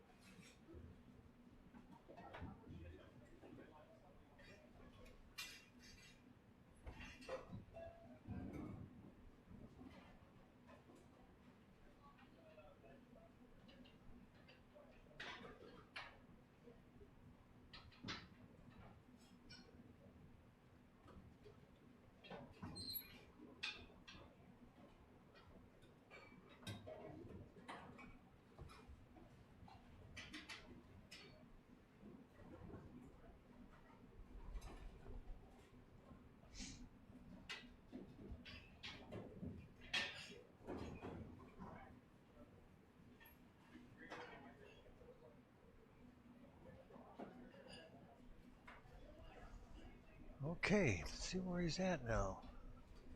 Well, he's wiping down a station, getting ready. Looks like no. That is not. Yeah.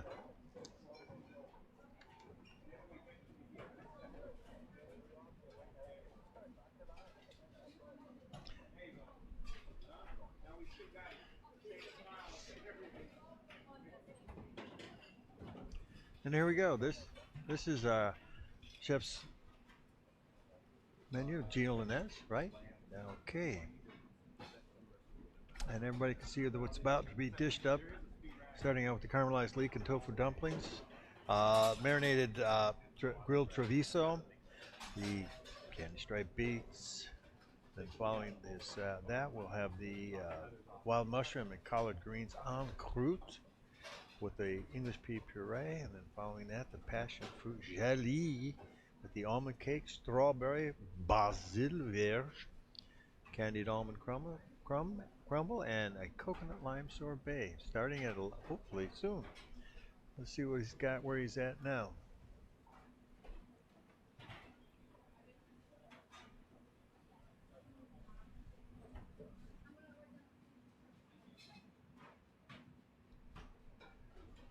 There he is. He's getting ready. He's got a lot going on.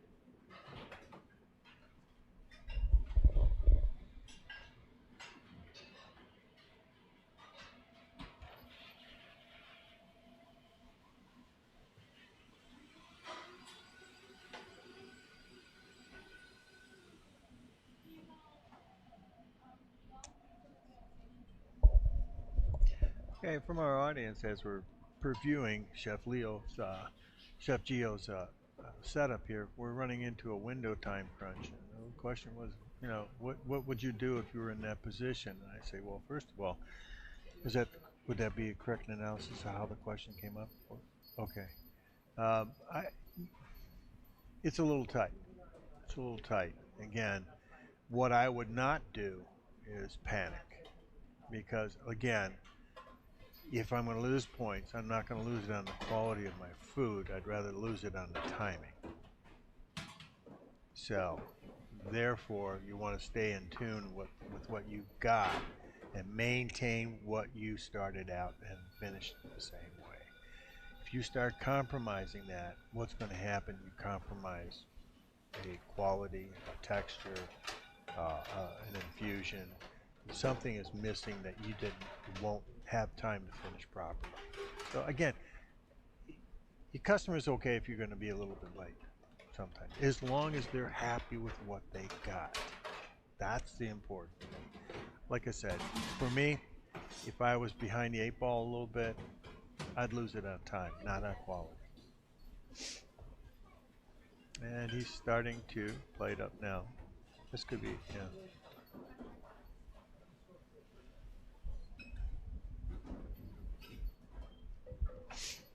Because if you serve it and you're a little bit behind and your customer goes, wow, that was the best meal I ever had,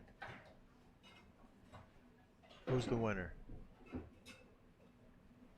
So keep that in mind. Exactly. So you just give them that best quality food that you can possibly give them. It'll end up paying you back tenfold.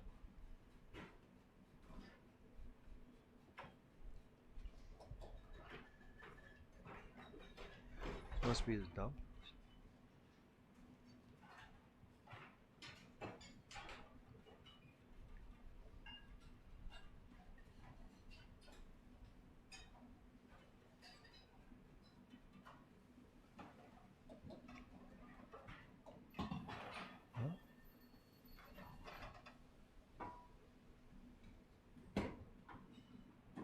Hmm?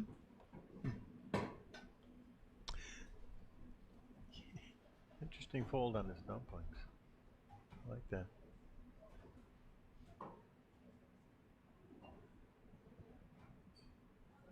Now notice the plate up service.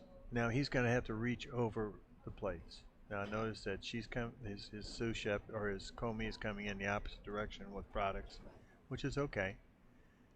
But again, now they're crossing, so you want to look at a cleaner solution here to the service of that. Yeah. Yeah, this is.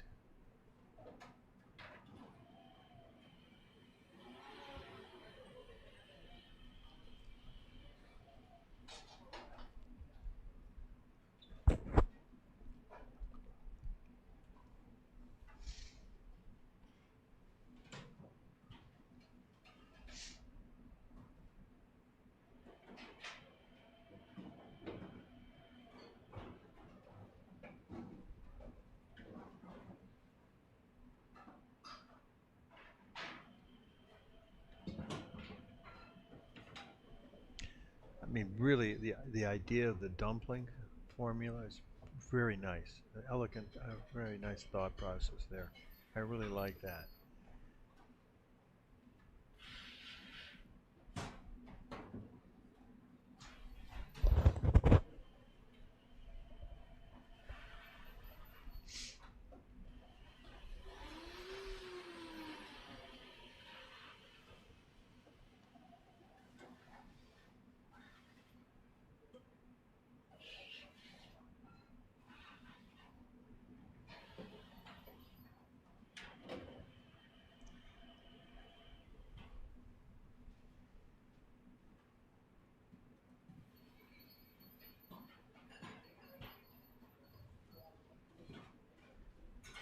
Okay, first course looks like it's about, except these 1, 2, 3. 1, 2, 3. Oh, there it is. There it is. Okay.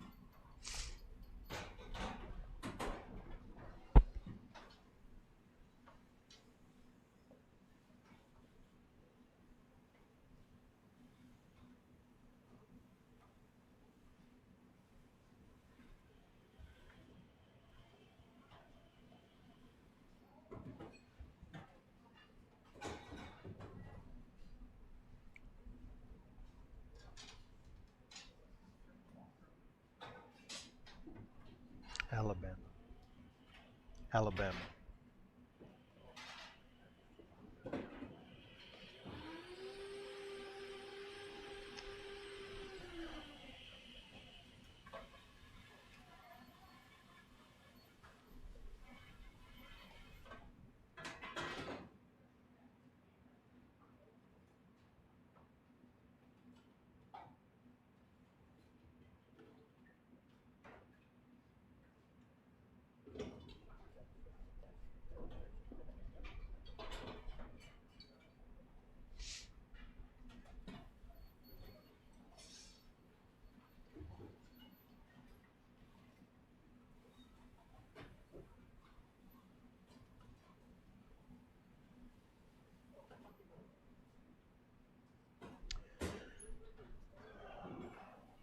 Okay, the marinated grilled treviso. Obviously, a nice, beautiful lettuce green that they.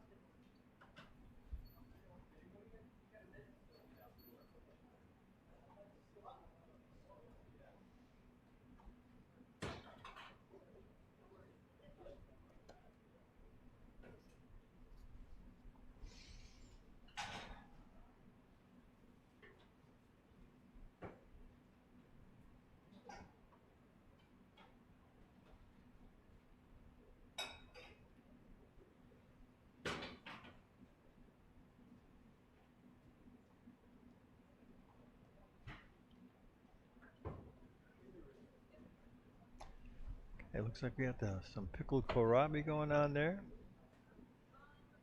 Orange segments.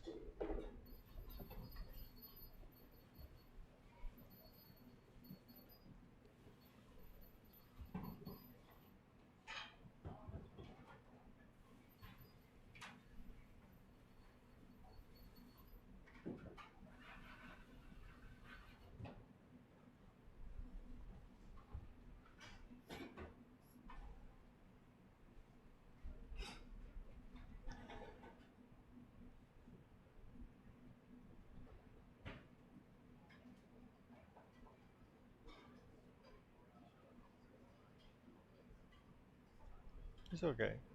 Still has 15 minutes. His timing's okay. I mean, he caught up quickly. He was a little slow at start, but it seems like he's picked it up to a point where he's going to be able to put equal time in the last two courses, which is very beneficial in that case. Let's say he didn't lose where he's scrambling and trying to just keep focused where you got, and you'll end up better.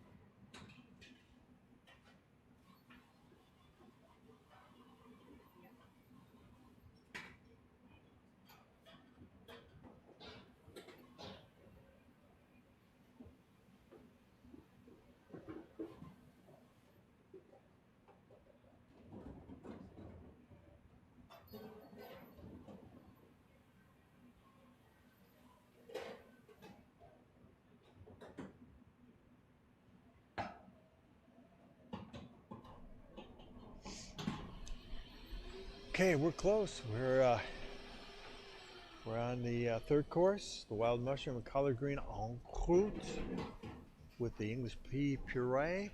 Timing wise, he's catching up and he's pretty close. Not too much time left though.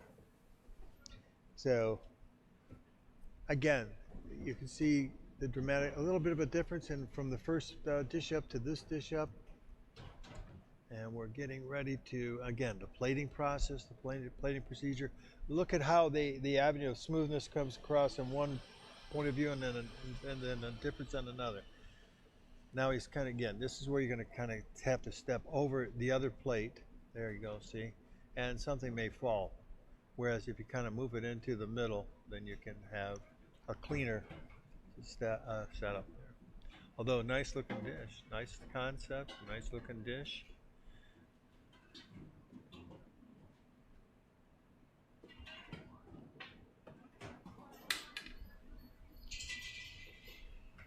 He should be okay as far as time.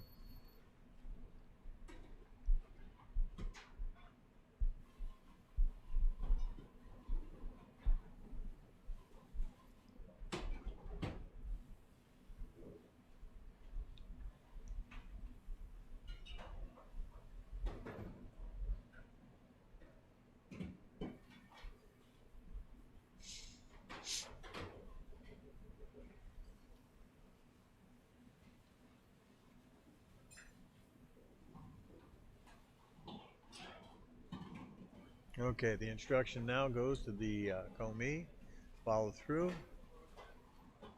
He moves into the next garnish that needs to go on, efficiency in the movement.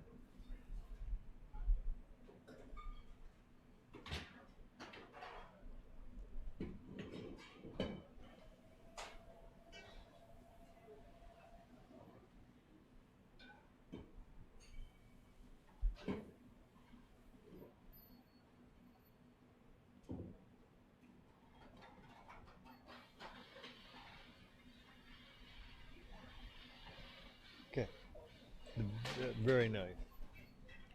Yes, now we're in the final phase now. Getting the entree out like this is fine. He's in good shape. He's got 10 minutes, or yeah, 45, 10 minutes to finish up. So he caught up time. But that's where make sure that you don't panic and lose control of your focus.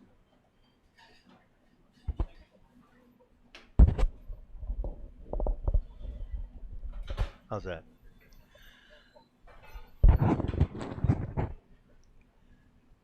Okay. Last course. This is the passion fruit gelée, almond cake, strawberry and basil vierge, a candied almond crumble, and the coconut lime sorbet, and then he is finished.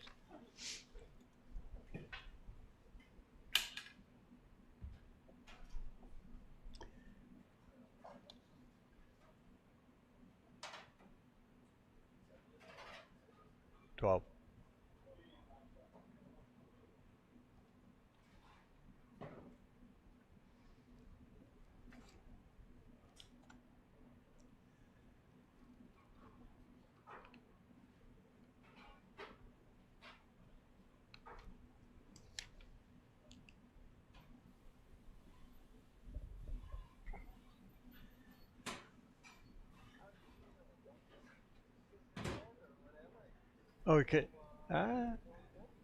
Oh, I'm fading fast.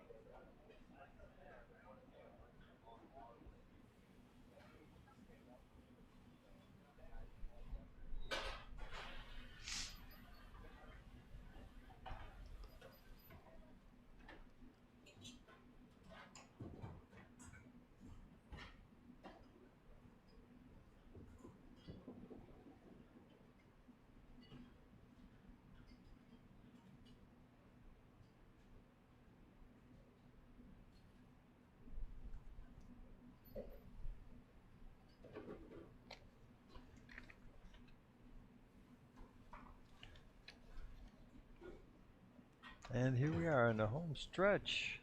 Last horse going out.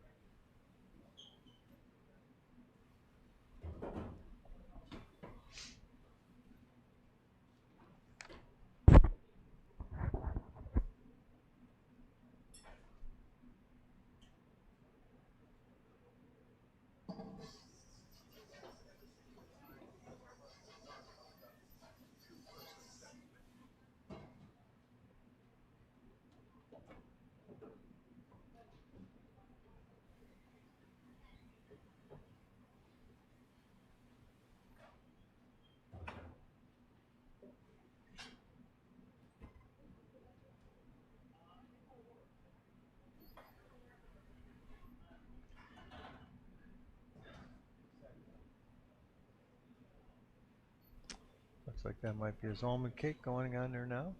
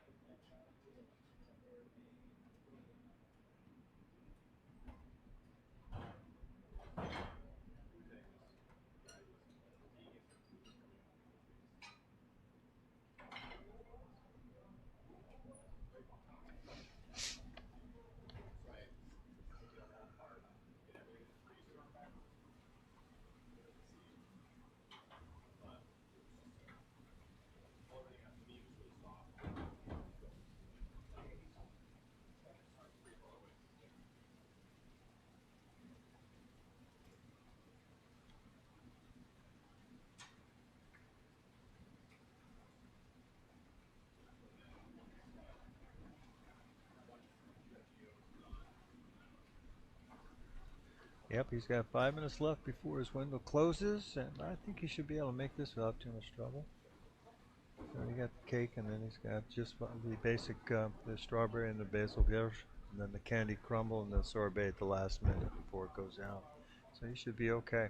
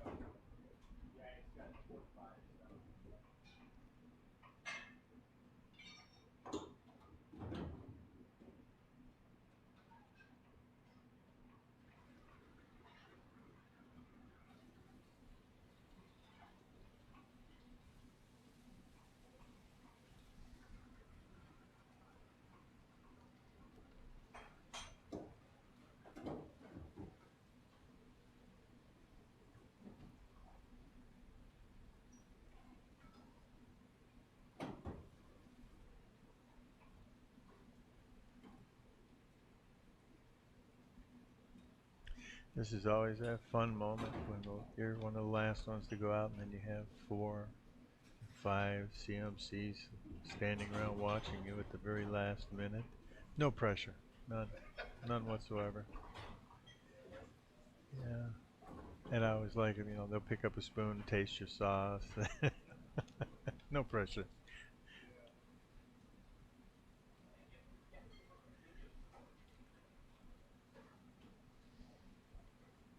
There we go. So that's just sorbet, I think he's putting on there now.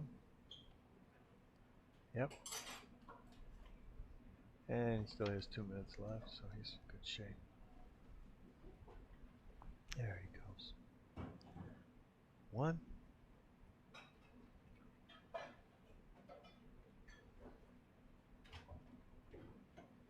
2.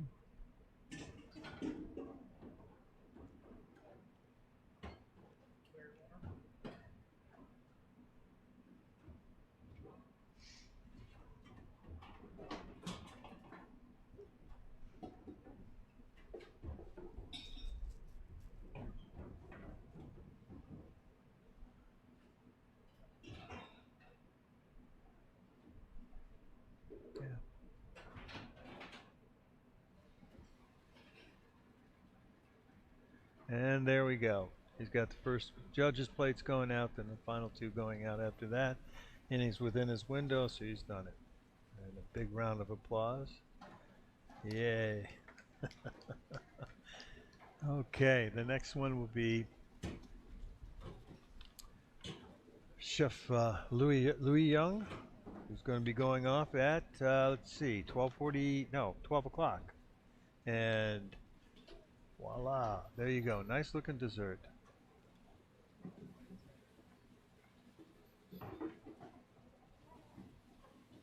Critique.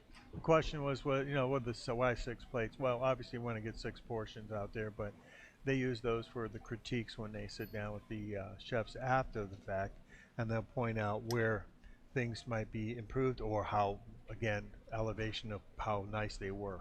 So all those things are taken into consideration, but thank you for bringing that up. Thank you. Okay, let's see if we can take about a short 5-minute break here, and we'll come back and pick this up when we have a next candidate getting ready to dish up. Thank you.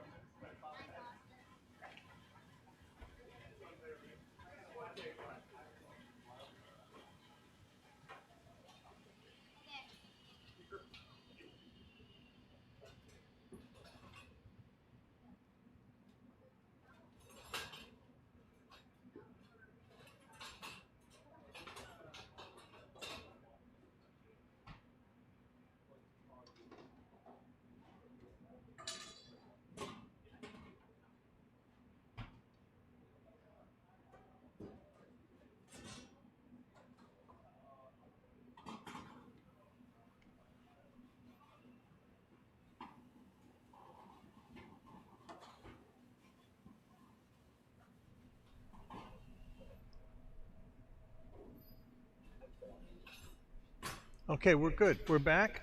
And now we have, well, first of all, I have a guest chef up here. Please tell us who you are. Yeah, so my name's Steven Shepard. I'm Chef Louis Young's executive sous chef. Oh, this works out perfect. Yeah. And guess who's now getting ready to plate up? Yeah, exactly. Exactly. So we can kind of have you do Yeah. our little narrative for us as he's going up on this Yeah. thing. Yeah, Oh, we 100%. greatly appreciate, because you're obviously very familiar with what, because you Yes. practiced with him. Mhm. Yeah, And correct. I tell you what, and I'll say firsthand that I've had some of his food before, and he's done a phenomenal job, and we're really hoping that all three of these gentlemen do as well as we think they can, and Yeah. we know they can. So without further ado, what we're going to see in the first item on the menu is, well, wait a minute, we are at 2 minutes out, so shall we just give a drum roll for 2 minutes, and then we'll give it a pop up. But tell me about what have you learned from all this? Oh man, so much. Really? So much. So, especially in the last year and a half is when he decided to get like really serious about taking the CMC, and we sat down and had a lot of talks about what it's going to take and how to get there. And then we started doing 6-7 day weeks of just run-throughs, a lot of trial and error, a lot of adjustment. And I think some of the biggest things that we've learned like going through it has been restraint, or like pulling back instead of trying to do like some crazy technique or like really go above and beyond. It's just like respect the ingredient, cook it correctly, proper technique, and really strong flavor profiles. Basic fundamentals. Exactly. Basic. Exactly. Very fascinating. Yeah. It's really it's a good thing to hear, because going back to the fundamentals always and perfecting those. Yep. And making sure those are sound every time you apply it to a food source or food group. Best way to go. And that's what we found, especially in the assessment program. That was like some of the early ones. It's like, oh, you want to do all this crazy like stuff you've learned throughout your career. And he realized very soon it was like it's more important about just nailing proper fundamentals, proper technique, and that's it. And just let the flavors speak for themselves. Has the chef done a lot of competitions? He's done a few. He won San Pellegrino a good amount of time back. But most of his experience is in like Michelin restaurants, as well as some hotels and some clubs throughout his career. But yeah. Working them or guest chefing? Working Okay, at them. gotcha. Yeah, he started cooking when he was like 15 years old. It's kind of a crazy Really? story. Yeah. Yeah. Well, he tell has us that. He's not going to get mad if you tell us. No. Okay. He tells it all the time. He has a kidney disease where it controlled what he ate when he was very young, and that was kind of his inspiration for getting into cooking and for like wanting to be a chef, because he was very restricted going to restaurants about what he can eat. Yeah, and so that kind of shifted his perspective. But he's been cured of that. Yes. Yeah. Oh, okay. Yeah. Wow. He still deals with it, but it's completely manageable. Yeah. That's great. Yeah. And so then he started there, and then through there, he worked throughout Spain at like Cellar de Can Roca, Mugaritz, Berestegui. He spent time at the French Laundry, at Alinea, at pretty much all those restaurants. Yeah. So very well disciplined. Wow, that's very well done. Wow. Yeah, and then moving into leadership, spending time at places like the Broadmoor and big clubs and resorts like that as well. He was out at the Broadmoor. He was, yeah. With Chef Johnstone out there? Yes, correct. Okay. Yeah. So he worked there for about 5 years at the Penrose Room. Oh gosh. Yeah. So he's very well. Okay. Well, I'm going to break away from the storytelling because I think we're in the process for plating. So I'm going to let you take a narrative on it. Go ahead and take it. Yeah, let's do it. So this is the charred cabbage course. We've been working on this for a while. It kind of has some more Asian flavor profiles to it. We just love the taste of, again, fundamentals, right? Like properly cooked charred cabbage has such a nice like depth to it. I noticed that, and I was also looking at the ginger jalapeno shoyu broth. Yeah, that's another recipe we've been developing for a while. Originally, like you strain it through bonito flakes, so it's not vegan, and then we kind of shifted it to be more vegan focused because it goes with that dish so well. Oh my gosh, it's great. Just trial and error development, or okay? Yeah, exactly. And you guys were talking earlier about menu development, because that's something we put a lot of thought into, about making dishes that can be executable depending what the basket is. So you already have a fundamental like core of what the dish can be, and then when the basket's released, since it's released so close to the test time, it's kind of just more plugging in things and shifting. So but you the dish pretty is kind much of have a more or less formula or predetermined. format. Yeah. And then you're just taking the foods and just exactly saying what works best with so we tried to approach the whole test in like with systems, to where for the actual test week it's just plugging in things into the system and using that system instead of trying to like kind of scramble and do things as a la minute. Yeah. Great. And okay, where is he at now in this year? Yeah, so Oh he's my. finishing it up. Yeah, it looks gorgeous. Oh, it does. Absolutely gorgeous. And yeah, so that shoyu broth is extremely delicious.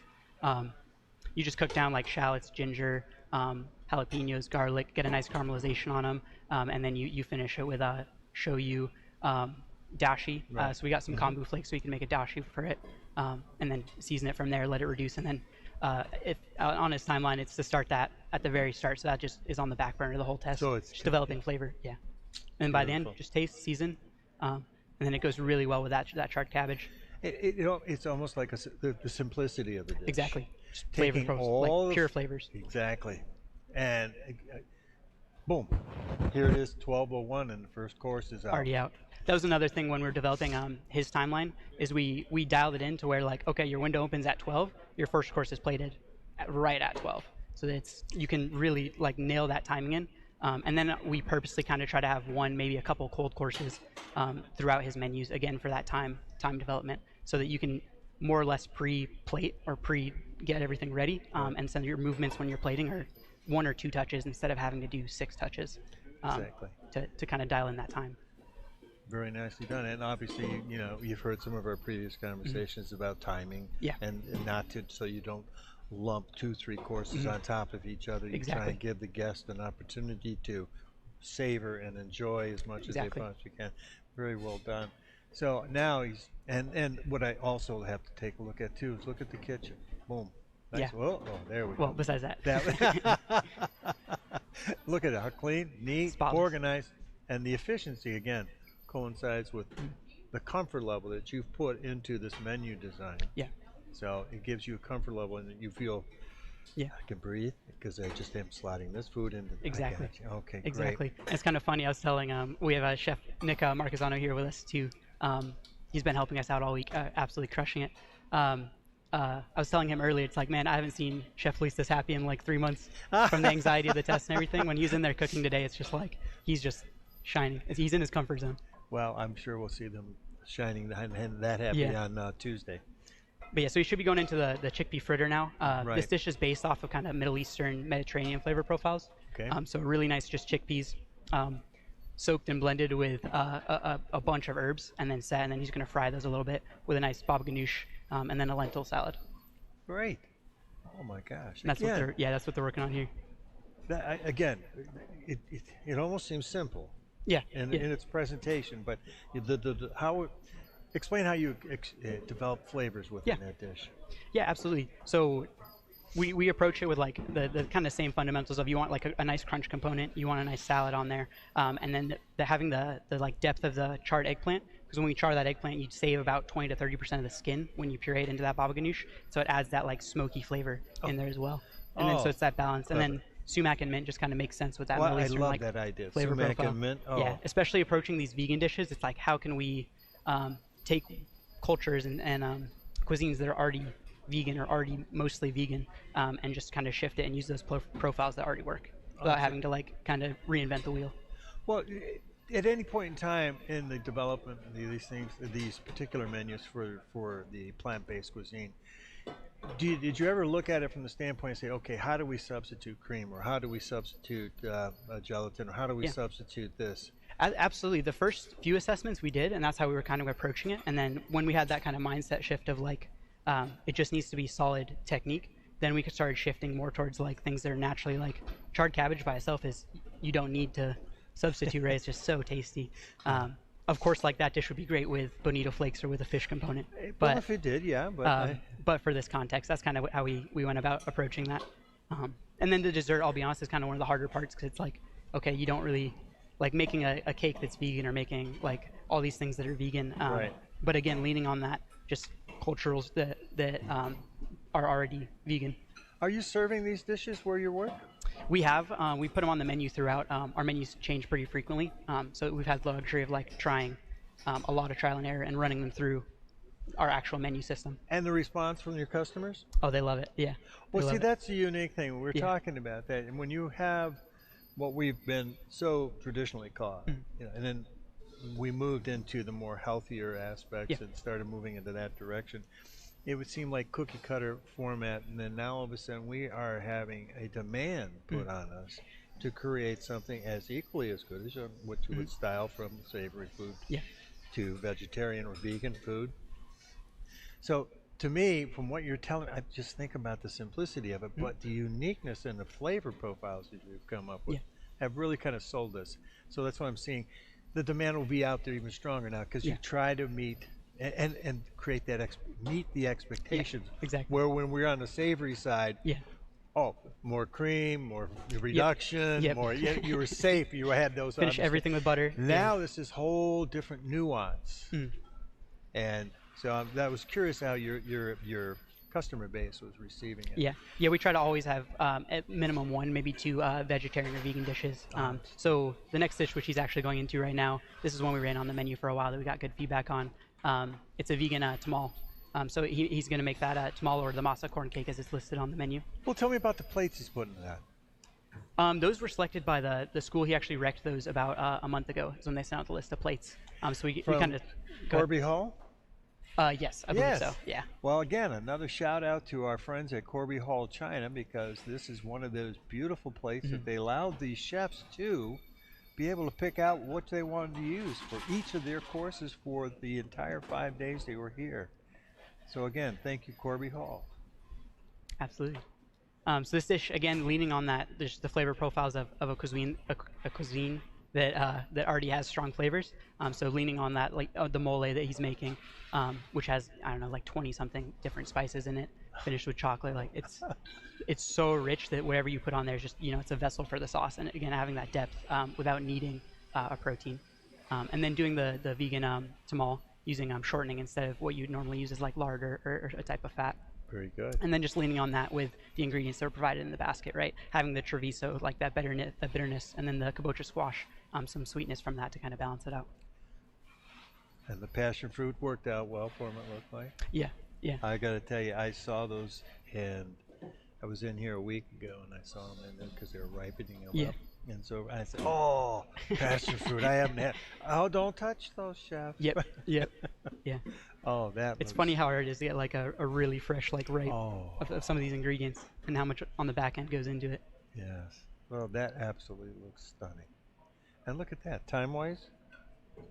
Yeah. 8 minutes into his window. Yeah. Correct. Yeah. Yeah. Yeah. So he's cruising.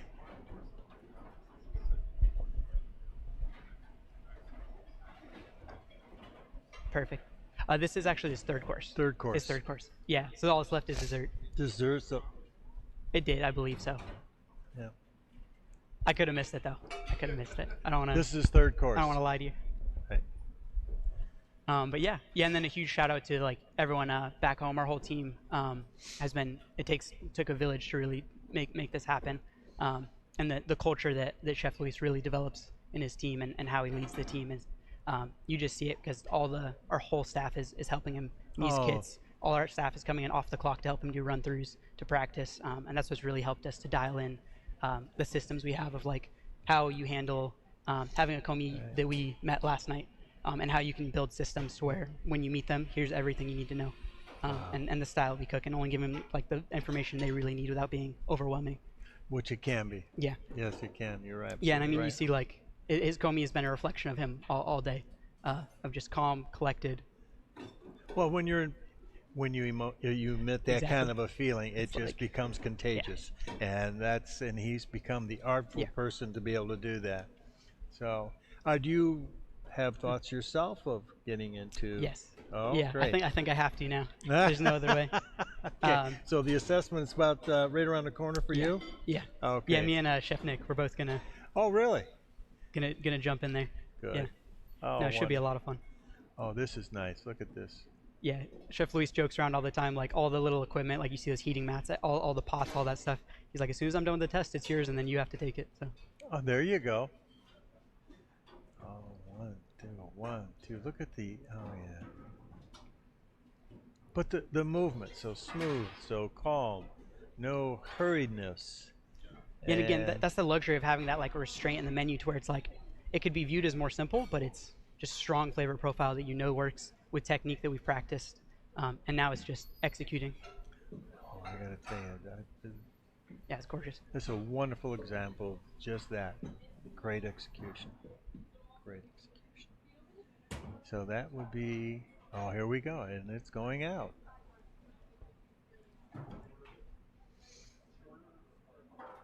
Boy, what a nice dish.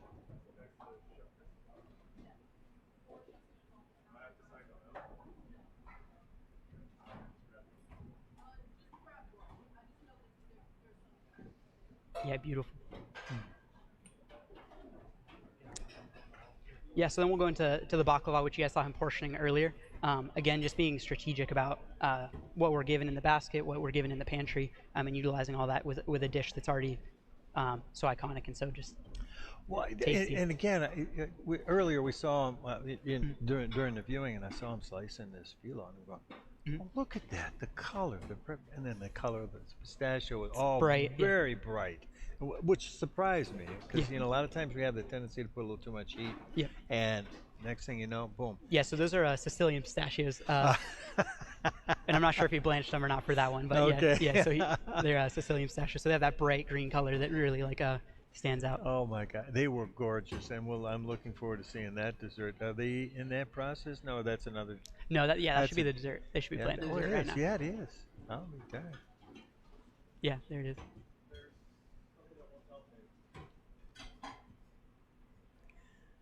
No, I have to agree.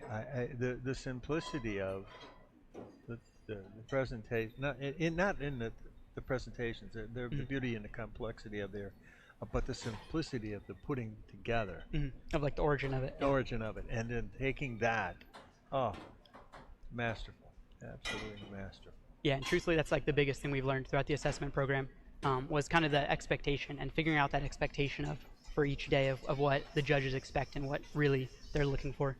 They're not looking for like this crazy over-the-top technique or anything showing off. It's like they just want the food to taste good. Right. Well, that's what we're saying. We put so much emphasis on when we do savory.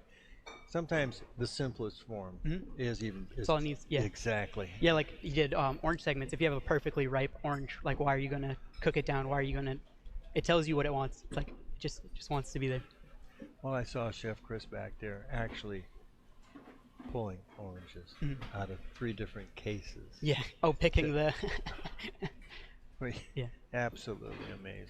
Yeah, and we were talking about that yesterday because it was the same for some of the assessments. It was like the product you guys get here at the school is like it's some of the best we've had the luxury of working with. We are very, very happy to hear you say that. Yeah, and so we're like, is this ingredient going to be? How's it going to be? Like, should we put it on the menu? And it's like every time Chef Luis has been like, the product they get is the best product. It's going to be the best. Yeah.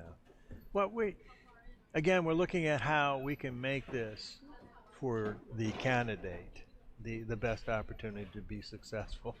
Yeah. So, and Chef Chris and everybody here at Schoolcraft, as well as all the judges, there's a whole new dynamics on how we view this test. Yeah.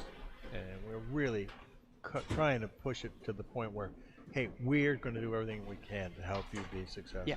We can't cook it for you. Yeah. We can't tell you exactly what's on there, but we're going to help you give the guidelines. And they're clear enough and understandable enough so that you have no misunderstandings of what to expect. But still, it leaves enough room, which you see in all 3 menus. They went completely different directions, which is always fun to see. So there's still enough room for that creative and for the chef to kind of show their style. And it's amazing, too, because when you look at the basket, you would have thought that there would have been some natural gravitational pull to a form or style. Yeah. Not today. Nope. Not at all. So that was absolutely moving. And there we go. Ta-da. And we have a big round of applause. Can you hear them all out there, folks? Yay. Perfect. Right on time. It was perfect. Wow. 12:15. Yeah, perfect. Oh, my gosh. Well, Chef, thank you so much for the time and the play-by-play. Yeah, really appreciate that. Who knows it better than you do, other than the person that's in there preparing it. Yeah. So again, thank you really so much for your time. I appreciate that very much. And let's see, we've got, at this juncture we have 12:15. We're going to take a quick break and then we'll come back in about 2-3 minutes. How's that?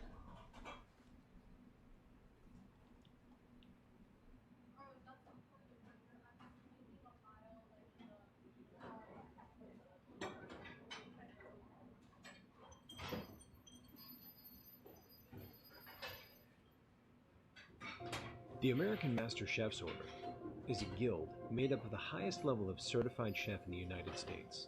This certification is only earned after successfully completing a rigorous 8-day test, which tests craft mastery in all aspects of cuisine, business, and mentorship. Our mission is to improve quality of life through the power of food, while working to promote, sustain, and perfect our craft, constantly evolving to meet the ever-changing needs of our industry. Just drive, will, hunger. It's a concentrated learning that no one can take away from you. You own it and it's yours. It makes you have more of a great appreciation for cookery. A master chef is somebody who has perfected their craft but continually learns. It's humble. Fundamentals is forever a student. Mentorship is willing to help other people. They're an open book to anybody in the industry. Like any other master of a trade, if it were construction, you might need to drywall. At a very high level, you might also have to do framing, door installation, electricity, these kinds of things. So I look at the master chef in that same way. As chefs, we need to be proficient, well above average level. A relevancy, how to be relevant and how to keep up with what's going on today. The certified master chefs who make up the American Master Chef's Order are behind the largest names in food in all facets of the industry. The cutting-edge technologies, processes, and systems, education, training, and networking. We represent the pinnacle of the culinary craft in America. That's needed today, and that's what I think that is forgotten. You'll be relevant forever if you fundamentally are sound. You'll never go hungry. Master of fundamental skills and constantly polishing and pushing yourself to better perfect the craft of those fundamental skills, but also a mastery of organization. The maturity, the experience, the skills, the passion for food, and I think that's part of what shapes a person for the future. Because I believe that if we join forces to continue to push for excellence and continue to push for true fundamental mastery, then we will be able to continue to shake off what people are believing is going to become a lost art. Let's work together to strategically build the industry of tomorrow.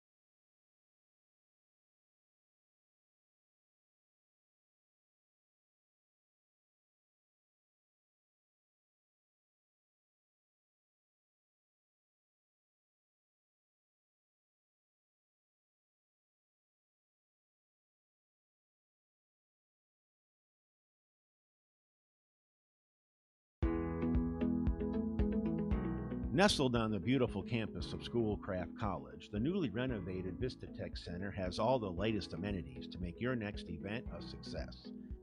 Highlighting the new space is the Collaborative Learning Studio, a state-of-the-art demonstration kitchen available to rent. This space allows for a flexible and unique environment for your next event. If you're hungry while you're here, there's always something to eat. Visit the American Harvest Restaurant, staffed by our culinary arts students, or the brand new Craft Grill, featuring our award-winning craft beers and signature menu. Looking for a quick bite? Check out the Main Street Cafe, offering plenty of grab-and-go culinary creations. Schedule a tour today and see how the Vista Tech Center can take your next event from ordinary to extraordinary. What's it take to run my kitchen? Come check this out. Hey, what's up, Chef? Hey, what's going on? We good? Yes, Chef. All right, let's go. Bring it. Yes, Chef. Food's huge for sure, but... Long ground beef, chef? Order! I got you. You gotta make it that easy to order, too. I want beauties like that every single time. That's what I'm talking about. One sucks, we all suck. I don't suck. Oh, man, I love you, man. Order's in! 2 chicken, 2 ribeye, 1 mid, 1 well. There, chef. Behind. Yeah, I got you. Menu check, chef. On the left. Oh. My left. I got it. Bob, it isn't my favorite sales rep. Yep, I see his pretty face right now. What's up, Pete? We got everything? Yes, chef. Got everything right here. On time as usual. Absolutely. All right. See you next time, chef. What's it take to run my kitchen? U.S. Foods. We good? Yes, sir. All right, let's go.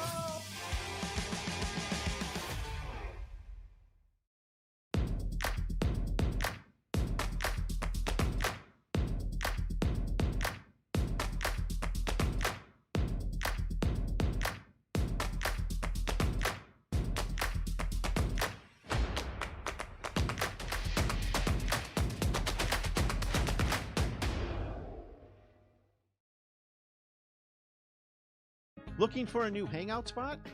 Check out Schoolcraft College's Craft Grill. Featuring award-winning craft beer created by Schoolcraft's brewing and distillation technology students. The Craft Grill is a great place to watch a game with a cold drink.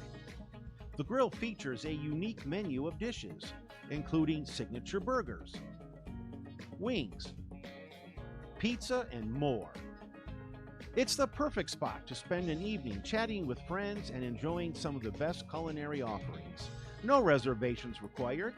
The Craft Grill is open for lunch and dinner and is located inside the Vista Tech Center next to the American Harvest Restaurant, right here on the campus of Schoolcraft College. Stop in. There's a table and a brew waiting for you.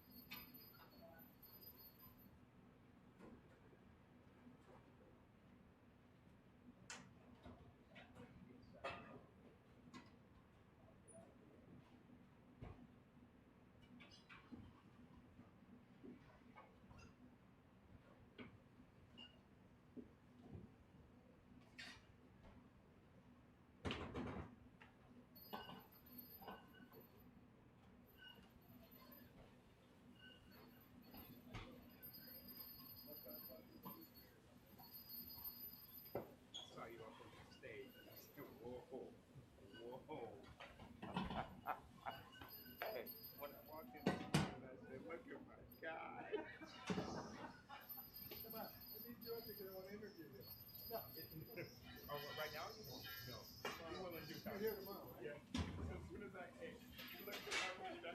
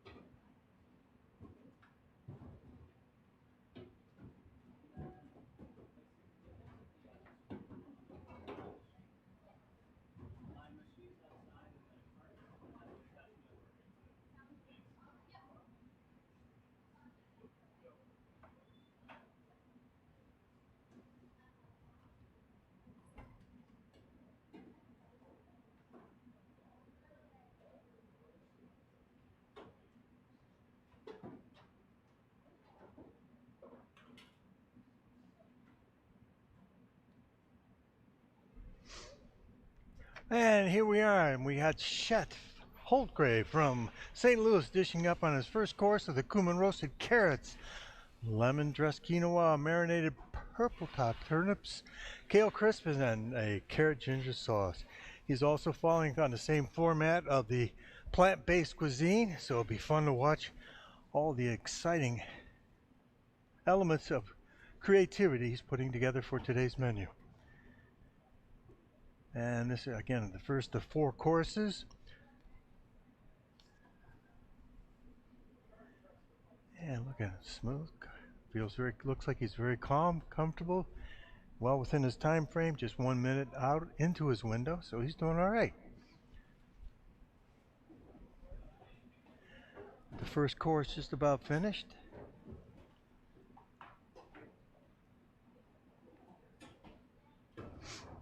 There we go.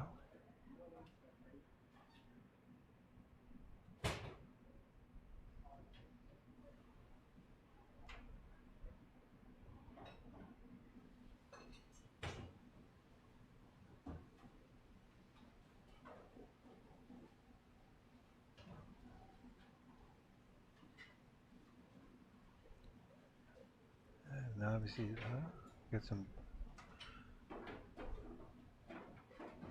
That's his marinated beets and avocado for his apple salad, which will be coming up right next, I believe.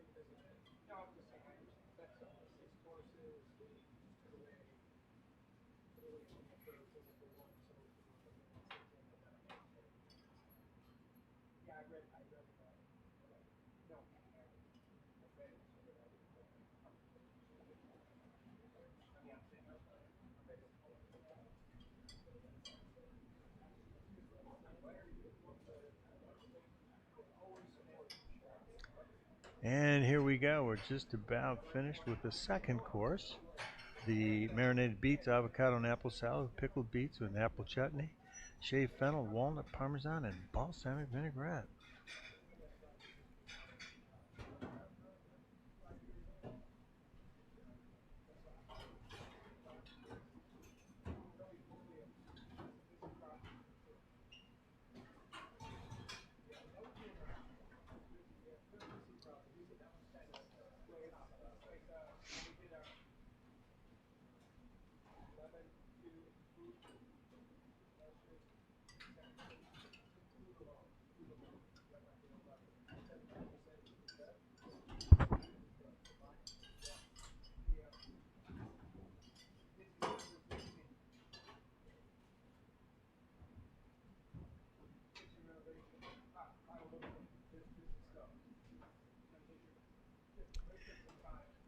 This is his marinated beets, avocado, and apple salad, where he had wedges of all those the elements on there first.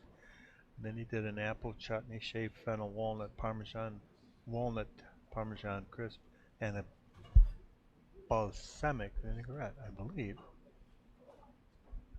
Or am I?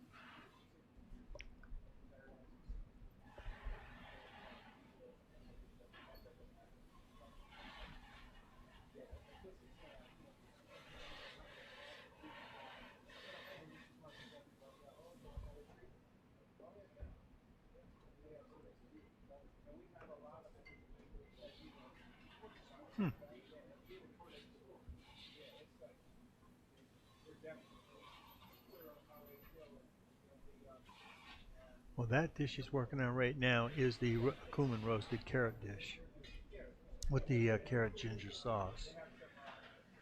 There we go, and it's going out now. That's the first course. So he has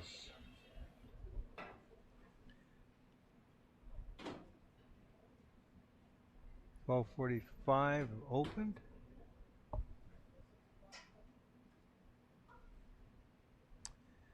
Now he's got 2 plates already done.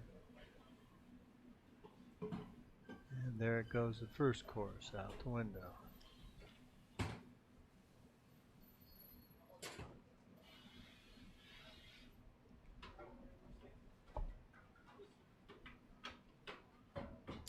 Now he's going to be finishing up his second course, which is marinated beets, avocado, and apple salad. That's the first course that went out already.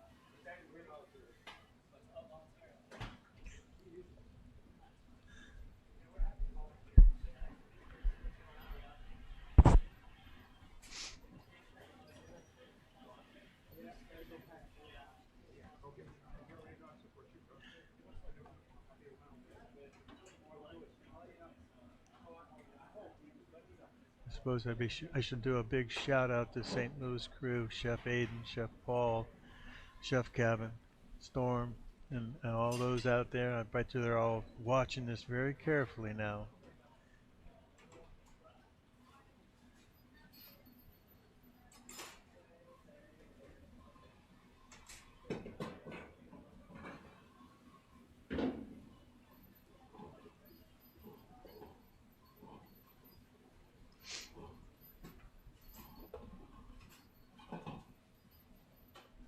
Okay, case so we're almost done with the second course.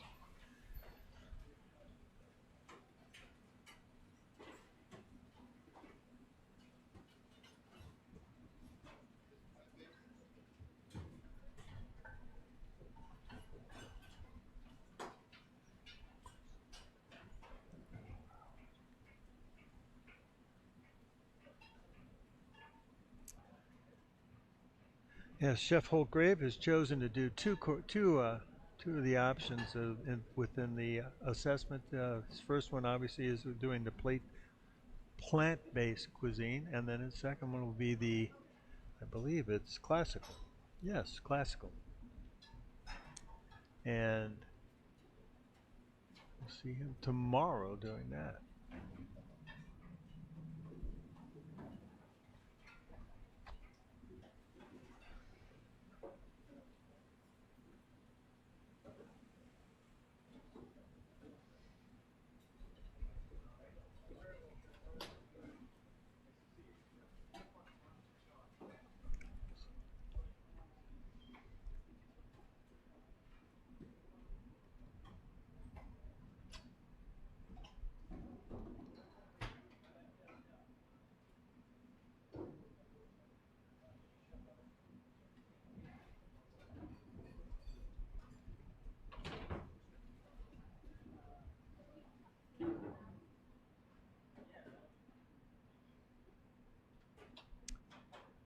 And these look like the crisps that he's going to put on there to finish it off,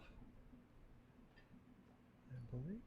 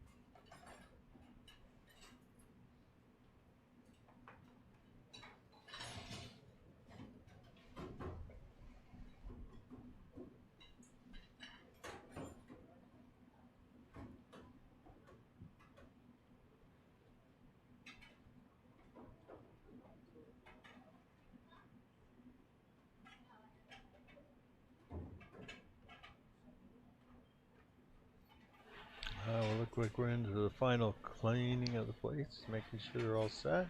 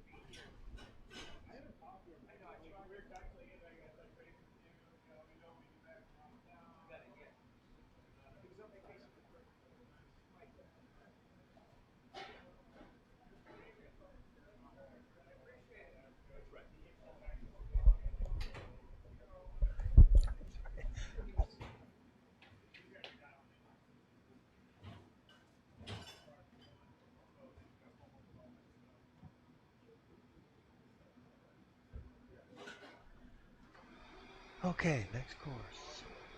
After the cleansing here, we're set to go.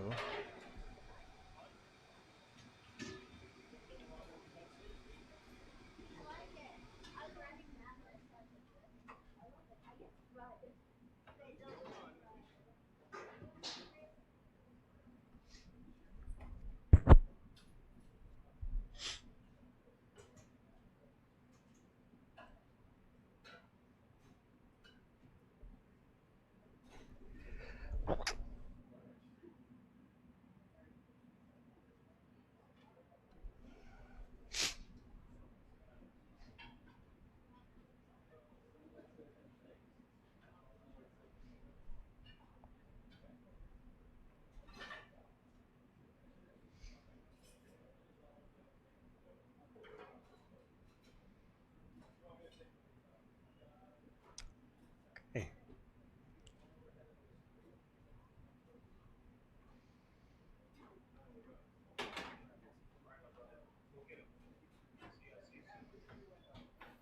Again, another shout out to our plate company, Corby Hall. Thank you.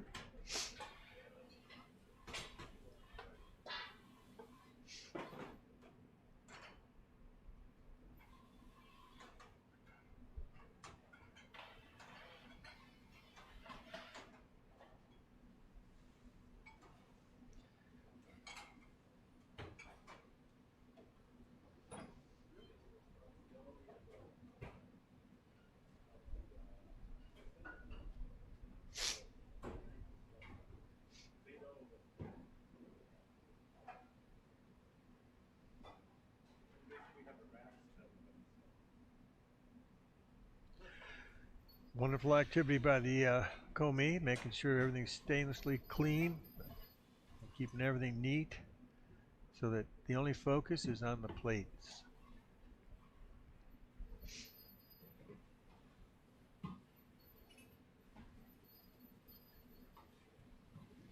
Last minute adjustment on any seasonings for the final plate up for the main course, and we're all set.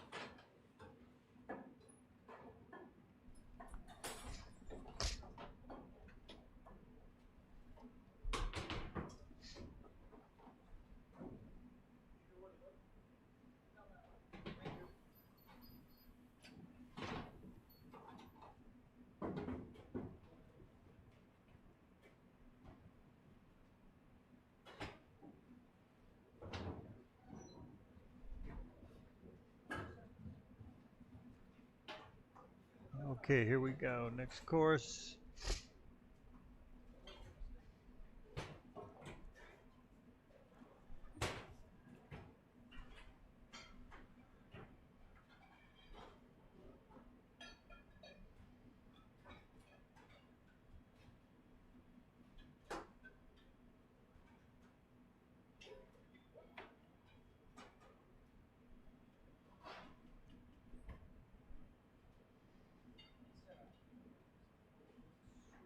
Northern bean and wild rice medley with the white bean and truffle puree with caramelized sweet onions, roasted winter vegetables, Swiss chard, sauté Swiss chard.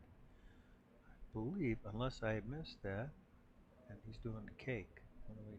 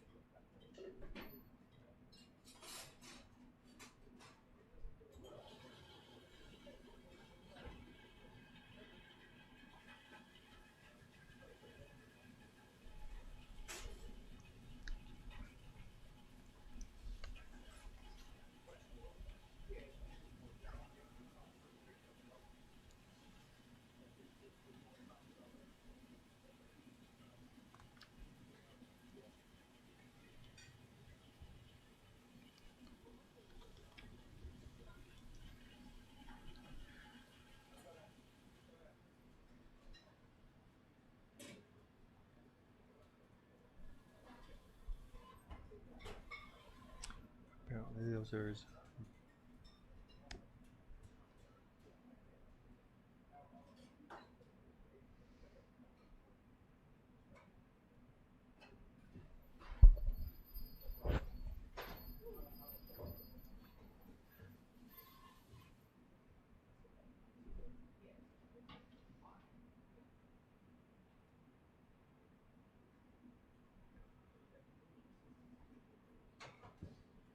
White bean and truffle puree, maybe? There we go, yeah. Just enough.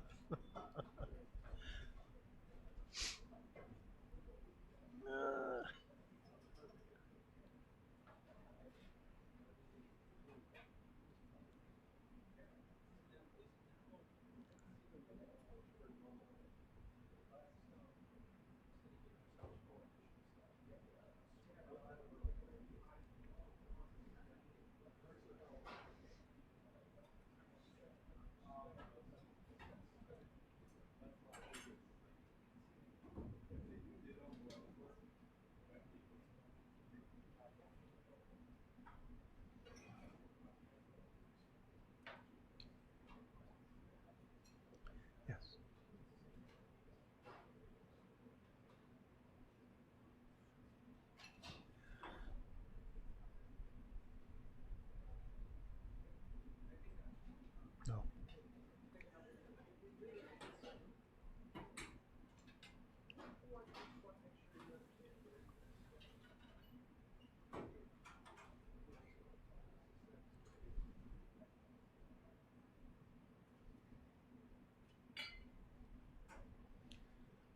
He's on his entree course now, just finishing it up.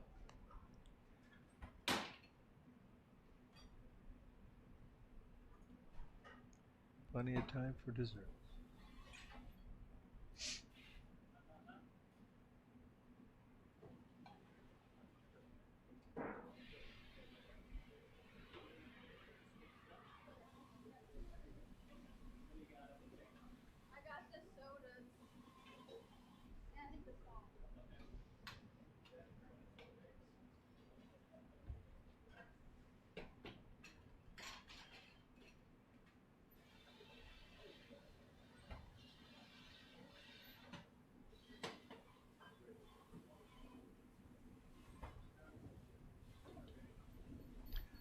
Very nice so far, nice and smooth.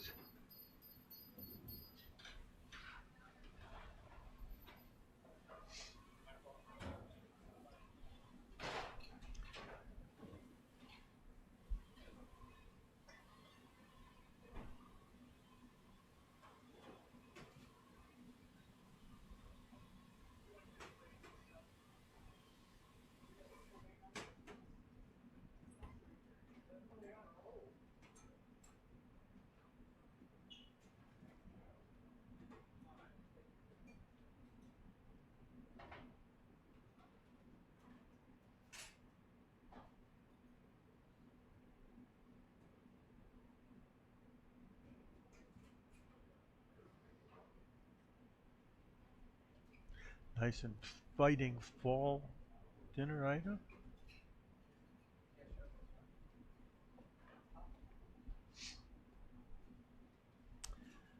And on to dessert now.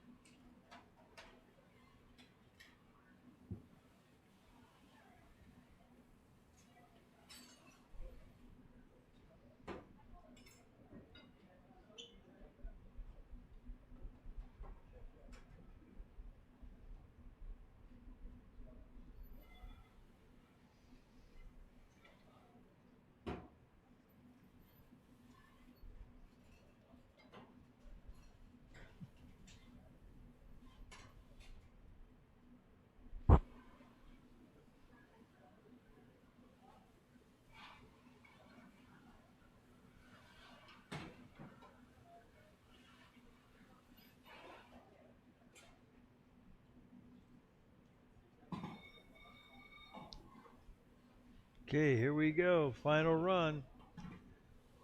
Final run. This is his cinnamon glazed parsnip cake with an orange sorbet and an orange cardamom glaze.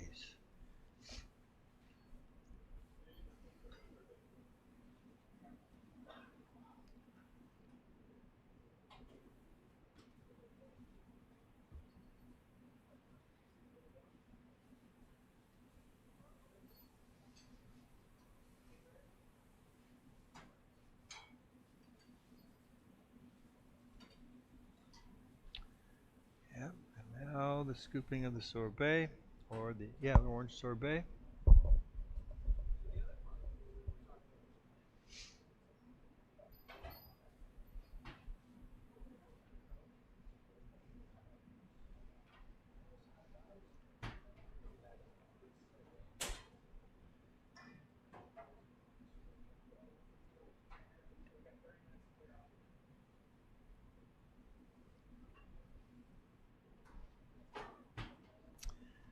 Uh, 2 minutes to go.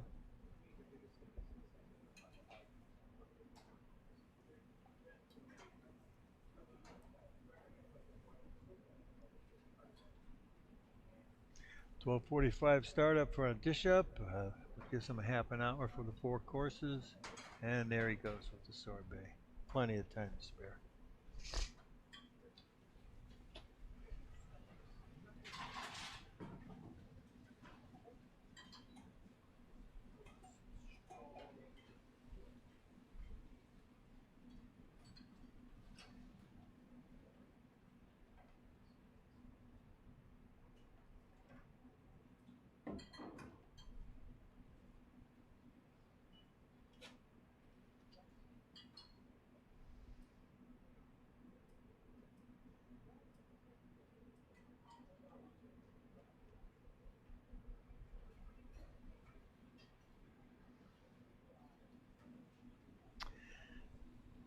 And there we have it. Last little cleanup on the plates, and there we go. Off and finale is over.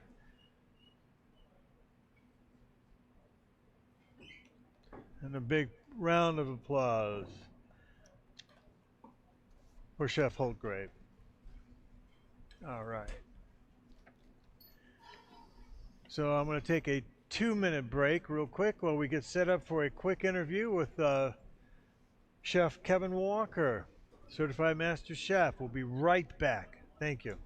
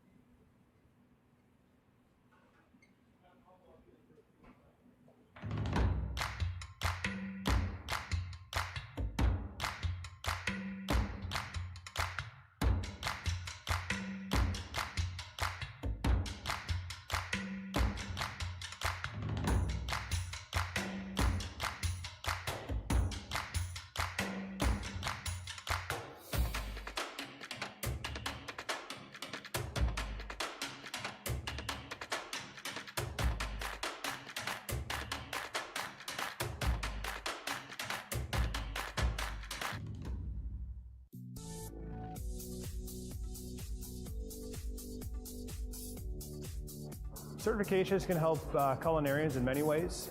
One, it helps them to refine their skill set, helps them to validate what they know and have achieved, and it'll help them validate what they can do in industry to help seek out jobs. It's a path to help set a guideline for that continued growth throughout their professional career. I was able to get better jobs through certification, and people see that you have dedication to your craft and that you continually educate yourself. You seem to get more people interested in wanting you in their kitchen. Certification has impacted my career in many wonderful ways. It's helped me determine where I stand amongst my colleagues.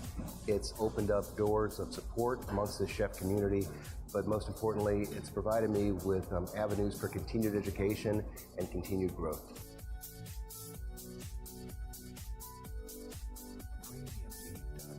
Well, there have been a lot of successes and there have been a few failures in practical exams. Some of the successes are you see someone that's so anxious and young and they go and they hit it out of the park because they followed the whole guidelines. They've read everything they were supposed to read. They practiced 5 to 6, 7 times, and they come in and they're just organized and ready to go. Some of the failures are just the exact opposite. They walk in and they're just not ready. They become successes in the long run because if they don't do well that day, one of our major goals as practical examiners and evaluators is to get them back and give them some tools to get them back in for the next exam. And eventually they come back in there and they pass their exam. Some practical exam successes would be first seeking out a mentor, understanding what you're testing for, reading the manual, practicing, knowing your certification practical exam site, checking it out, knowing where to park, knowing how to load, how to unload, how to clean up at the end of the exam. Those are all good things that should make a candidate successful. We see successes and we see failures. And the people who don't make it typically do not have the skills. And it's always the basics. Sanitation. If that's not a standard where you work, and you're continually working in an unclean manner, you're going to bring that to the exam. And I can pretty much guarantee you'll fail. It's important for a cook, a chef, a baker, a pastry chef to value your daily experience, repetition, doing over and over and over quality work, but doing it in a way that does not discount the fundamental principles of cooking.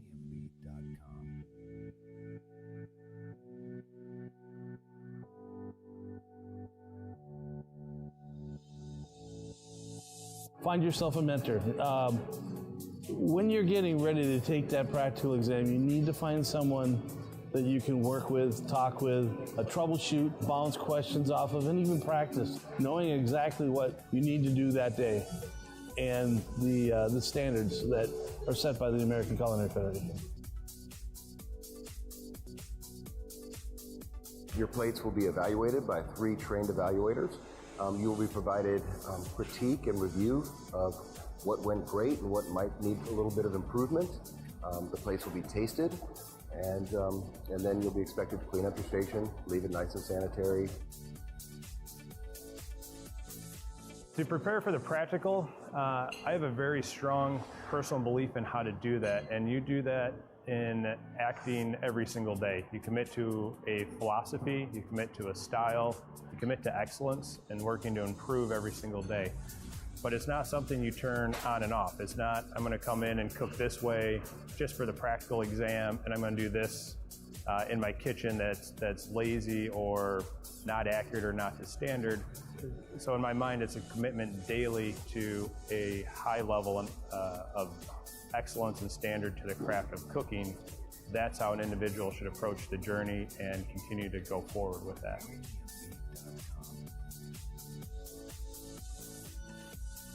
Over the past 15 years, I've seen certification make a lot of strides, and I'm very proud of certification today. And I just wish we could get more young kids and midlife chefs interested in coming in and getting a certification. I think it's one of the most valuable things out there.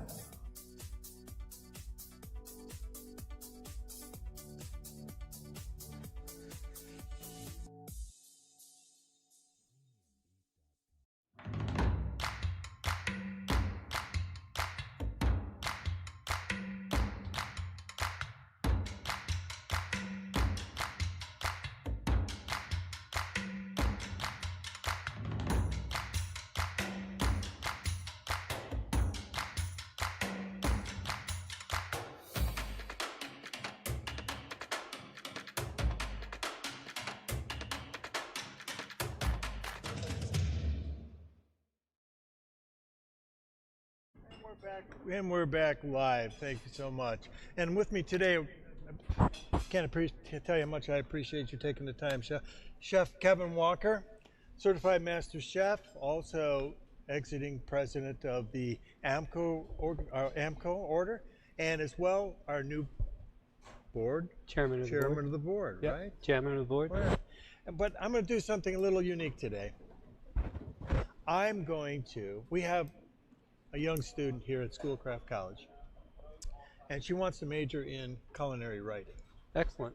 And I thought no better opportunity to be able to show her opportunities to understand how important interviewing is. So I'd asked her to come in and ask you a few questions, if that's all right with you, Chef. Fantastic. Yeah, Thank I you love so it. much. I'm going to turn it over now to Annabelle.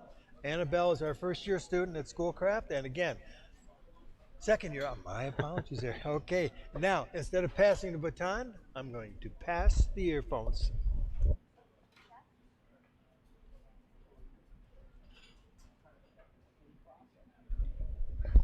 Hello, Miss Annabelle. How are you? Oh, I'm well. How are you doing today? Fantastic. It's been a great day so far. All right. Well, I mean, first of all, we'll get started with what does being a master chef, what does it mean to you? That's a good question because it's multifaceted, right? Of course. It's first proving yourself at an excellent level and then maintaining that level throughout your career. It's passing on your knowledge to the younger generation, such as yourself, and paying it forward like people did to help me get to where I am. And it's setting a standard and having to live to that standard every single day that you're working, whether it's in the kitchen or out of the kitchen. Well, absolutely. I mean, you are, as Chef Kevin said, you are the AMCO chairman of the board. You were previously the AMCO president. Your master chef journey, I mean, how long have you been a master chef? 24 years now. Wow. You're reaching the big 25. Reaching the big 25, yeah. January of 2002 is when I passed. Congratulations. And that journey started 14 years before that to get there. So it's a lifelong commitment. It was a lifelong commitment, yes. All right. Well, I mean, so you took the exam. It is a lot different than it used to be. What would you say, first of all, are the biggest changes? I know it used to be 10 days. That's when I took it, it was 10. Then it went to 8. Then it went to a bifurcated 8, so 4 days and 4 days. And then we've moved it to this 5-day. It's still as intense, I think, as the 10 days was. But we've really modified it and brought it to make it more contemporary to how we actually work in the kitchens now. Okay. And we're giving the chefs more leeway to produce the food that they cook, giving them more time than we had to be able to produce better food, and just really playing into what people do in the kitchen today. Okay. And I will tell you that it's a living, breathing document, and we've already discussed changes moving forward to the exam. Wow. So it'll be changing, not right away, but we've already seen how to develop it and make it even more appropriate to today's market. Yeah, I mean, there's always improvement to be made. Absolutely. I mean, if you can condense it even more, Well, it's not going to be condensed. necessary. It's not going to be condensed. It's Oh, we're just gonna, staying at 5 days? Yeah. Okay. Yeah, we're not condensing any further, but there's ways that we can make it more relative to how chefs work today. Okay. Well, in that case, preparation. What would you say are a good way that a chef could both prepare for the exam, and what way have you prepared to moderate the exam? Staying relative to moderate the exam, staying in touch. The assessment program that Chef Goronsky helped start, Chef Ford, has been so instrumental, both of them, moving the exam to where it is. That's been very helpful in getting ready for this, because that is the pipeline that these chefs have gone through. So they've got a lot of evaluation up to this point. And that's where we make the changes, so we see how it works in the assessment before we move it into the exam. So everything that we're doing this week, we've done through the assessment program. The candidates have seen through the assessment program. So, you know, and for a chef who's wanting to get ready to take the exam, I think the biggest things they need to do, you have to cook every day. And you have to be on the line. Of course. Because your timing is so important, and you have to be able to adjust when something doesn't go the way you want it to go, and how you're going to fix that on the fly, right? Yeah. Because we have that every single day. We've got a party at 30, and somebody drops a pan at 10.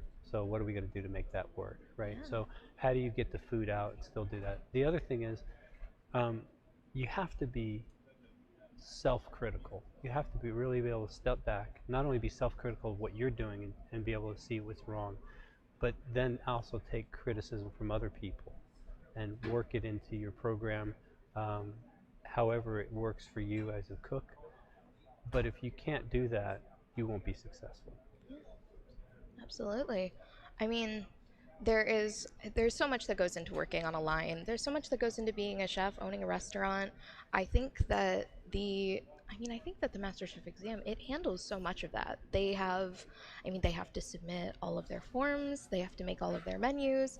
It's a lot of preparation, and ultimately, you can prep as much as you want, but if you get on that line and you aren't timing everything correctly, you aren't prepping everything correctly, then you still have work to do. Yes, yeah, you're absolutely right. It's the whole thing, you know, from the menu writing. What's on the menu? Are you delivering what's on the menu? Is the menu written correctly? Is it punctuated correctly? You know, all of those things really bring up to a master level, right? Yeah.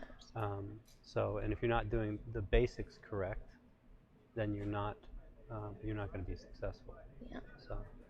And I mean, I'm speaking here as an English alum of MSU. I mean, grammar is so important, and you need to be able to translate your thoughts into something that the general public understands. Well, I'll tell you that I have a third grade English teacher for a wife, so a lot of my stuff went through my wife. So you get it. Exactly. She taught me. She beat me up over commas. So. Yeah, I've been there. Yeah. So. All right. Well, I mean, the last question I really have is today's test, which is plant-based cookery. It is, I mean, first of all, it's something that everybody in the industry is starting to come around to because it is becoming so big, especially on social media. So today's test specifically, how do you feel it showcases different candidate capabilities, the creativity of it?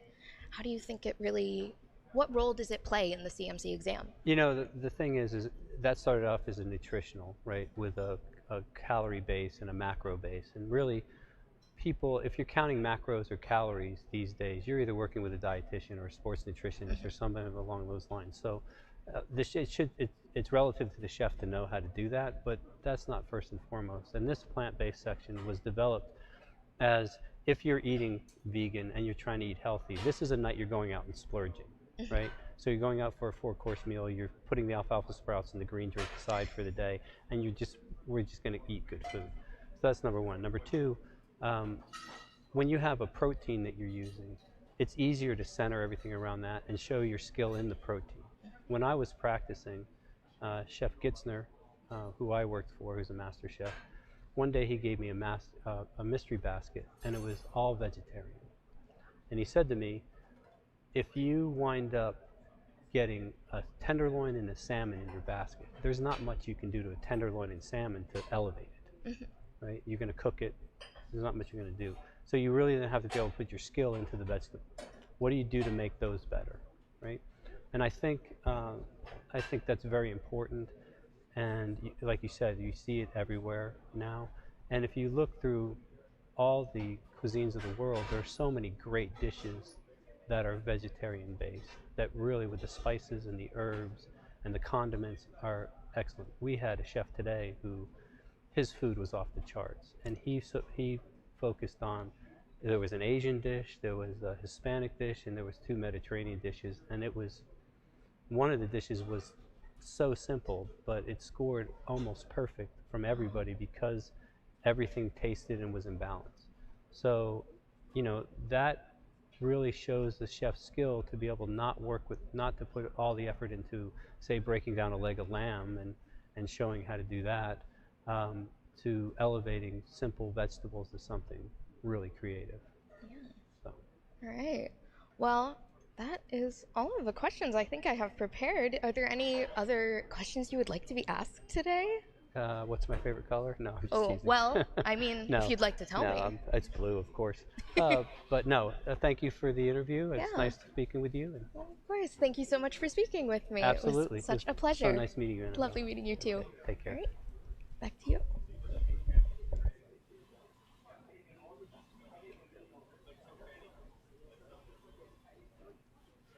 Boy, now that's a tough act to follow. Chef, just a comment, not really even a question. One of the things that I'd like to say at this point in time is, I think Escoffier said it best, that times we change.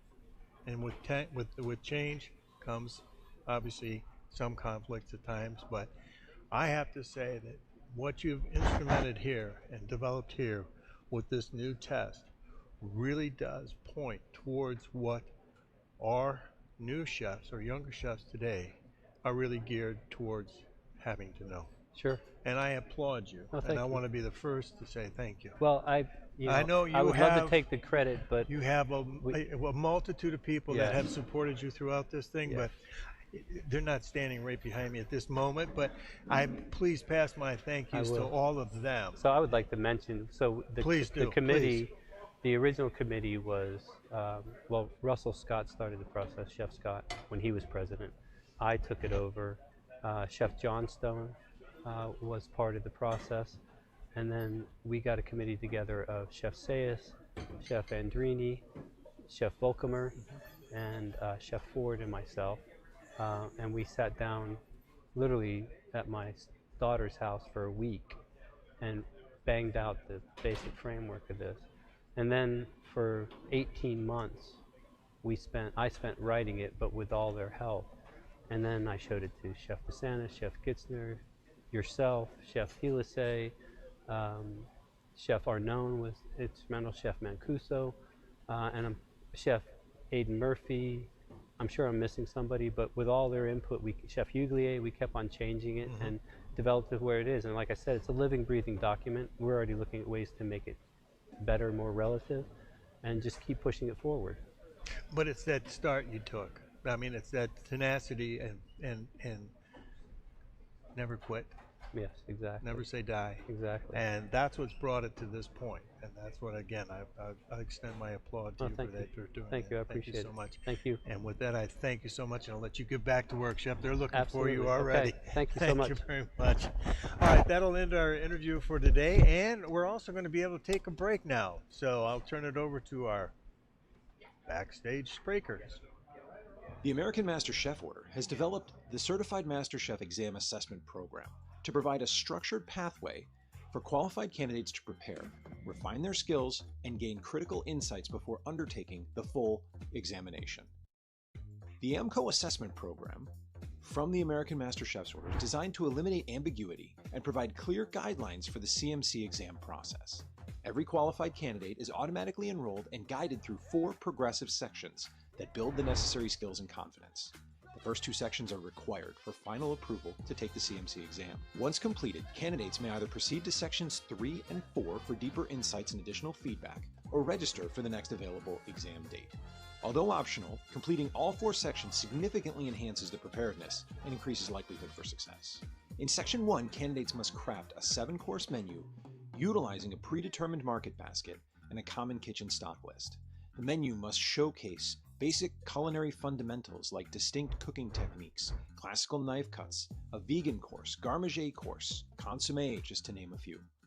Menus must follow strict formatting guidelines and be presented at a professional standard. Any submission with more than 3 grammatical errors will not be considered. Weekly Zoom meetings with the assessment committee provide candidates with feedback and critical discussion along the process. These sessions offer valuable insights into menu progression, execution, and presentation, key components of success in the CMC exam. In Section 2, candidates undergo an intensive in-person cooking assessment held at select culinary institutions across the country. This critical stage integrates key elements of the CMC exam and provides evaluators an opportunity to assess technical skill, execution, and overall readiness. as well as organization and preparation. Going into Section 2, candidates receive a market basket 10 days prior, allowing for menu development and order guide submission, both of which contribute to the final score. The cooking assessment then mirrors the evaluation criteria of the full CMC exam, with clear points of evaluation designed to showcase candidates' strengths and skills deficits to more effectively prepare. Throughout the assessment, real-time feedback is provided by the American Master Chef's Orders certified Master Chefs, helping candidates identify strengths and areas for improvement. Upon completion, candidates receive a detailed evaluation report, including an estimated readiness score based on the evaluator's expert analysis. Keep in mind, ultimate success at the Certified Master Chef exam is solely dependent on the candidate's individual preparation, training, and execution under pressure. The American Master Chef Order Assessment Program is more than a prerequisite. It's an invaluable experience designed to sharpen skills, eliminate skill deficits, and refine the precision and mastery that is required to achieve certification as a Master Chef. Regardless of where you come from, the path to the Master Chef exam begins here. We look forward to welcoming you into the kitchen.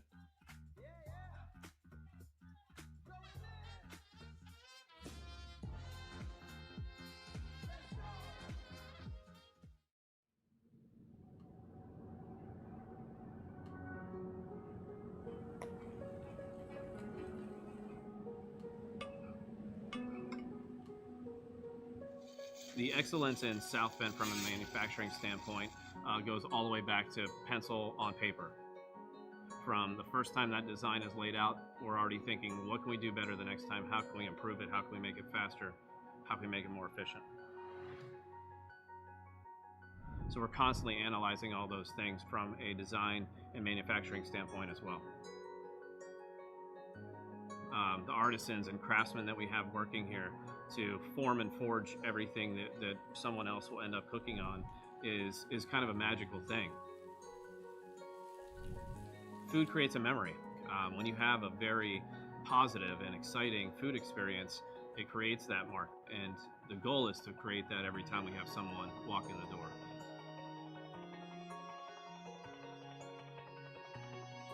We are always looking to improve that next thing. Even though we may have just finished an oven, we're already looking at what that next generation of that piece is going to be.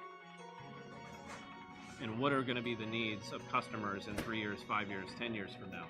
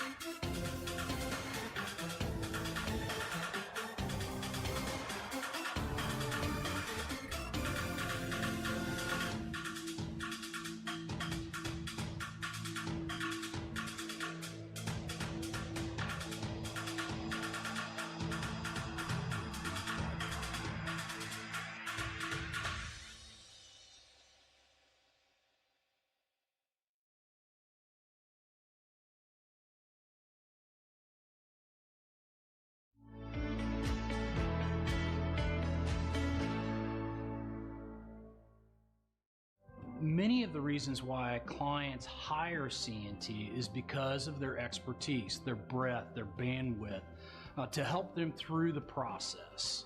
So that process is so complex because it starts basically from a blank piece of paper and goes all the way to reality.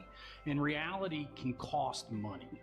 And what CNT does with their expertise, their breadth, their training, and real life experience is to bring that client through that process so that they can sleep at night and hit those targets. The targets are opening on time, cost them money if they don't.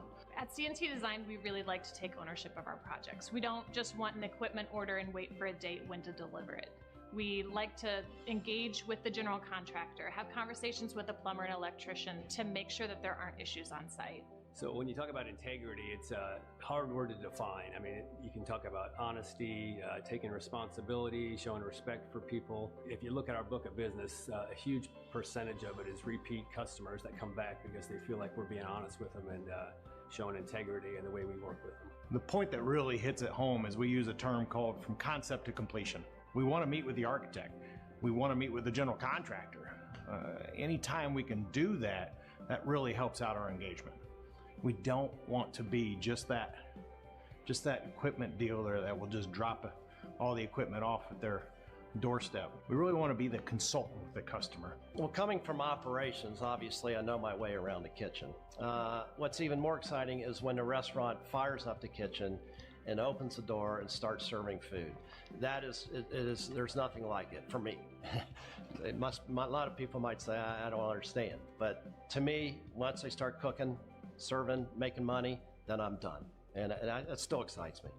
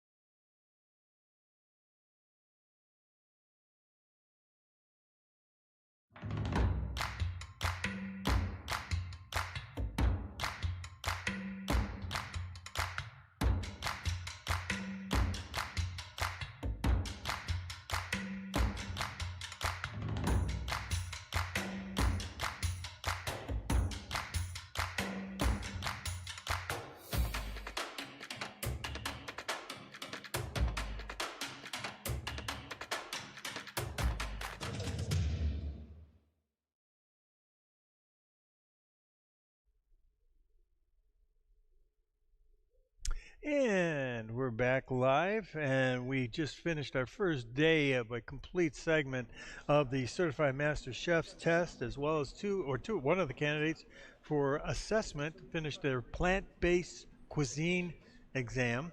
And sounds as though it went pretty well. Don't know the exact scores, but from what I'm hearing, it sounded pretty good all the way across the board. Now we're getting the candidates ready for tomorrow. And then tomorrow's tomorrow's kitchen is going to be contemporary garde-manger, and this is a long day for them. Starting out for 2 hours today from 2:30 to 4:30.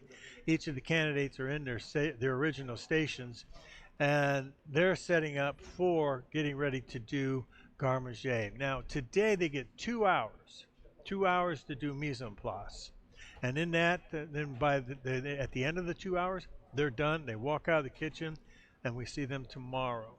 What they've already done is they received their basket yesterday, or the day before, and then this morning, they had to have by 8 o'clock, they had to have their menus in and ready to go for garde-manger, which is contemporary garde-manger, which I'll go over the highlights of that in a moment. But I'll give you the timetable in the sense that in the 2 hours they're going to work today, tomorrow they work from 6:30 a.m. to 6:30 p.m. 12 straight hours. They take a half-hour break for lunch, and then they get 2 hours the following day for final presentation of their garde-manger project. So without further ado, I'll tell you a little bit more about what their requirements are in those 2 hours. Actually, that would be 12, 16 hours straight.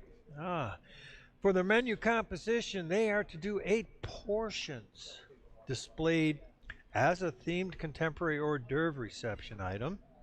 Then they have to do 1 pâté en croûte. They have to do 1 terrine or a galantine, again utilizing a different force meat other than what is in the pâté en croûte. Then they have to do some type of a whole muscle preparation, and which contains up to 20% force meat by weight of the muscle being utilized. Again, this will be going through a little bit more in depth when we get in tomorrow, but just to kind of give you an idea. Then also this is going to be accompanied by 3 salads, 1 of a grain or farinaceous, 1 leafy, and 1 vegetable. 3 accompaniments of different types or forms, such as an aioli, a chow chow, a chimichurri, or a salsa, or a chutney or a sambal. Again, a marmalade, or again, it could be a flavored mayonnaise. We have to have 3 different accompaniments to go with each of the items above. Then we need 12 pieces of 2 different types of canapes. They can be hot or they can be cold. Must incorporate a pot de choux as a vessel, and also must contain a mousse. And also, all portions of the provided basket ingredients must be utilized. So I'm telling you all that now so you understand the volume of work that they have to do, and that's why they have 16 hours in preparation for that, so that you can better understand why they're going to be going all day tomorrow. In doing so, what today is going to probably help them out a lot in is, first of all, they got a brand new apprentice. So obviously they had a half an hour before this started, so they start their communication line with them.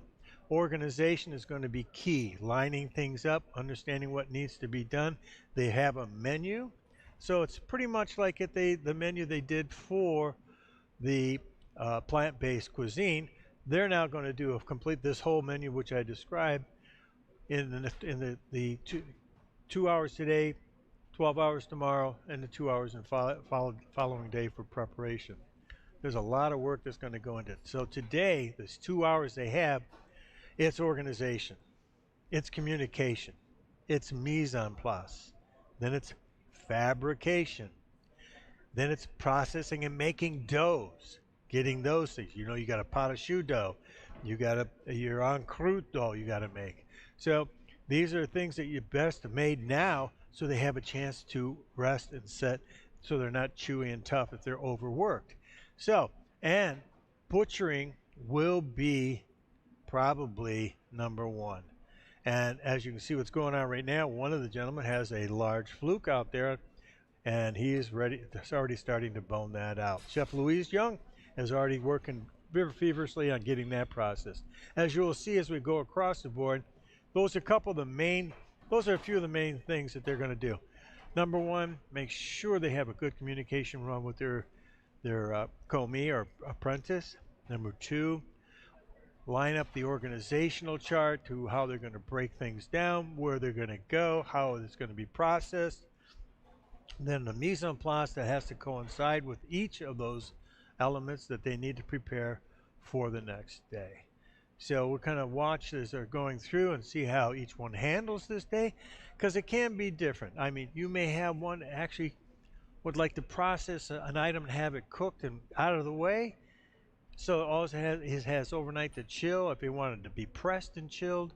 Again, it depends on how their menus come out. We haven't seen their menus yet, but we'll have them first thing in the morning, so we'll be able to see what it is exactly they're going to be doing. Again, it's a garde-manger in the contemporary sense, because we normally just do lineups on platters. This is for the service for the public. These are going to be eaten and tasted. Now you can see he's working his full lineup for the on the fish.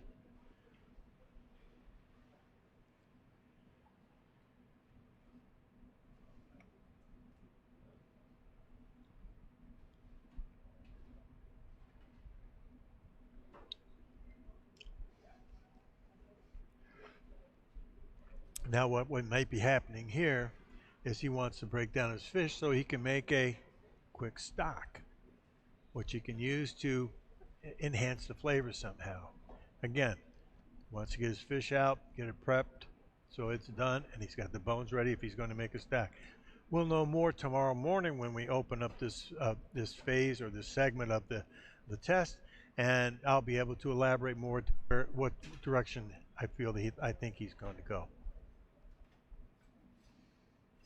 And there we go. He's got, looks like a pork butt up there. And he's got, yep, gonna break this down, get this. Now this is probably going to be used for a force meat of some type. So he's going to break out the lean from the fat and get the right ratio, which will be critical in making his force meat.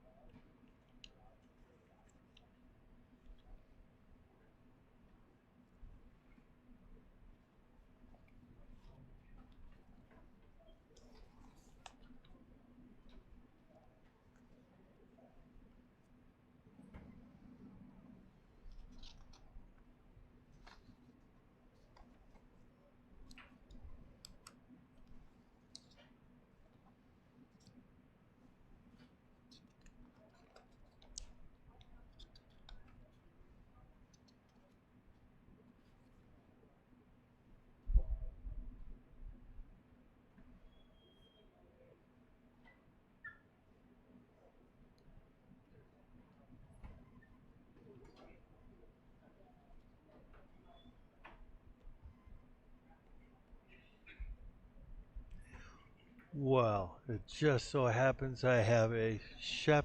Whoa, I had two chefs now, one right after the other. You get, come on, you want to take it? Come on, take it. Come on. Well, you put this over your head with this on this side. There you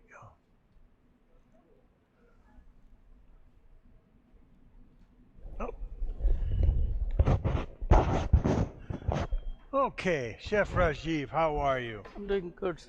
Thank you. Please tell me, what your name's Chef Rajiv, and you are with whom? I'm Rajiv Patgaonkar. I'm also ACF as well as World Chefs Without Border Committee member and a proud Spartan Michigan State University chef. Go green. Go white. And white. Okay. What brings you over here to Schoolcraft College today? First of all, to see you. Well, thank you, Chef. And CMC exam. And the CMC exam, okay. which you are leading beautifully. I am merely the one who's just elaborating verbally about it. That's all I'm doing. I differ with that. Okay, differ. Okay, fine. Thank you. All right. So, you haven't had much of an opportunity to see what's going on? I just saw a little bit there at the last phase of Butchery. Doing. And we'll see that shortly here because I want to get your comments on. As you know, the test has changed dramatically. As you see, is down there in a split screen. Those 2 hours that they have, Chef, and you know, Garmager has taken a different kind of a little bit of a change. Yes. You know? We're looking at it more of a contemporary fashion. You know, we're offering it as an hors d'oeuvre or as a luncheon or something that at a cocktail reception with more salad, so that obviously you get better utilization out of it. But if you think about it from the chef's perspective, if you know how to apply the techniques of Garmager in a regular operation, it's actually a money saver, isn't it? It's a money saver. You can also use byproducts sometimes. Yes. You know, and you save and utilize the key protein and other parts in a main different way where the money is. Absolutely, and you're right. Absolutely. So, and what's happening now is they have a 2-hour window tonight. Yes. To get ready for the 12-hour day tomorrow. Correct. And what they're doing now is they're in processing in many ways, shapes, and forms. Yep. Their fabrication of their meats. Correct. Any thoughts how you would approach this, Chef? Or these are the young chefs with more technical knowledge as well as practice. What I heard and what I saw for a few minutes, they are well prepared. Earlier they did good, and now they have to do the next step. Process the proteins, marinate it properly how they want. Marination. Good point. I hadn't brought that up before. Marination. Great point. And, yes. And they can not only marinate, improve the flavors with marination, and even make a little more tender, because some of the marination can use as a tenderizer. Very good. For the protein part.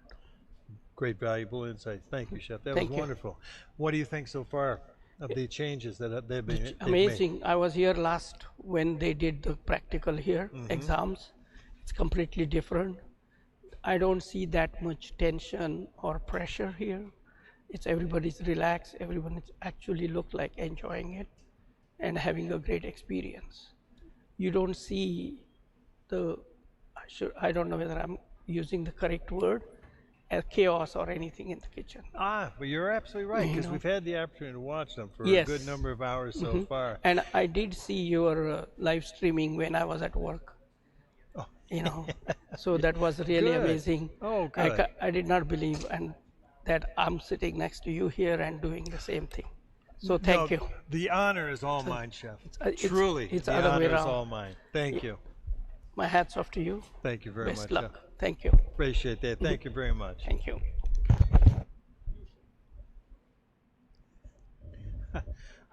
We've got another chef in the audience that we're going to bring up here.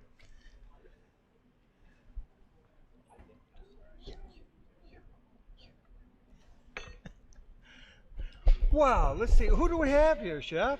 Jim Churches. And Jim Churches, how are you? I'm doing well. Chef Jim Church, Chef. I'm sorry. Certified? Certified Executive Chef. Certified? Culinary Administrator. Very good. And in the AAC. Very good. Thank you very much. Fellow of the AAC. Why is certification so important? It enhances your career. Oh, how? It elevates your career. There you go. Thank you. Yeah. Yeah. So what are you over here for? Well, I am also the Michigan Chef de Cuisine Association chapter president. So I'm here supporting. It's here at School of Craft College. I'm an alumni of School of Craft College. Yes. So always very good to come back home and support the Master Chef exam. Wonderful. Have you been to any of the previous ones? I have not. Okay. Well, so this is your first one? First one. I'm usually always out of town. Oh, yeah. Well, I'm so glad to see that here. And as you can see, we got split screen, and we're able to watch. We've got the 3 candidates in there. Oh, yeah, they're and getting they after have it. the 2 hours tonight to go to do their initial prep for tomorrow.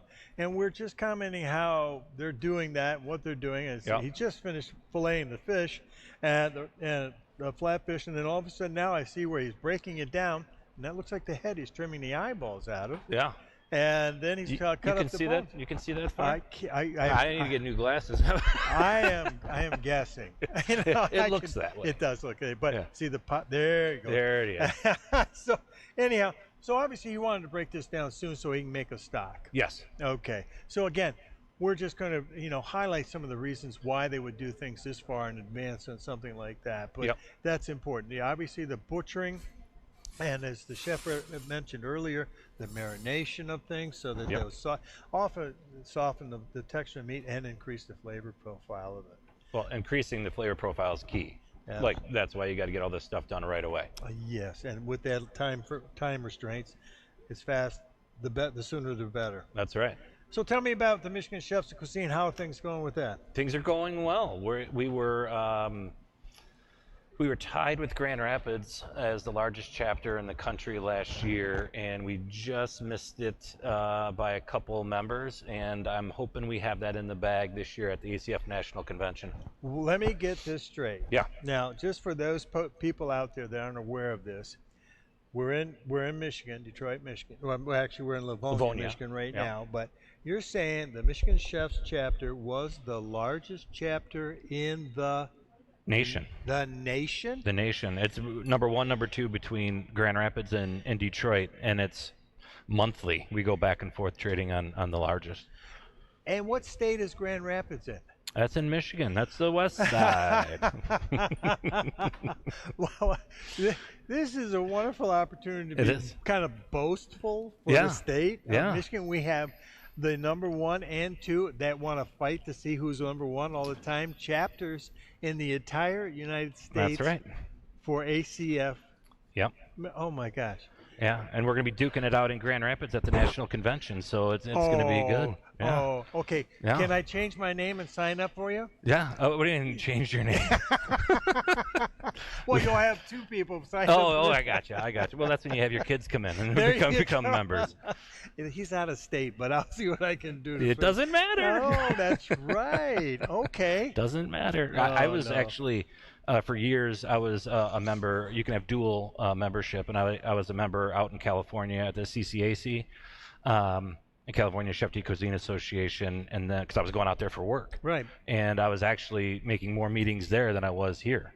So, and then I flipped that to Tampa Bay after. Why? So, why? No. Oh my. Oh, I didn't realize you went from. Yeah. So.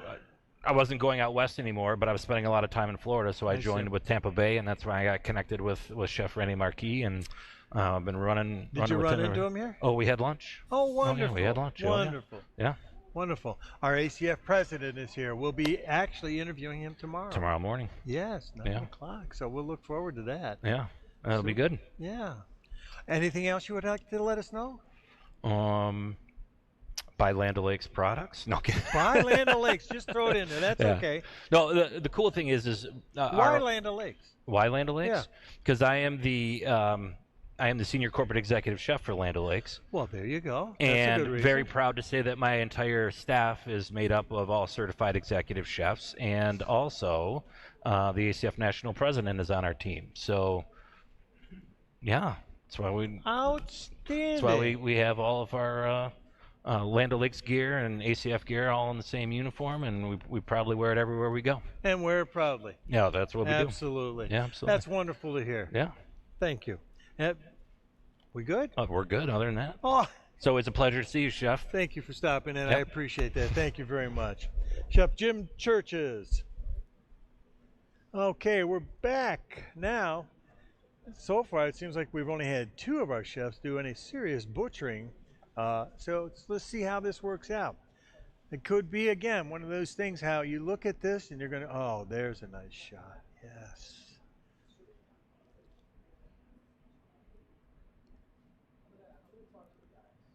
Oh, he's measuring. Oh, I can see what he's trying to do. Measure it off so that this is going to be either one layered on top, finished with a force meat inside, or there you go. Ooh, look at this. He's got it all figured out. It's always fun to try and anticipate what they're going to do. Do you know what they're going to do? What you do? He's looking at me like, I've never seen this before. Only 1,000 times, right? Huh? Did I? Okay. I guess I got lucky and figured it out. Oh my.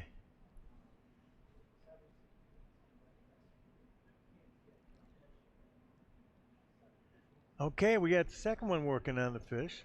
Chef Gio's working on his.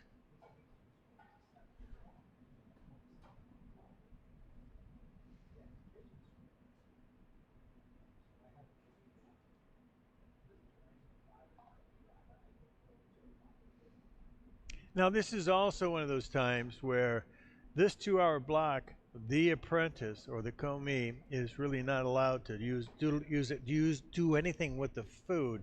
So they'll be there organizing things, collecting things, and putting things where they should be and in place, so they get ready for an organizational process for tomorrow. And that's where that helps the chef out tremendously. Okay, well, here we go. Anthony Young looks like he's got his fish out. So, yes, I can see there's some similar thinking in the processing of today's products for tomorrow. Look at this. He's even checking out the quality, the smell. He says, okay.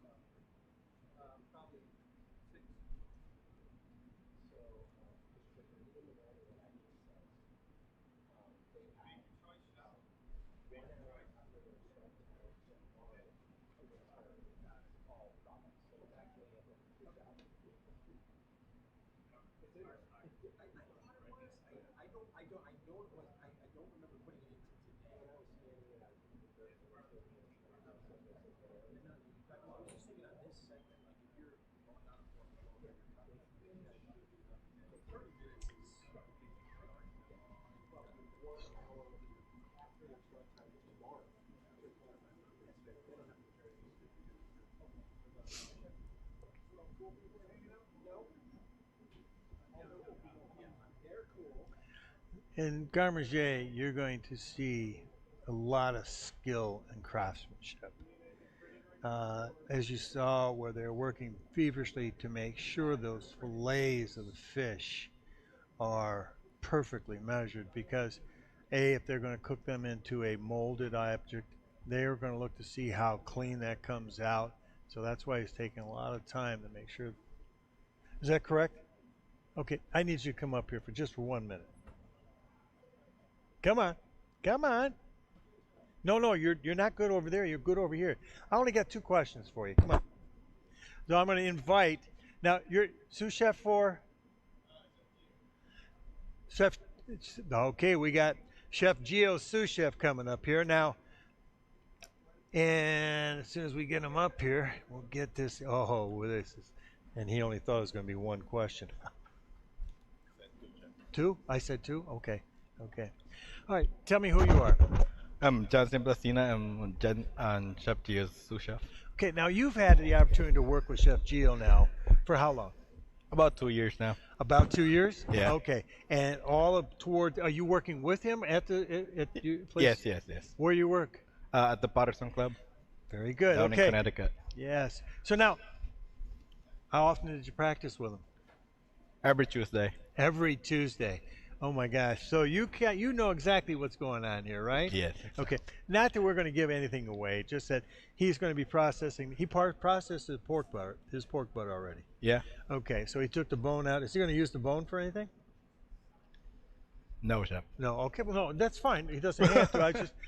I'm trying to get the public at large to understand what things might be done for what reason. He's going to separate the meats out, and then he's going to clean that up and go from a lean to a fat? Correct. Oh, I see. Okay, fine. So I did guess that right the first time. Yes, chef. Okay, thanks. What's he going to do with the fish? It's making roulade, with mousse inside.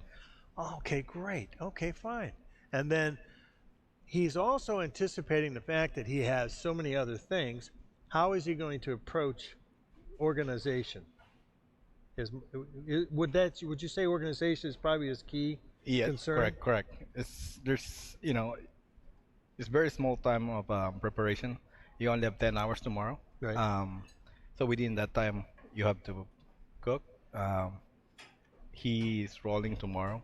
He's just fabricating today and then processing everything tomorrow. I see. And that's going to give him that lead start in so he can get the things that need to cook the longest started first. Correct, And, correct. Oh, I got you. So that's one of the points of view we need to consider. So anything else you can add to this little? Just good luck to everybody. Oh, very thoughtful of you. Very thoughtful of you. Thanks for taking the time to come up and talk Thank you, to Chef. us. Appreciate it. Thank you. Appreciate it. Thank you.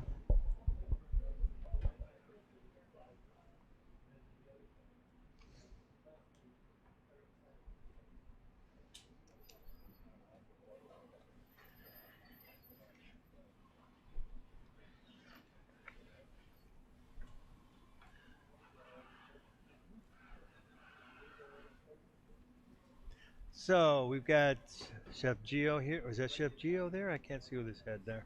How about we got Chef Anthony Zhong and Chef Luis Zhong. Where's Chef? Have we seen Chef Luis, or is that Chef Luis I'm looking at? That's him? Okay.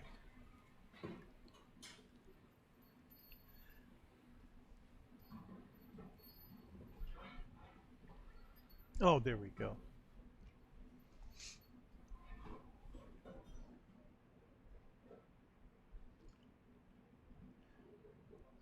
Also, too, I mentioned one of the things sometimes they a lot of times do is they'll scale out their dough and it looks like he's doing something with the fish and getting it prepped for either a cure or salting for a smoke or something like that nature could be done.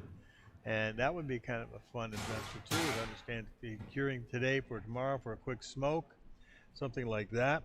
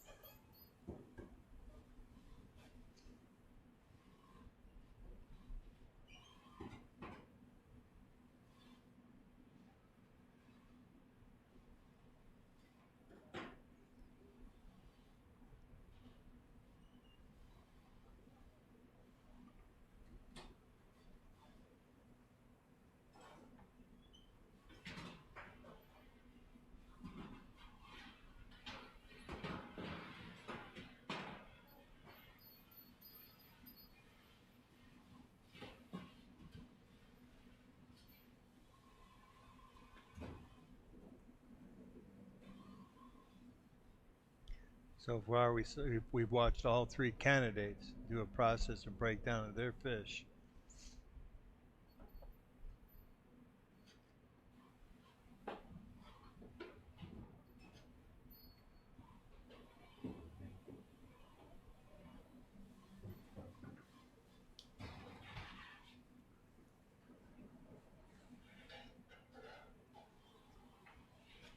Well, there's one other thing I forgot to mention throughout the course of this test is for the last day, on Tuesday, when they get their mystery basket, one of the courses is a active live bread. And the chefs will be feeding their dough throughout the week. Depending on the type of dough that they are making, they are given specific times or times within any of the times they're working where they can take a moment and go over and start feeding flour to their bread dough, depending on the type they're doing. Some may only need once a day, some may twice a day, some maybe 3. Obviously, the more you feed it, the more active that dough gets, and what we're talking about is feeding it flour and so forth so that it has something to work with, creating more activity, more acidity and buildup. So those are some of the things that you're going to be looking to see. We haven't had a chance to see, but I just thought I'd break that as a mention. The bread course is a part of the last day. It's part of their scoring. And so it'll be something that they're asked to do. They may make a bread or dough. Obviously, they're required to make several different kinds of doughs throughout the week, but they may be asked to do another one on that day, or they have the option of doing a second one on that day as well. But just wanted to bring that up to you to let you know that that would be something that you can look forward to seeing on Tuesday, the last day.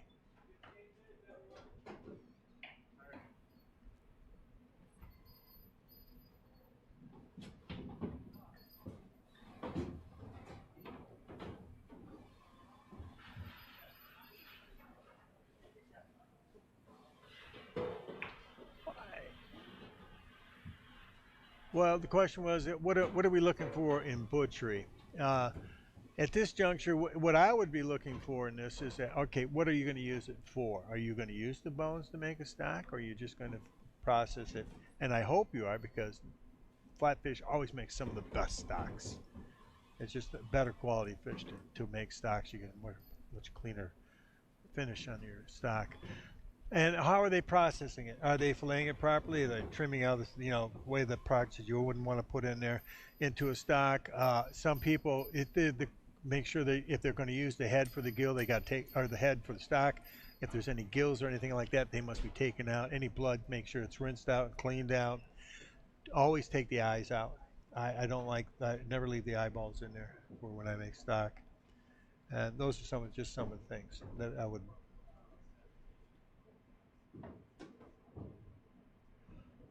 Sanitation, the question was, what about sanitation? It's always a key component. It's a major portion of the score. It's not a major portion of the score. It's a pass-fail. If you fail it, you fail a portion of the test. Because if you don't pass something that's for this particular test in sanitation, you don't belong there. Seriously. And if you've watched, especially when obviously all the way through the course, they are constantly cleaning, wiping, and it becomes second nature to them, because that's what they do all the time. And most of them I watch, I believe that that's what they do. It's hard to put on a new pair of shoes and then think you're going to be different. You're not. You're just going to keep on doing what you always do. And if you don't always clean up, it's going to show up, because as soon as you get a little bit of pressure, you're going to fall into your old ways. So that becomes painfully obvious when you watch enough people competing.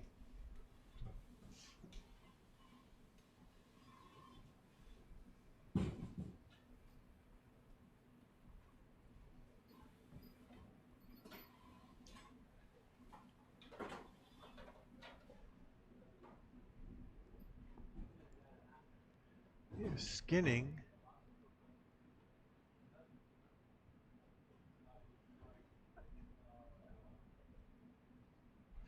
I can't tell what that is. Oh, chicken.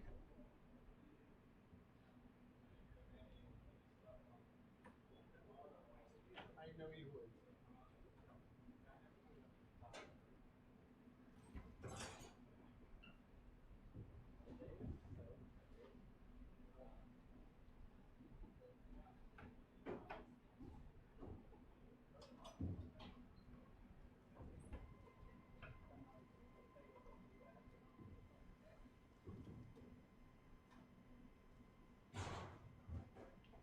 See where all the trimming comes off. And this is why I said earlier about something about garde-manger, where it becomes cost effective to introduce garde-manger like this into an operation.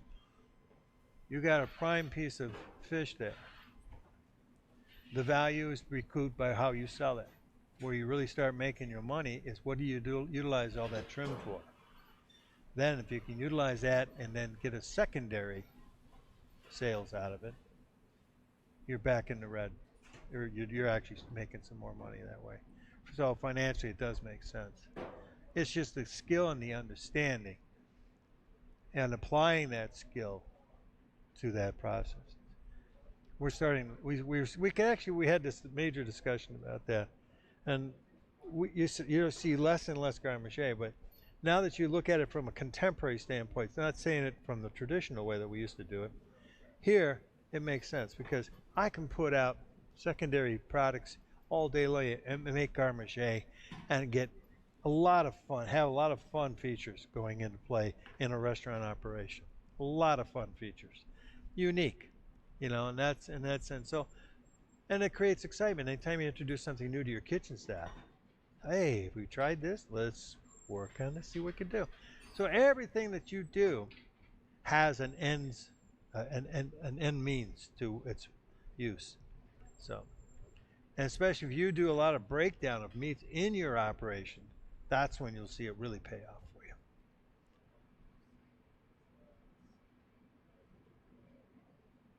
It could be. Yeah, it looks like it. I would think so. The skin, yeah. That was, it looks like, yeah. Yep.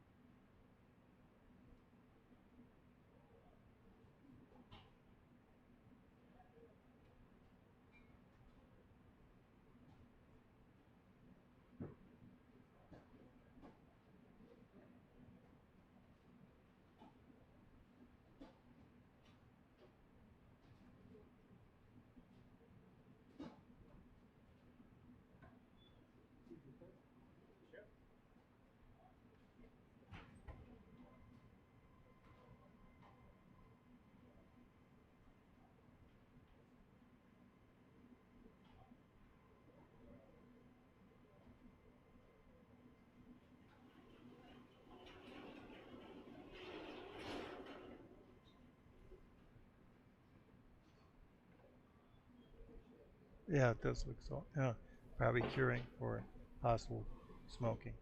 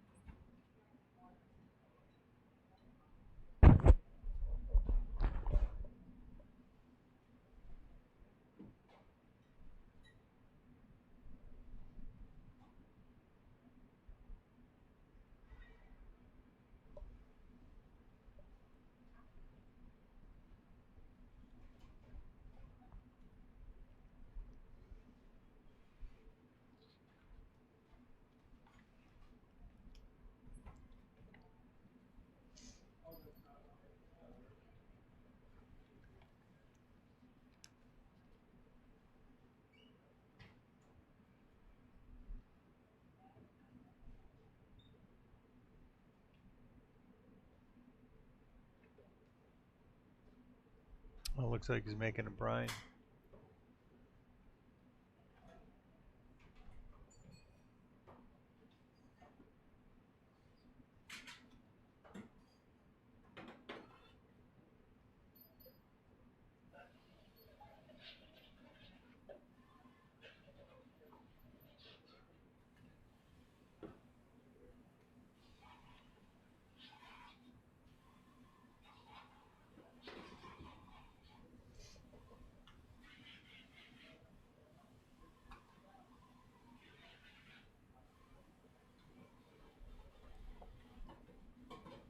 This is another opportunity for us to thank some of our sponsors, one being Foley Seafoods. They brought in a lot of the fish that we're using for today, for the Garmisch area today, especially in the fact that we got some beautiful, flatfish in there, and a couple of the items that they'll be using later on in their menus. And again, big shout out and big thanks to Foley Seafoods out of Boston. Thank you.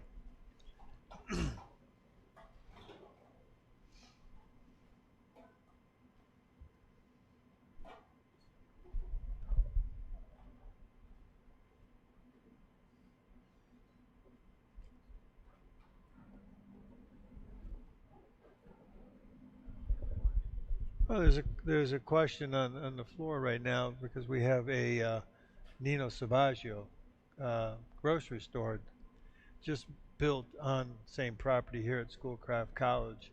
And they actually built that in conjunction with Schoolcraft so that they can create an educational environment through there. And if you think about it, it's a wonderful marriage, I think.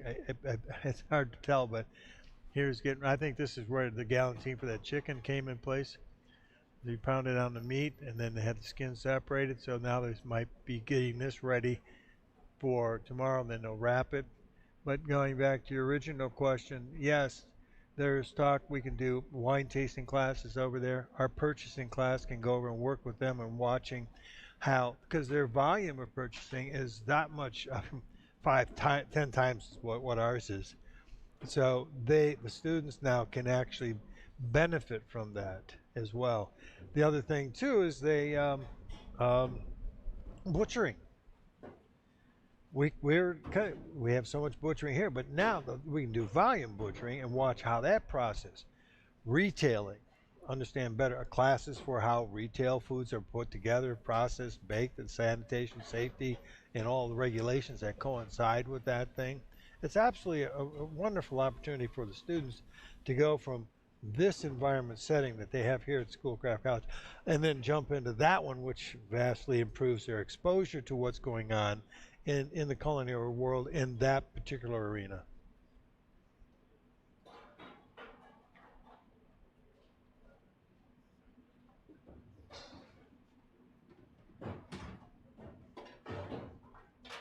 No, the question is, what do they do?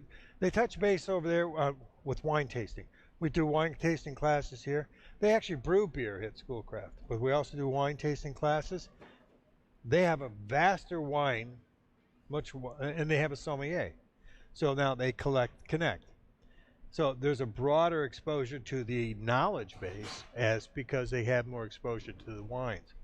Retail, that's what they're all about. Packaged food, retail. Students going from here can go over there and work in the retail and get exposed to that as a class. So yeah, there's more than just butchering as a benefit.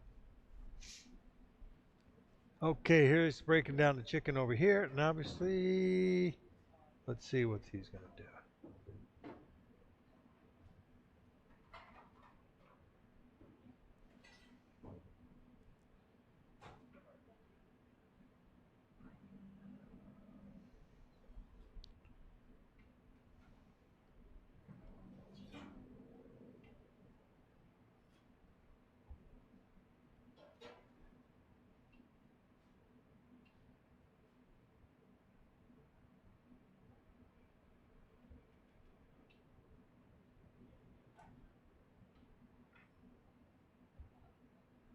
Bake. Yep. Slap and bake.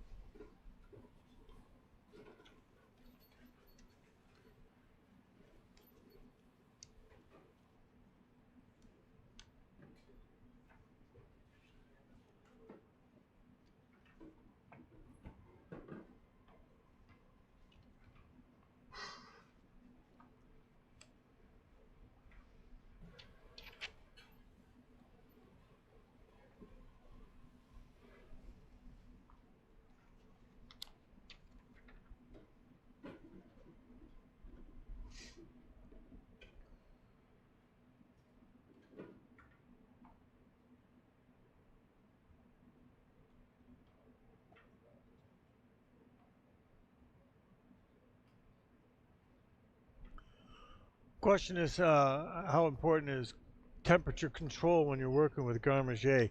When you're working with a lot of volume protein, yes, it's very, very important. You know, and then when you start adding liquids and things like that to it, not outside of, you know, brines or marinades and things like that, yes, it's important.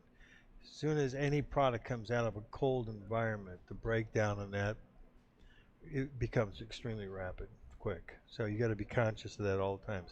As you can see, they're being extremely expedient in their processing, and they're maintaining everything on a cold and getting it covered right away too.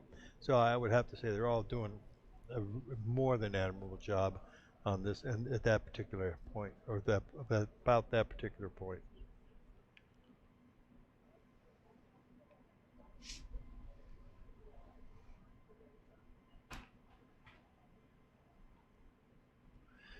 It's amazing how much work you can get done in 2 hours. You know, he's gone through the fish already. He's got his chicken going already. He's got the breakdown on the pork already. That's pretty impressive. That's good work.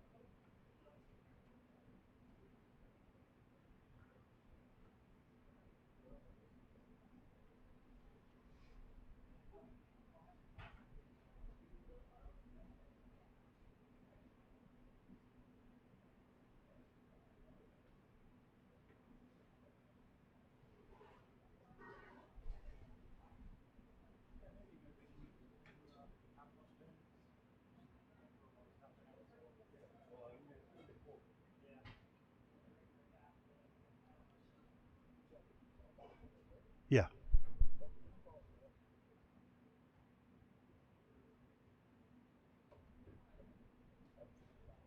Okay.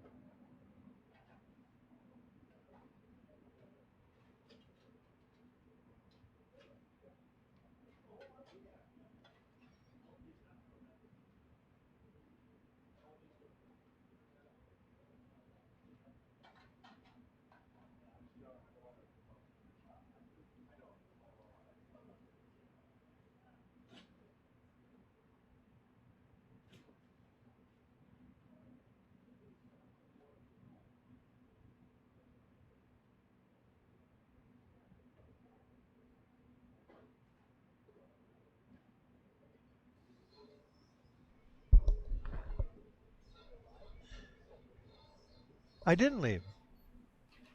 Oh.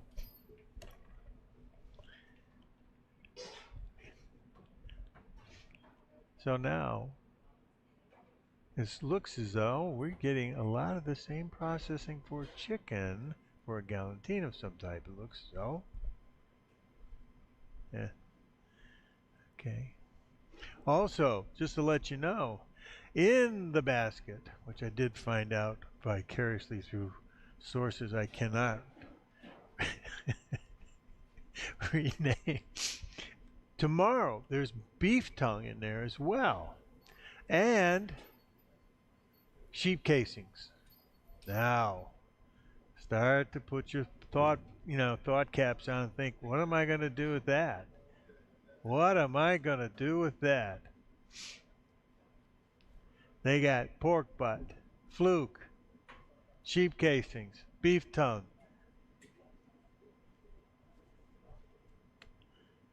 Okay.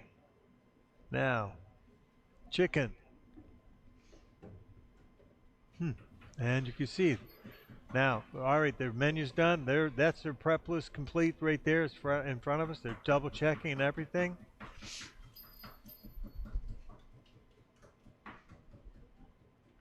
They got 1 hour to go before they have to walk out of the kitchen. There we go. Somebody's getting a nice chicken galantine ready.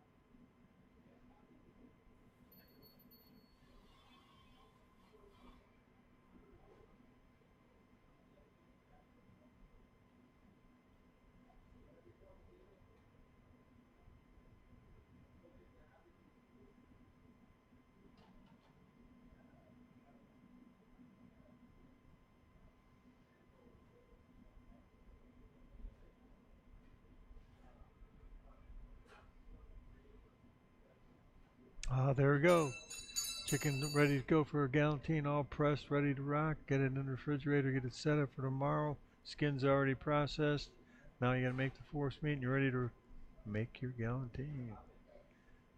Now, break down the rest of the chicken for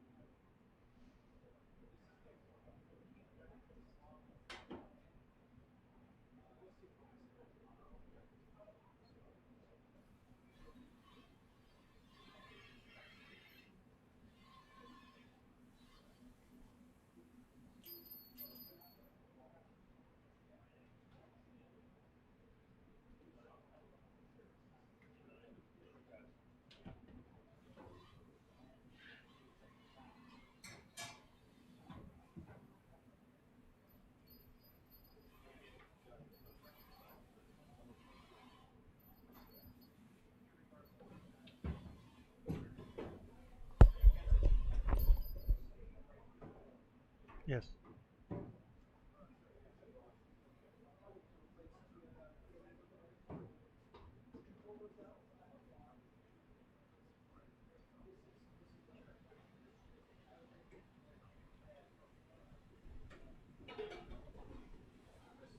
Because of the way we did that, I wanted to make sure we.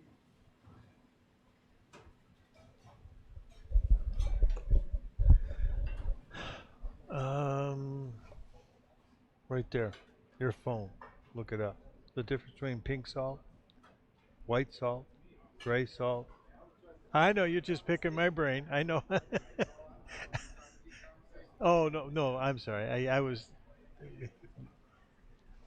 But see, one of the things I always tell my students is, when they come up with a question, and I look at them and say, did you research it before you asked, and you couldn't find the answer? So I know, I'm just, playing a little bit here, but Oh, well, I'm sorry. Am I talking too much out there?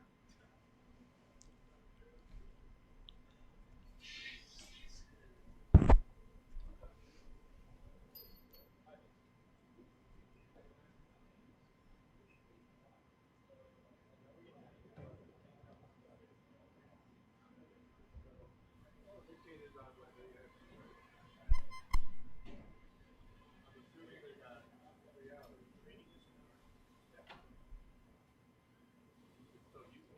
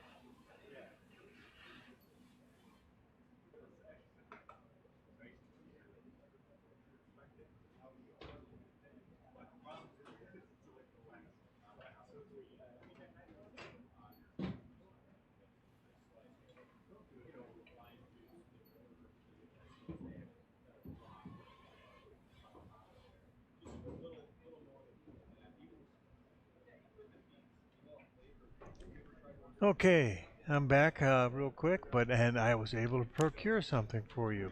I have the basket for tomorrow, so this will help you to better understand why they're going through this process. For tomorrow, we're going to be showcasing pork shoulder, bone in, fluke, 6 pound plus, beef tongue, turnip, Brussels sprouts, lentils, butternut squash, sheep casing, Basque pear, and we've got, let's see, some apples, beets, oranges, carrots, dried cherries, kale, northern beans, parsnips, rutabaga, sunchoke, sweet onions, and Swiss chard. Now, they have to use everything in the basket. And so therefore now you got an idea that a little more of a contemporary version with everything that's going on with charcuterie and the changes that are made. So it makes it more, actually I think it makes it a lot more fun, personally. And so we're taking into consideration all the items. You got pork, fluke, beef tongue, as some and your chicken, don't forget, because the chicken actually comes out of your main basket or your main inventory. So it's not actually part of the basket, but if you're going to make a galantine, that would be where and obviously we're seeing some of the same thought process going towards the candidates doing the same thing. So, but keeping in mind, the sheep casings were the only ones, and then how are you going to use them? Because if you go back to what they're asking you to do with the food, because you have to present, let's see, in 2 hours, that's tonight, but that's tomorrow. You have 8 portions displayed in a theme hors d'oeuvre reception, which is 1 pâté à croûte, terrine, or galantine, 1 whole muscle meat. That could be from, you think about it, you might use that even from the fish. You could use it from the chicken. You could use that from the pork. But now, then along with that, you've got your 3 salad items, the green and the farinaceous one, leafy green. And then you have vegetables. 3 accompaniments, obviously we talked about that. Aioli, chow chow, chimichurri, salsa, something along that lines, a chutney, a sambal. And then you got 12 pieces of 2 different kinds of canapé, which can be served either hot or cold. A portion of all products in the basket must be utilized. And again, there's a certain amount of time once they receive, and you can see here we got Chef Gio is making a dough. Now this is good. Get this out of the way today, I think, because you don't want to spend too much time working on that tomorrow. But nonetheless, think about that on your basket. You don't have, and you're going to set up a series of hors d'oeuvres. You got the croûte, the terrine, the galantine, the whole muscle. So you got a lot of thinking to do to put this menu in play. So it'll be interesting first thing tomorrow when we see all these finished menus and we can display them all side by side so we can see how they all thought the process through to where they developed their own different style menus. So for that, we'll see that first thing tomorrow morning. So Chef Young, Lou Young down here, and John. Chef John, Anthony.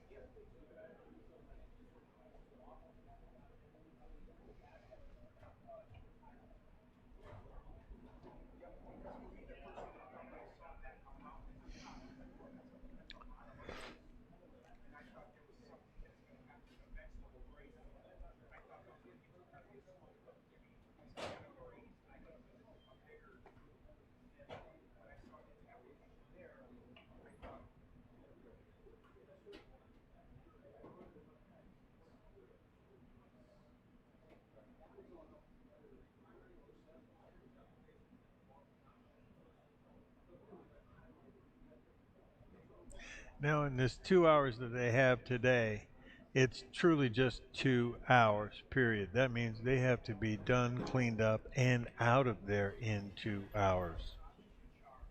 So, again, when you think about it, there's not 2 hours and then we get to clean up. No, everything has to be done prior to and walk out at 2 hours. So at 4:30, they need to be everything done, cleaned up, and gone. Looks like he's doing a nice little mise en place for something for tomorrow.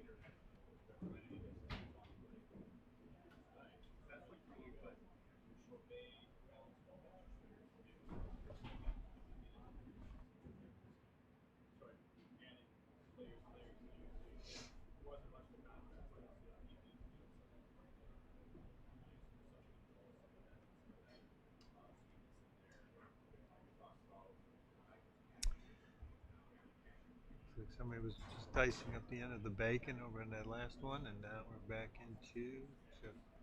Oh, there we go. That's it. Nice smoked bacon there. Look at that.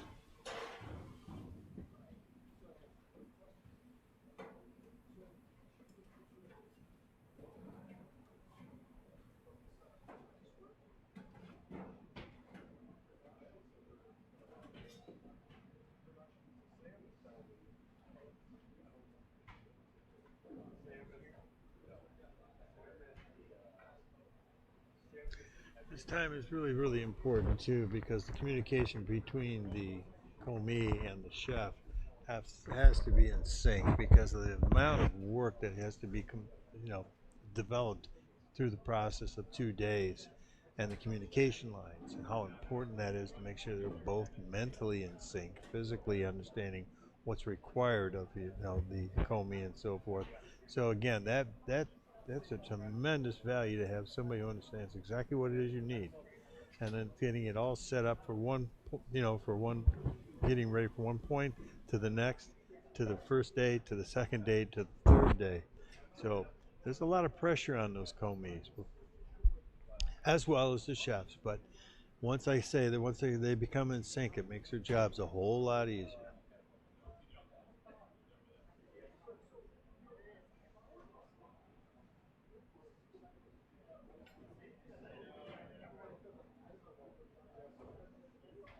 Looks like somebody plazing something out. Egg, cream.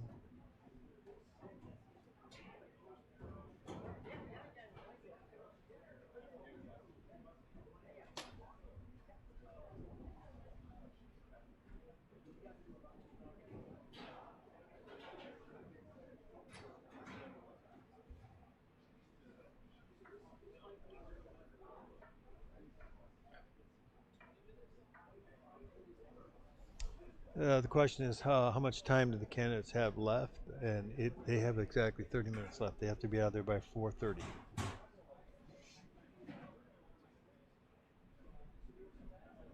All inclusive.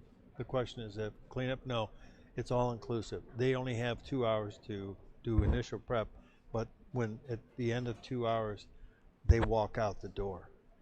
There's no cleanup afterwards. The only thing they may have the opportunity to do is to feed their dough. Nothing else.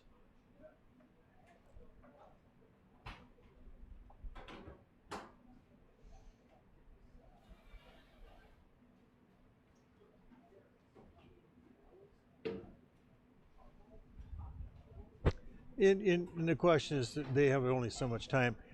This is where, if you're in communication with your apprentice or your commis, they could be finalizing so much while you're finishing. You could be a last minute dice right down to the 2 hours and 28, and that would be the last thing you'd wipe down, wash, or put down and clean up, and then you walk out the door. I mean, again, it's communication. How you doing? It's what the issue with this one, because it's a nuance that's just a little bit different. But they're saying we're going to give you 2 hours, but that's it. 2 hours, you have to have the place clean when you walk out in 2 hours. So the mindset now is, how do I get the most out of that 2 hours? That's what the chef is thinking right now. How do I get the most out of that? How am I going to get my job the most out of what I need done for tomorrow, today? And what can I have my commis do so that I can fulfill all those needs? That's that communication line, and that's that mental process of thinking ahead. What can I do? What can I have them do to make sure that all happens and get the most out of it?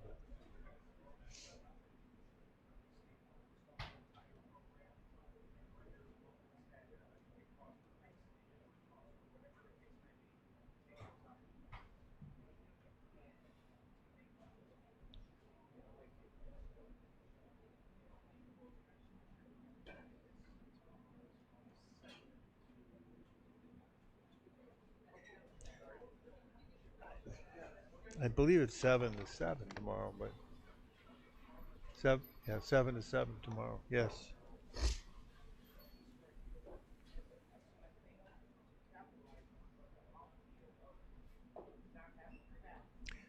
And tomorrow, the unique thing too is they will work from 7 till 12, 12:15. Take a break, half hour. It's a mandatory break. And they will be switching commis. They won't have the same commis throughout the day. So they'll be switching to a new commis. They start out with the one they have right now, and they have the same one in the morning. And then what happens at 12, they break for lunch. They get a new commis. Then they have to break the new commis in so they can finish the rest of the day till 7 o'clock at night, getting that right.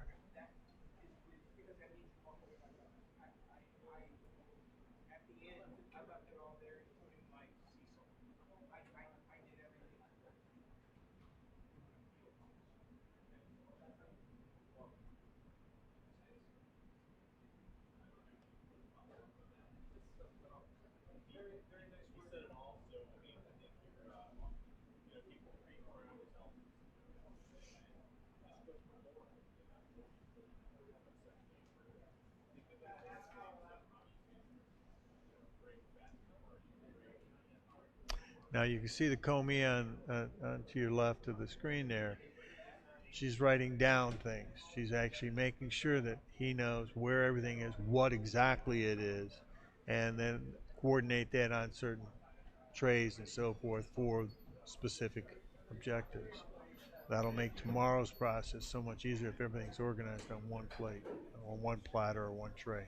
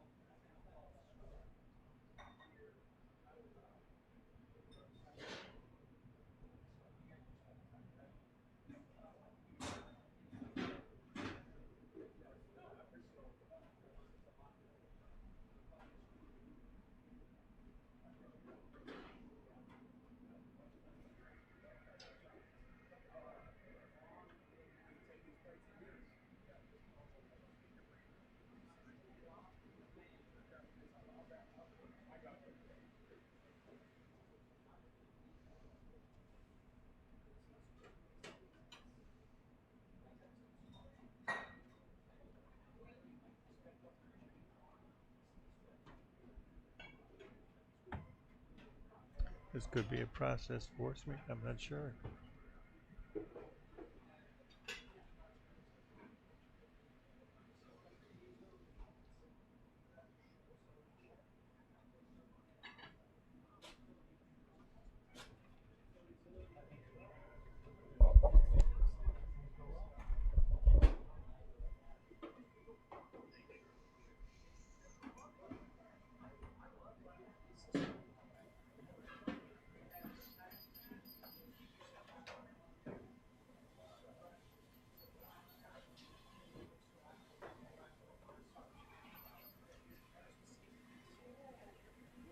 Must be because he's adding ice to it. Chill it down.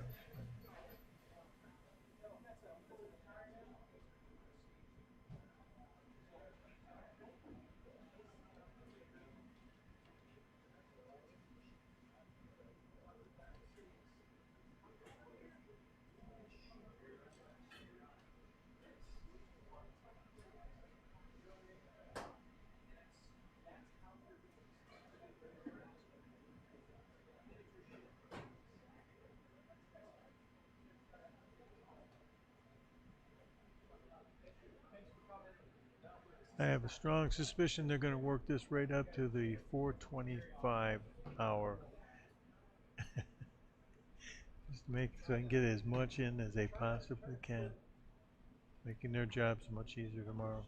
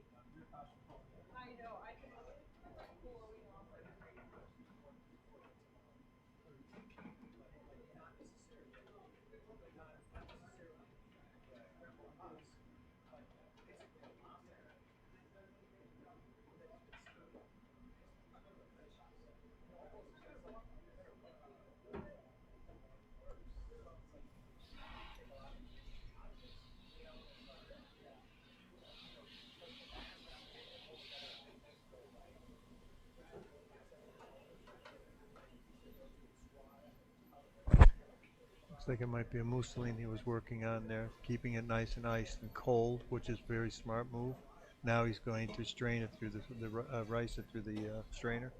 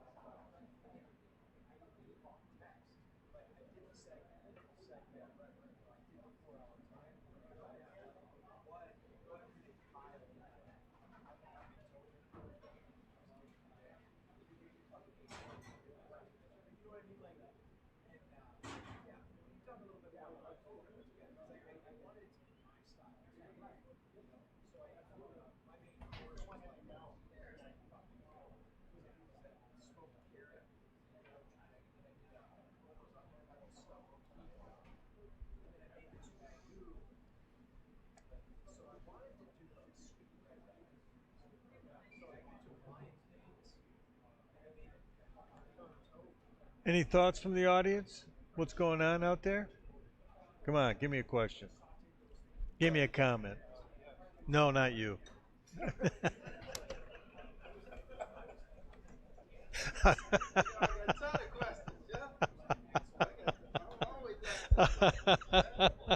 I just thought I'd liven it up a little bit. I got an audience here, so those out there understand what's going on. I do have a rather knowledgeable based audience, and these are a lot of the sous chefs and chefs that have come to get really involved with understanding what CMC test is all about. And the chefs here have been actually asking me some very extremely good questions, but they are shy, so I'm trying to invite them to understand that the more they talk to me, the more you out there will learn about what's going on over here. Go ahead. What's your question, chef? Tammy? Right. Good question. What is the purpose of that? The question was, what is the purpose of tammying or running the mousseline through a screen? Say that one more time. It's absolutely right. It changes and improves. Well, it changes. First of all, it changes the texture. It improves it by making it smoother and more, well, I would say, almost to a silky finish, where it's very clean. No, any fibers that were exactly not grainy at all. And obviously the thing too is, remember when he was processing that, making it cold all the time, because he's incorporated cream and eggs. So now we got to be careful. We don't want any separation in there. Maintaining, and there was a question you had brought up earlier, maintaining the temperature is very, very critical. And there's a bowl of ice underneath that too. So constantly keeping that temperature right where it should be.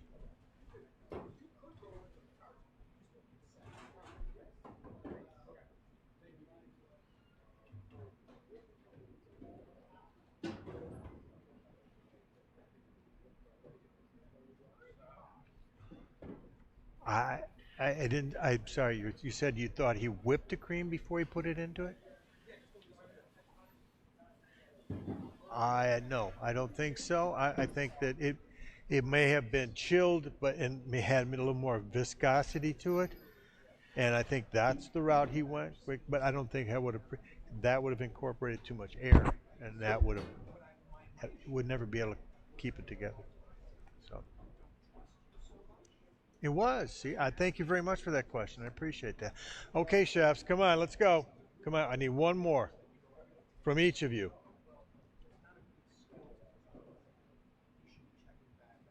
Yes. You're looking at me like, come on. One question, that's all I need. I'm going to come right back to you. Ms. Rodriguez? No? Yeah. You guys are killing me. Go ahead.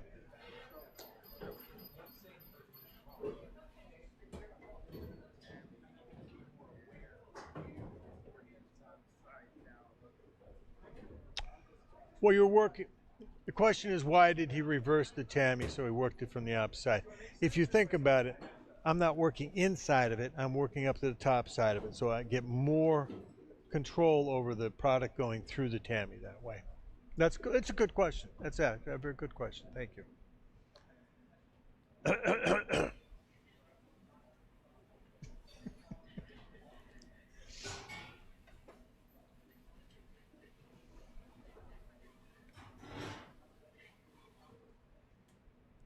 Well, there's 14 minutes left. We have one more question from the audience. Go right ahead.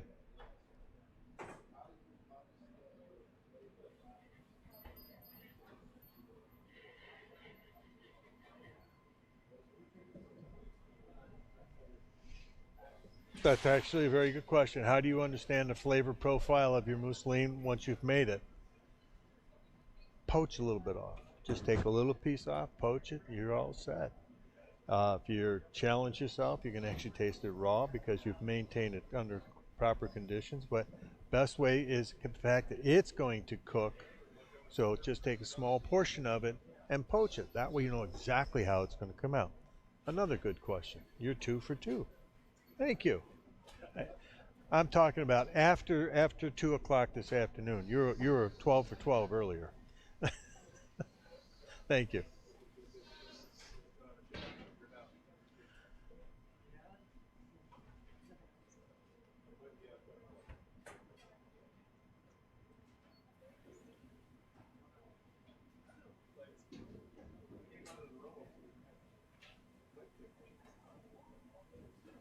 Yes. The question is, now that the candidates are in their second phase of the CMC test, going into the second phase of it, have they received their feedback from this morning's plant-based cuisine test or exam? Yes, they have. They've been critiqued on both their kitchen and also on their tasting.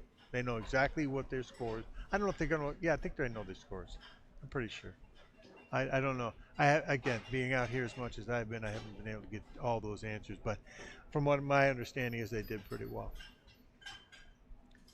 So yes, you get an immediate feedback, and when they're doing a tasting score, they go through the scoring and the tasting of all the products that all your courses.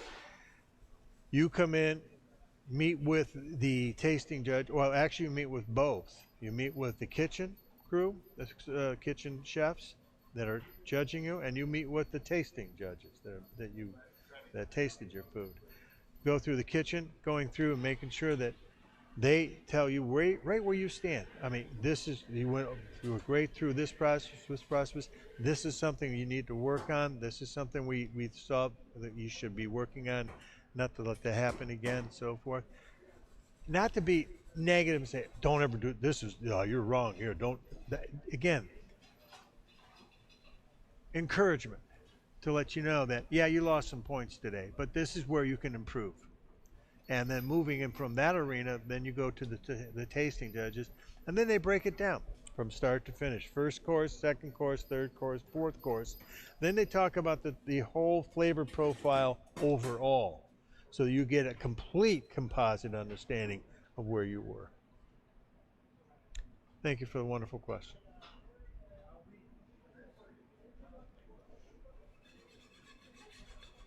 Uh-oh, got just about 10 minutes left in the kitchen out there. So we're going to see some scrambling on clean. There we go, the cleaning go. There you go, clean up and organization now. They have to walk out of there with the kitchen totally spotless.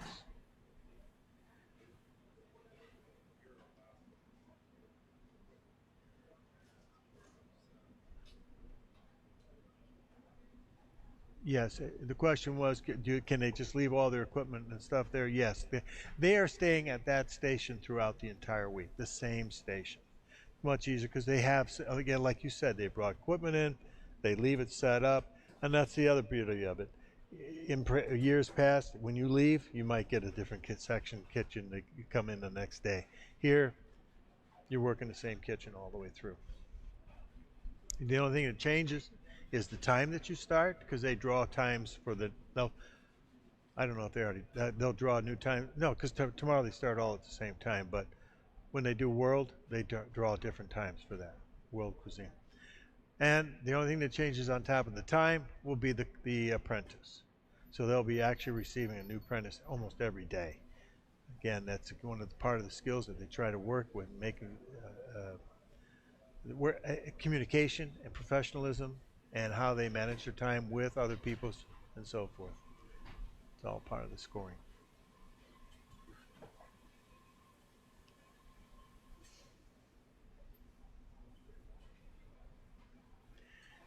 So if Anthony Jung's there, something going on there, saying, uh-oh, let me get this back in this container before I could put it away, get rid of the old one, put a new one there. And as you can see, the kitchen's starting to get cleaned up, ready to go.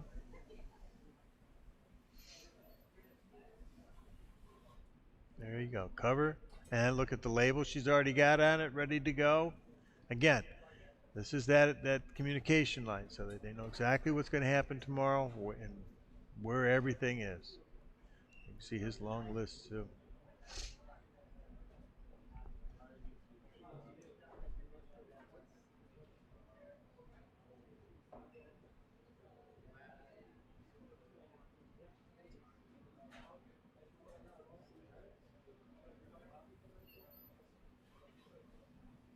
Oh, I'm sorry. The question was, why is the chef laminating or put it in a plastic sleeve like that? Obviously, in case something spills on it. So it's an easy way, and that's a good point too, because paper, all of a sudden you kind of go, uh-oh, I can't read this. Yes, and that's the reason why they put that in the plastic sleeves. And thank you for the good point. That's a good point to bring up, because I encourage that as you go along too, because anything to make your job simpler from potential mistakes that could arise, and now it doesn't hurt me at all. So the only time that would hurt you if it went in the deep fryer.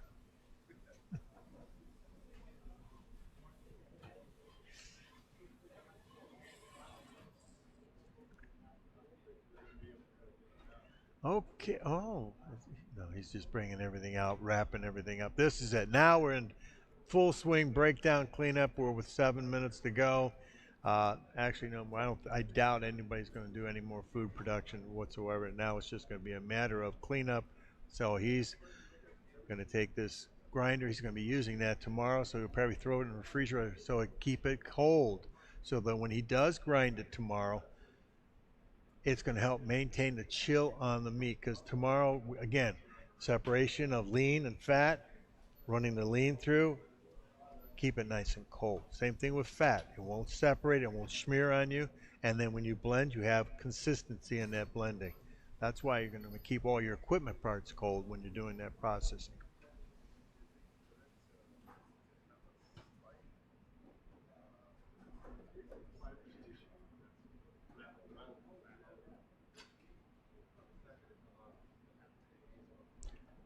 Well, the question is, should you have almost a frozen factor on the meat? No, I would say no, because you don't want anything to get quite that cold where it takes on that firm chill. Cold beyond, not just before freezing would be better, because you think about the processing it goes through.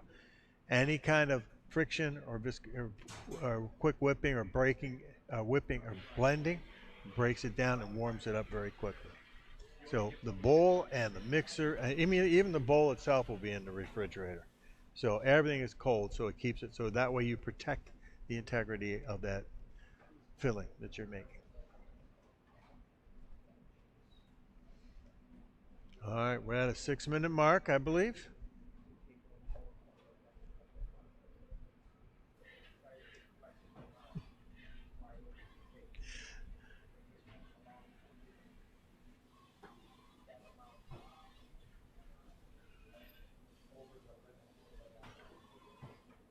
Okay, you can see where he's now just taken, and they're reorganizing their platters, getting everything lined up so that they know, both of them, because these are the same commies that are going to be there tomorrow.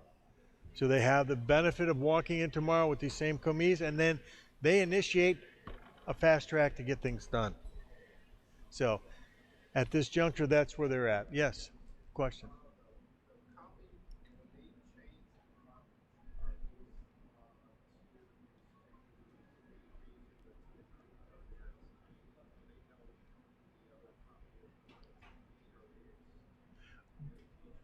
The question is, when they exchange tomorrow at noon, or at their 12:30 or 12:15 break, whatever it is tomorrow, and they exchange for the new commies, are you asking me, do the commies know each other, or do the chef and the commie know each other?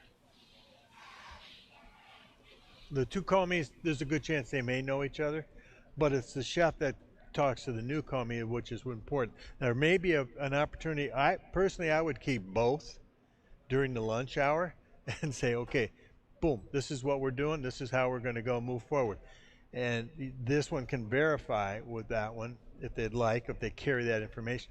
The more communication you give the second commie coming in, the better the movement going forward. So, without further ado, I don't think we need to watch the last minute cleanup here. So I think we'll probably call this one a day. Ladies and gentlemen, thank you so much for watching, and we are going to leave and go, and we will be back tomorrow morning bright and early. Thank you. Bye, y'all.